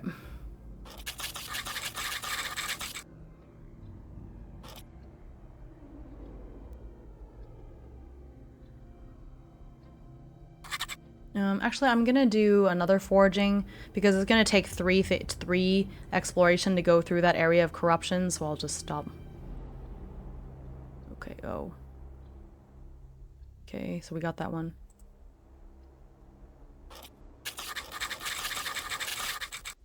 E4 plus 1.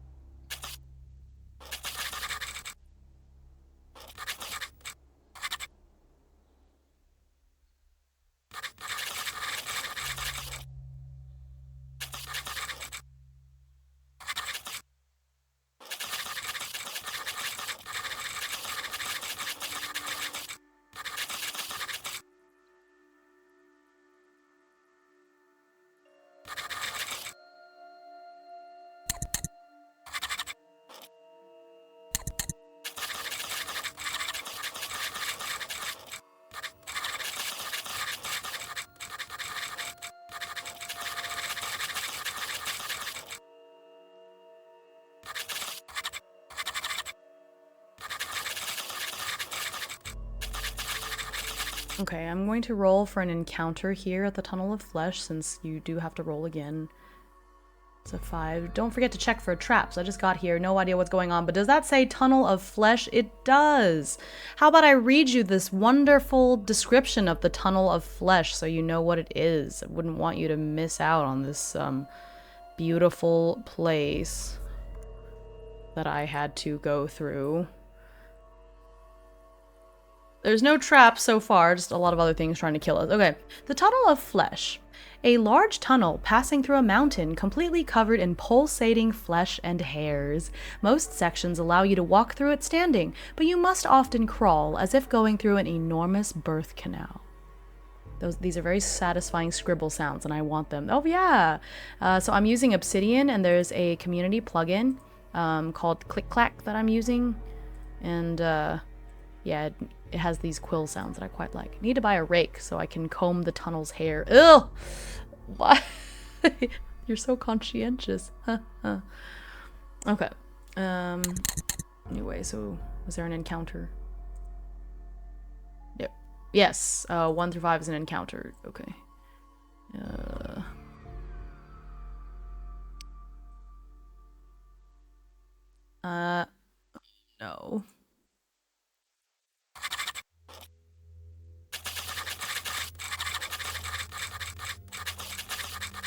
While inside the tunnel, however, so we do have an encounter. It looks like it's going to be battle, Flesh Apostate. So we might not make it back to the Abbey before I have to go. Okay. Roll on the creatures of the flesh table. Okay, let's see what we got. That's a 4. Carrion Flock.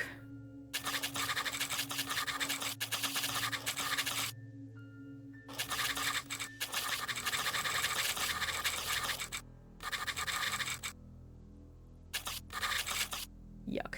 Cool, that would be so good for my sessions. I need to get back into modifying my Obsidian for more streamlined RPG stuffs. Oh yeah, so I actually recorded a video, let me find it, on YouTube that talks about basically how I use Obsidian for my TTRPG stuff, which is how I do all of my, some of my TTRPG streams I do analog, but I thought this would be nice because I do use Obsidian quite a lot for my streams, such as this one. And so if you're interested, let me link that real quick.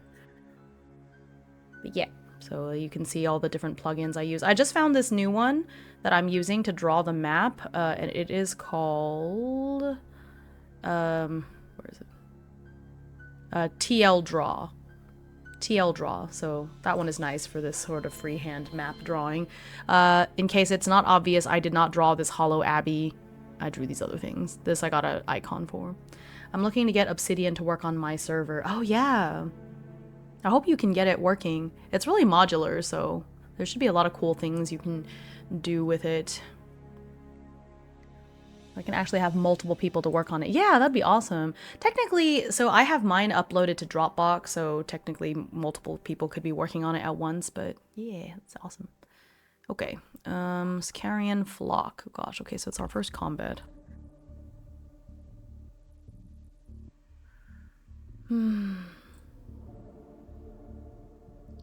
Here, I will show you what they look like. This is the Carrion Flock, a flock of birds, crows, vultures, gulls that have been remade. Their feathers are gone, replaced by leathery, membranous wings. Their beaks have dissolved into fleshy, tube-like proboscises, which they use to slurp up liquefied organic matter. They circle high above areas of recent carnage, their calls not cause, but wet, gurgling noises.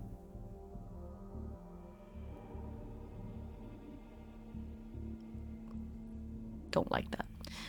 Okay, well, there's only one.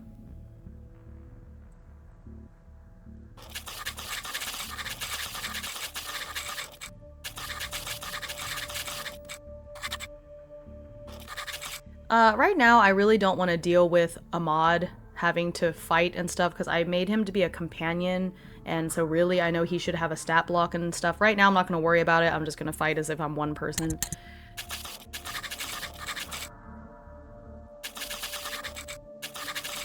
Okay, so this has a slightly different battle system, I think. So let me see how combat is, but let me screenshot this so that I have it.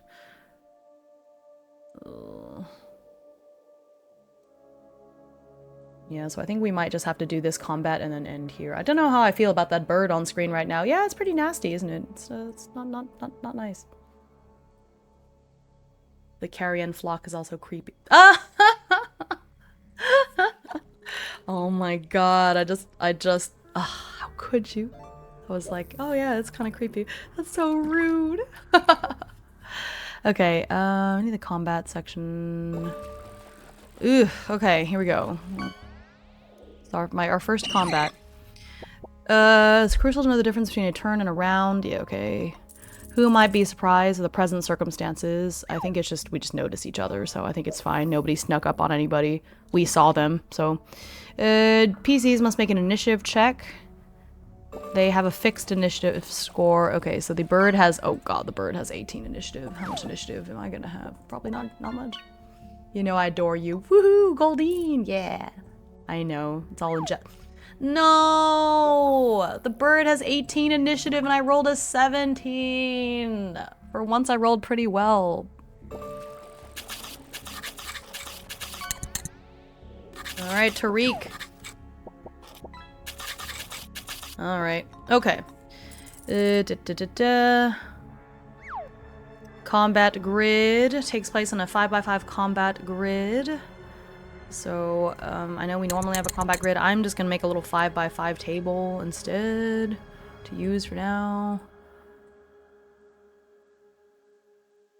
Think about it. So there's our combat grid.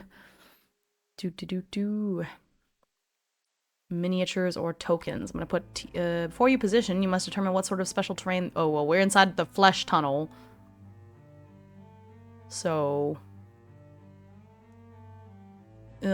is there? You must learn their specifics. Please randomly. Okay. Okay. Okay, so I'm gonna roll to see how many unique terrain features there are. D12. Bird on bird violence is always a shame. Yeah, right. It's so sad. Okay, a 4. It has one terrain feature. The terrain feature is a...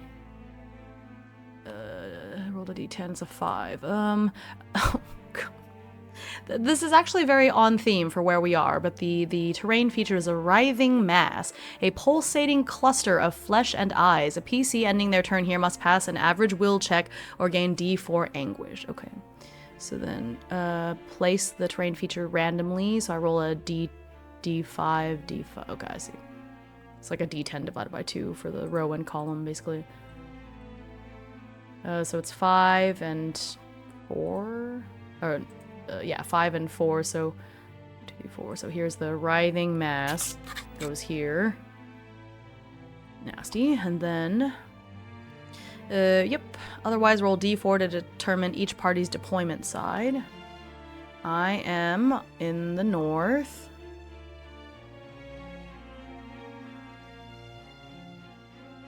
So I guess I'll be here. Tariq. And then, oh, I actually don't want this table to have a header row. How do I get rid of the header row? Ugh.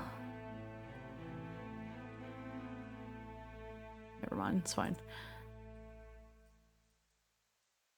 I don't want there to be a header row. It's okay, it's whatever. Okay, and then the enemies are in the west, which I guess is here. So this is the Carrion Flock. In this case, blah, blah, blah, take into consideration. All creatures move a number of squares equal to their move. They can either move first and then act, or act first and then move. Yep, okay. They can move orthogonally and diagonally. They always choose the most efficient path. Okay, yep. At the end of their move, they can choose which side to face. In melee, they will always face their target. Okay. Okay. There's line of sight. I think all line of sight is kind of... Okay, I see. AoE. Okay, blah, blah, blah. Okay, well, so the enemy is gonna go first, so let me see what they're doing.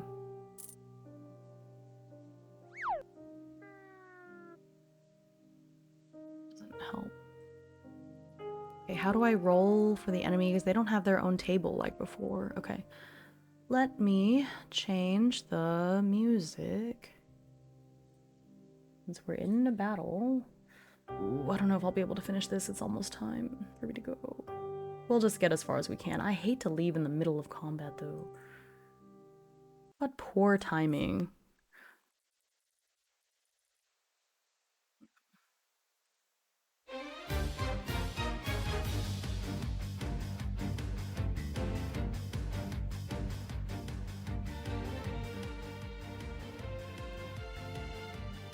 Okay. So, enemies... Got that. And it turns and rounds. Yeah. Enemy activation. Okay, it's fine. What do they do?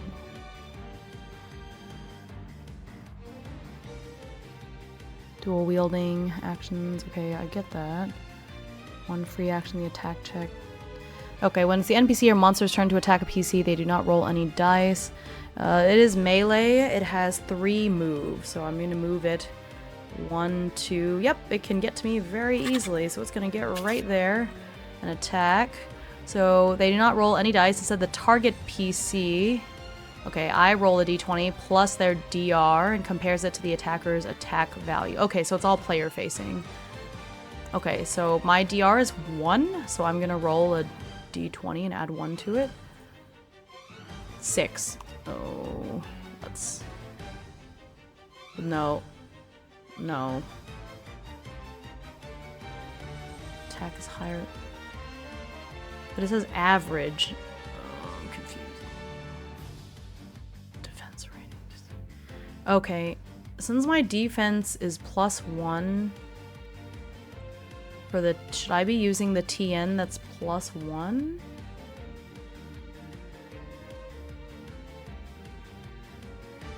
So do I need a 12? Yeah, I'm gonna say that would be a 12, which I didn't. I rolled a 5, so either way. Okay,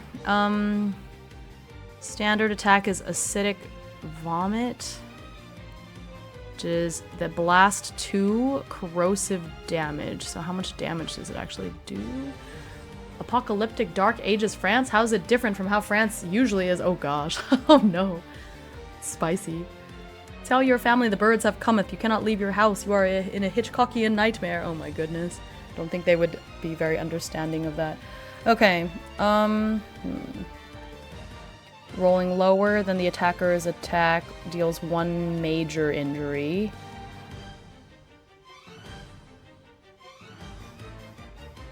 Oh.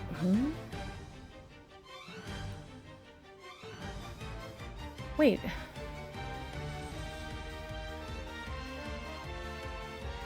They're hit and suffer damage, okay.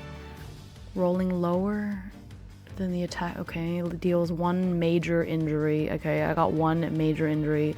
If I got equal to or higher than the attack, then it's a minor. Rolling over the... Huh? Rolling over the attacker's attack by a difference larger than 4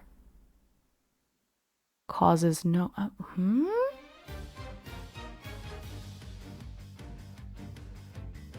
But the monster doesn't roll.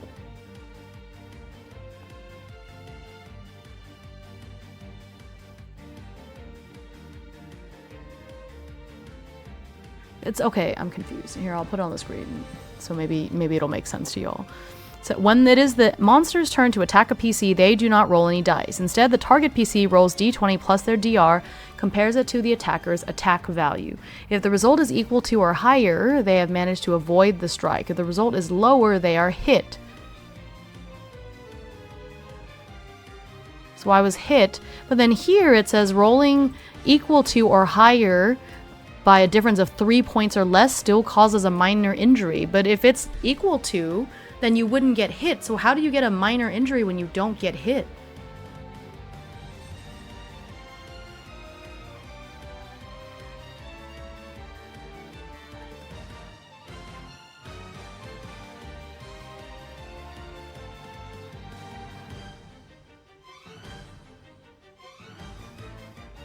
That doesn't...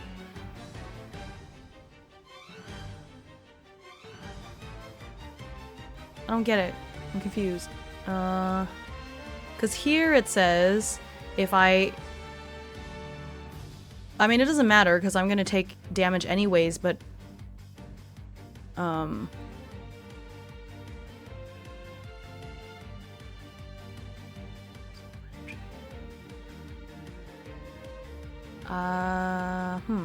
it makes sense for me attacking, but for them attacking, this seems to conflict with this section here, so I'm a little confused. Let me see if the bestiary section has like a little bit more of an explanation.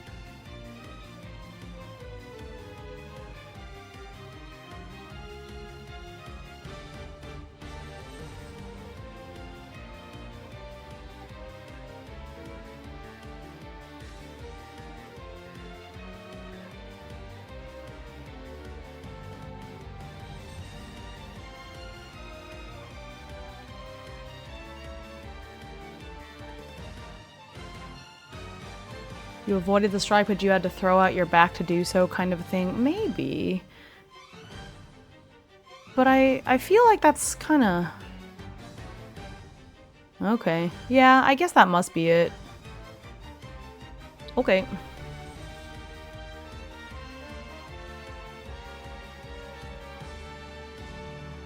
That must be, yeah. I just feel like it doesn't explain that part super well because, like I said, I feel like that directly conflicts with the section. So, like, this seems to directly conflict with this.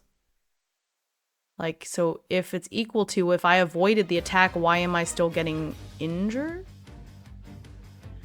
Is this game based on any particular system as a baseline? It's based on Machine Gods, but Machine Gods didn't... Machine Gods, the monsters, if I remember, they still had tables to roll on. So the I think the basics is Machine Gods, but the combat is different. So it doesn't really help me. So then that earlier section would be amended. You roll equal to or higher. You avoid the worst of the strike, if not avoid it entirely. Yeah, throwing out of the back was a hit. Yeah, no, I understand what you're saying. I just feel like if I only read this part, I'd be like, cool, it missed. Alright, well, either way, I take 1 major injury, so... Oops. Okay. Well, like I said, either way, that doesn't matter, because I got hit, so...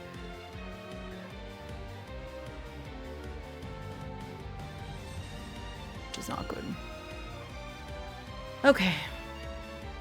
Yeah, unfortunately, my skills are more for minor wounds. This is an endurance check. What's an endurance check?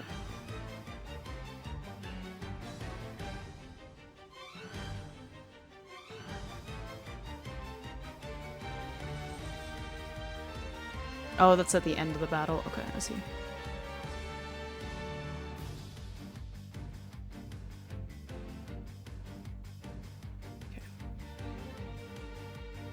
Ooh, it's got yeah, I guess so. I don't know how to describe it. How is the fleshing went? We got into our first battle. I got a little confused about one of the mechanics, but I think I understand now. Thanks, London. Yeah, I mean, I guess it's OSR. It's hard to describe. It's a Black Oath game, so, hang on, let me... I don't know what to describe his games as. But here's the website for CHOIR of Flesh. I don't know if it'll help very much, but... way you know. But yeah, I guess it's OSR-ish, if I have to describe it that way. But OSR, I feel like, almost doesn't mean anything anymore. Okay, cool. So I took my one major injury. Now it's my turn. So on my turn, I mean, I'm already next to it, so I don't have to move. My action...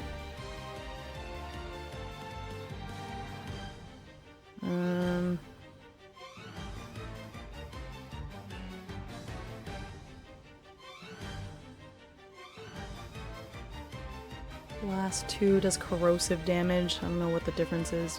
Corrosive damage.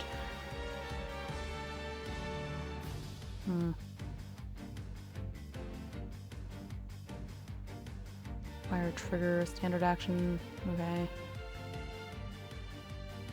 Run attack with your melee or ranged weapon. Okay, so I'll just do that. Attack check. So I roll a d20 and modify my roll by strength or dex. It does not matter because both of those are a 0. So I'll just roll a d20. Their defense rating is where's that defense rating? Oh, it's easy. So I only need to roll 9. Oh, I just realized it says essay instead of easy.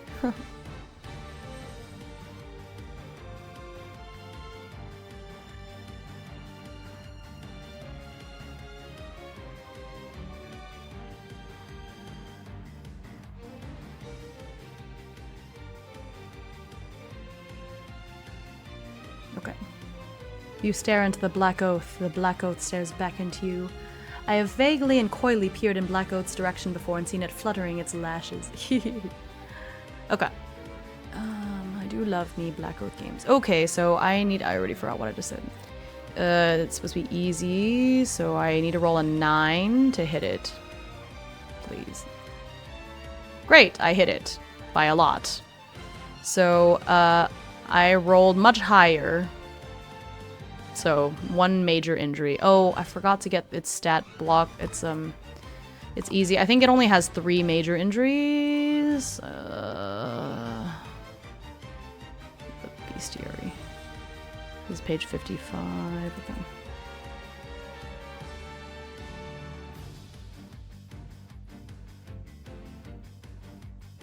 Sorry, I'm always a little bit slow at the beginning because I'm learning, and then once I figure it out, I won't be... Yeah, it's easy. Or it's average, so it has 3 major injuries and 6 minor injuries. Okay.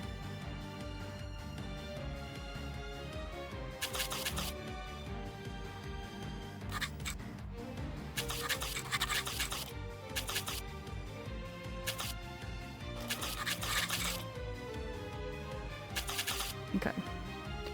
Okay.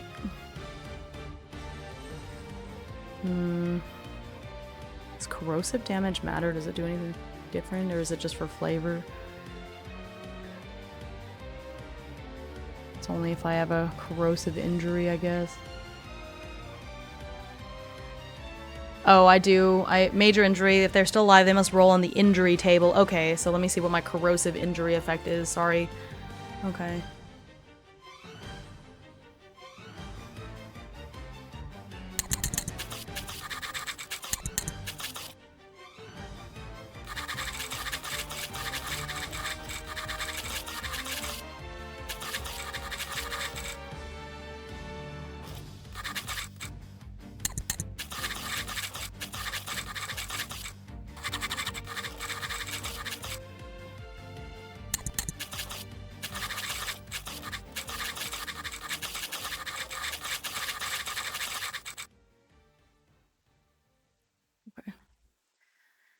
All right, nears the ringing of the 5th hour. Your time draws near. Responsibilities loom. Yeah. We'll just get as far as we can. Okay. So that was my turn. So now it's back to their turn. So I'm going to roll. Need an 11. Okay, I fail again, so I take another major injury. Oh, I didn't even roll for the major injury. Oops. You know, I might just die before we get anywhere. An 8. Lingering burn. The acidic attack causes a lingering burn, causing the target to be sickened 2.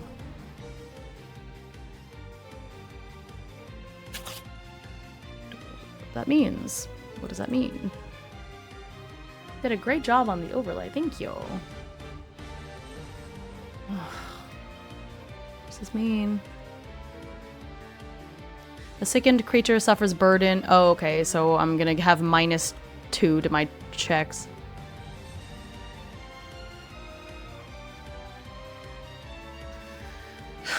Okay, alright. Well, I got another major one. It is corrosive again, so I'm just gonna roll on that table. I might just die, honestly. Okay, I went too far. Where's the corrosive injuries table again? Yep, let's see. Because that's 2 major injuries right there. Because my luck sucks. As usual. That's a 1. Corrosive Splash. Reduce the target's DR by 1 until the end of combat. Great. So my 1 DR is gone. So I don't even get a +1 for my defense. That's just great. Okay, cool. So now it's my turn. So I'm going to roll. It is easy, right? So what did I say? I already forgot what I need. So I only need a 9 to hit it. Cool, I hit it. However, I think because I only did 1 above. No, equal to is 1 major. Okay, so I can do minor injuries if I roll less than their defense rating, but by a little bit.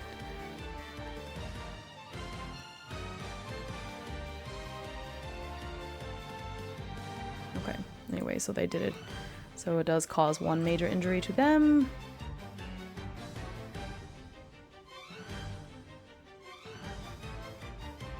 Okay, so they're at 2. I don't know why I put 2 originally, but it's just 1 major injury. Cool. Well, now it's their turn. So I'm gonna roll. It's just a straight. I need 11. Okay, well, I died. Wait. It's a new day. I can re-roll 1 check. It's a new day. I think I can re-roll 1 thing. Wait. Yeah, I can re-roll any check once per session. This is so...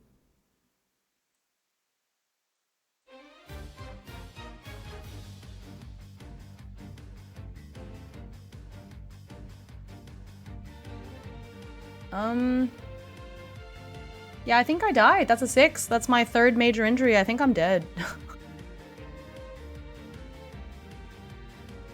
Oh, no, never mind. I have 4. So if I take 1 more major injury, I will be dead.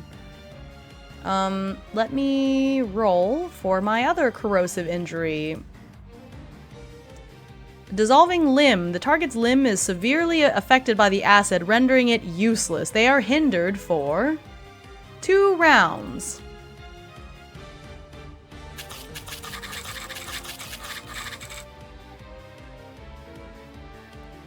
Oh my god. Okay, what does hindered mean?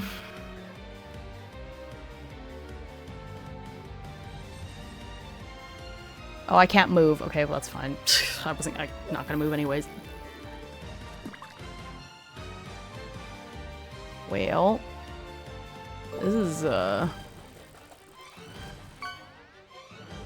could a bird do so much damage to me? Okay, let's try again. So now I'm rolling to hit it, so I need a 9. But I have a burden of 2, right? So...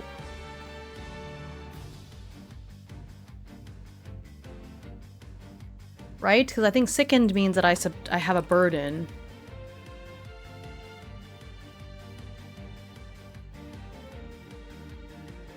Yeah, so it's -2, so I really rolled a 4.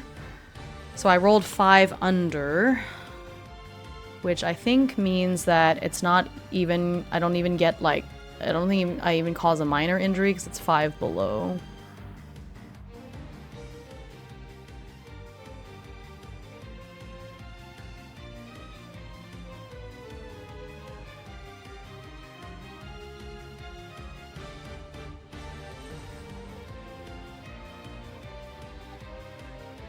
Yeah, nothing. Okay, so that did no damage. That's great. Now I'm going to be hindered for one more round.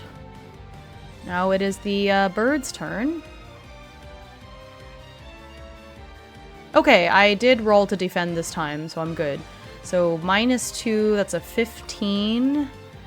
But I rolled over their attack by a... Yeah, it's larger than 4, so no injuries at all. Yeah, because I needed an 11, so a 14. No, wait. No, it's 15. I'm good. So I'm 4 over, so we're... No. It says larger than 4, but I just mean 4 or larger, so... Oh, I've been rolling terribly, Rexfield. Good to see you. It's not going well, but that's okay. It didn't hit me this time, so no more corrosive damage. I am 1 hit away from death. Okay, so now it is my turn. So let's get this -2. Okay, that's an 18.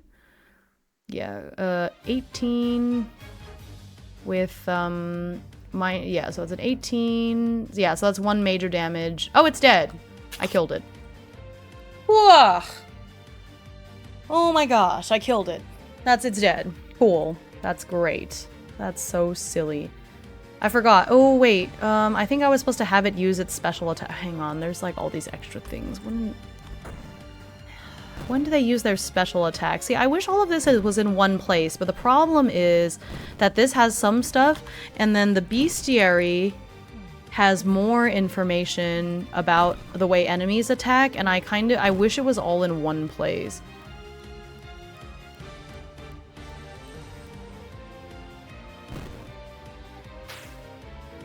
Because, yeah, so I was supposed to roll because I didn't understand. I forgot because this was in a different section. I wish this was all together. Like, I understand, but I wish there's this whole section about enemy behavior during combat that's in a different section, and I kind of wish I didn't understand. I didn't read this first. So I was supposed to roll because depending on whether they're here, I'll just show you. Depending on whether they're injured, they have a chance of using their special attack more. So when they don't have any injuries, they can do their special attack on a 7 to 10. But like, for example, here it could have fled because it had 2 injuries, so I could have rolled and it might have fled instead of whatever. So it's fine. I'm just gonna finish this out, but it does have this whole section, so I'm gonna put this on my gameplay loop section because I did not know that.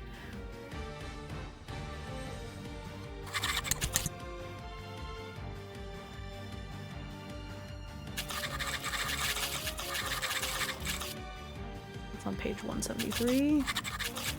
It's in a different section. I was reading the combat section in like the core rules and it didn't have all that, so it's alright. I don't play perfect solo. We do big learning with it. Yeah.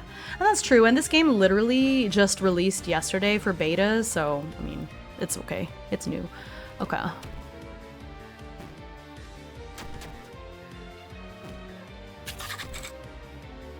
Okay. I just have to add that in, that's fine. Just changes. I have to roll for their enemy difficulty if I want to, but I don't really want to do that. I think it's fine to use that more as a DM. Like, sometimes it'll be easy, sometimes it'll be average, sometimes it'll be hard. I just played this as an average enemy, and I think that's fine. I think thematically it'll make more sense to go down to easy or up to hard depending on the situation. So I think it's okay to leave it the way it is. Okay, so we did win. I left it on this for a minute, but we did win, so. Oops. I hit mute instead of repeat. Okay. So we got that, and so we get 2 EXP. It almost killed me, and I only get 2 EXP. I get 5 EXP at the end of the day just for thinking about my life. That is so funny. Also, can I say I love the spooky background? I'm so glad you do. Yeah, I thought that this would be really good for this setting, so it's nice and spooky. And I even made Obsidian transparent somewhat so you could see it. So I'm glad you're enjoying. I put a little bit of, it's not super sophisticated, but I thought it'd be nice to do something different for today's overlay. So, okay. So then at the end of combat, I think I have to roll for like trauma because I got injured. Where is it? There's like a whole thing. So combat.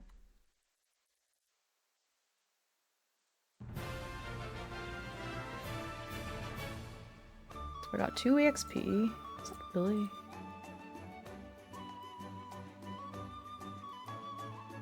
Yeah, once per day you spend an hour at camp thinking about the day's events. Yep.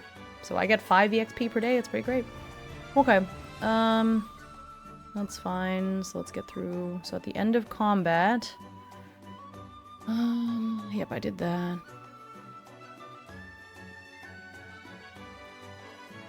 Oh. Oh, I forgot to roll on the injury effect table for the bird because I was causing it major injuries too. Oh my god, okay.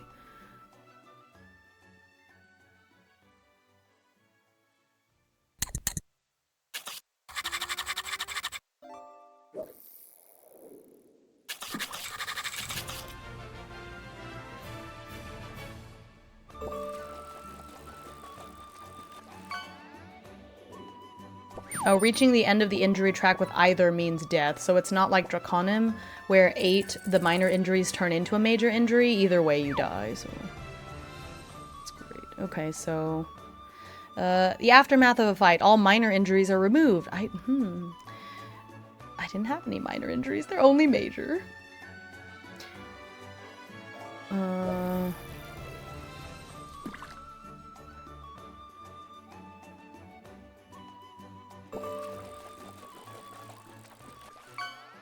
I don't have any minor injuries, so yeah.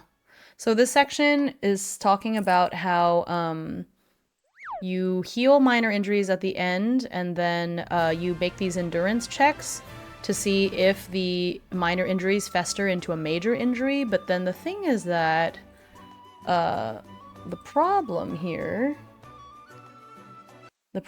here is that these are major injuries, so do I not have to worry about rolling for that? Okay. Trauma is the accumulation of grievous wounds your body has suffered. For each major injury, you gain 1 point of trauma. So I got 3 points of trauma. So I now have 4 trauma. That's just... Where's my trauma tracker? Got 4 trauma now. Tariq is traumatized. Your total trauma, blah, blah, blah. Oh, I am now shaken. The shock of your wounds lingers. You suffer a -1 burden on all anguish checks. Your sleep is plagued by nightmares. You must succeed on an easy will check after a full rest or you do not lose any anguish. Well, I don't have any anguish, but... You know, that's...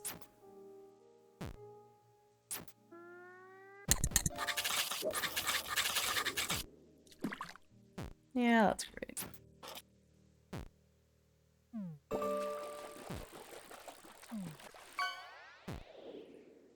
That's not good. Well, luckily I don't have any anguish, so I don't have to worry about, that, but... Yeah.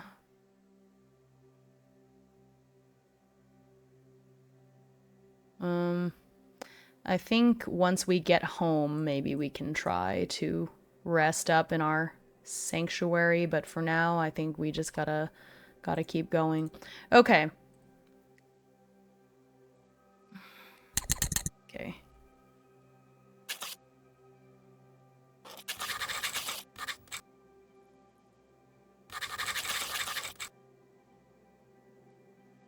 Let's see here. Put this away.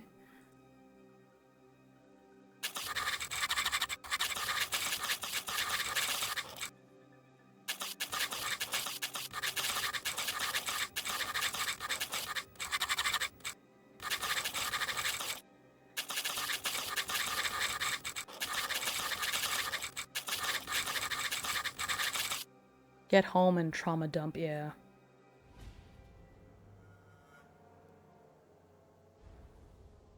I think when we rest, okay. Okay, I use 3, 4, okay, yeah, so we're here. We haven't even gone through the area of corruption yet. This is terrible. Okay. I'm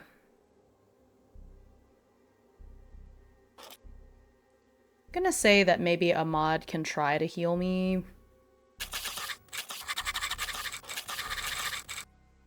I think that's fair. He's my companion. A hard check. All right. So let me finish this off, and then I have to go. So it's gonna be a hard int check. I'm gonna say he has 0 int because I'm just gonna not give him any stats. He's just gonna be average like me. So hard int check. It's gonna be a 13. Yep, he fails. Yeah.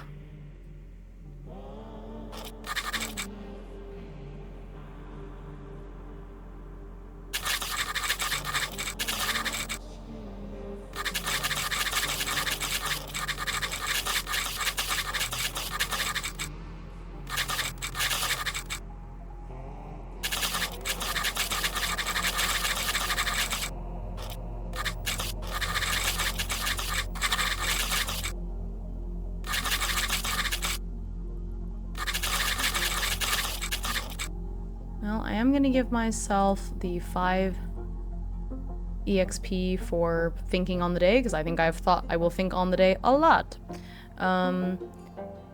Yeah, it's fine. I don't have to do the will check because I don't have any anguish to lose, so that's fine, but it's just like, sheesh.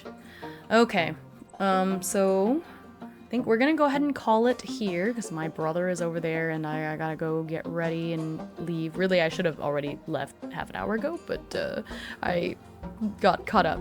But yeah, I'm really enjoying this so far. It took me a minute to get used to combat because it was a little bit different from what I'm used to, even within Black Oath games, but I like that it's all very player-facing because in the end it means I make less rolls, so it's not so many dice rolls, but it did just take me a second to figure out. Man, wow, I almost died in the first encounter. I hope nothing terrible happens to me on my way back to the Abbey, but we have to get through this whole area of corruption in 2 other places before I can rest, so eesh. Thanks for stream. Have good family times. Thank you so much. I will see y'all later.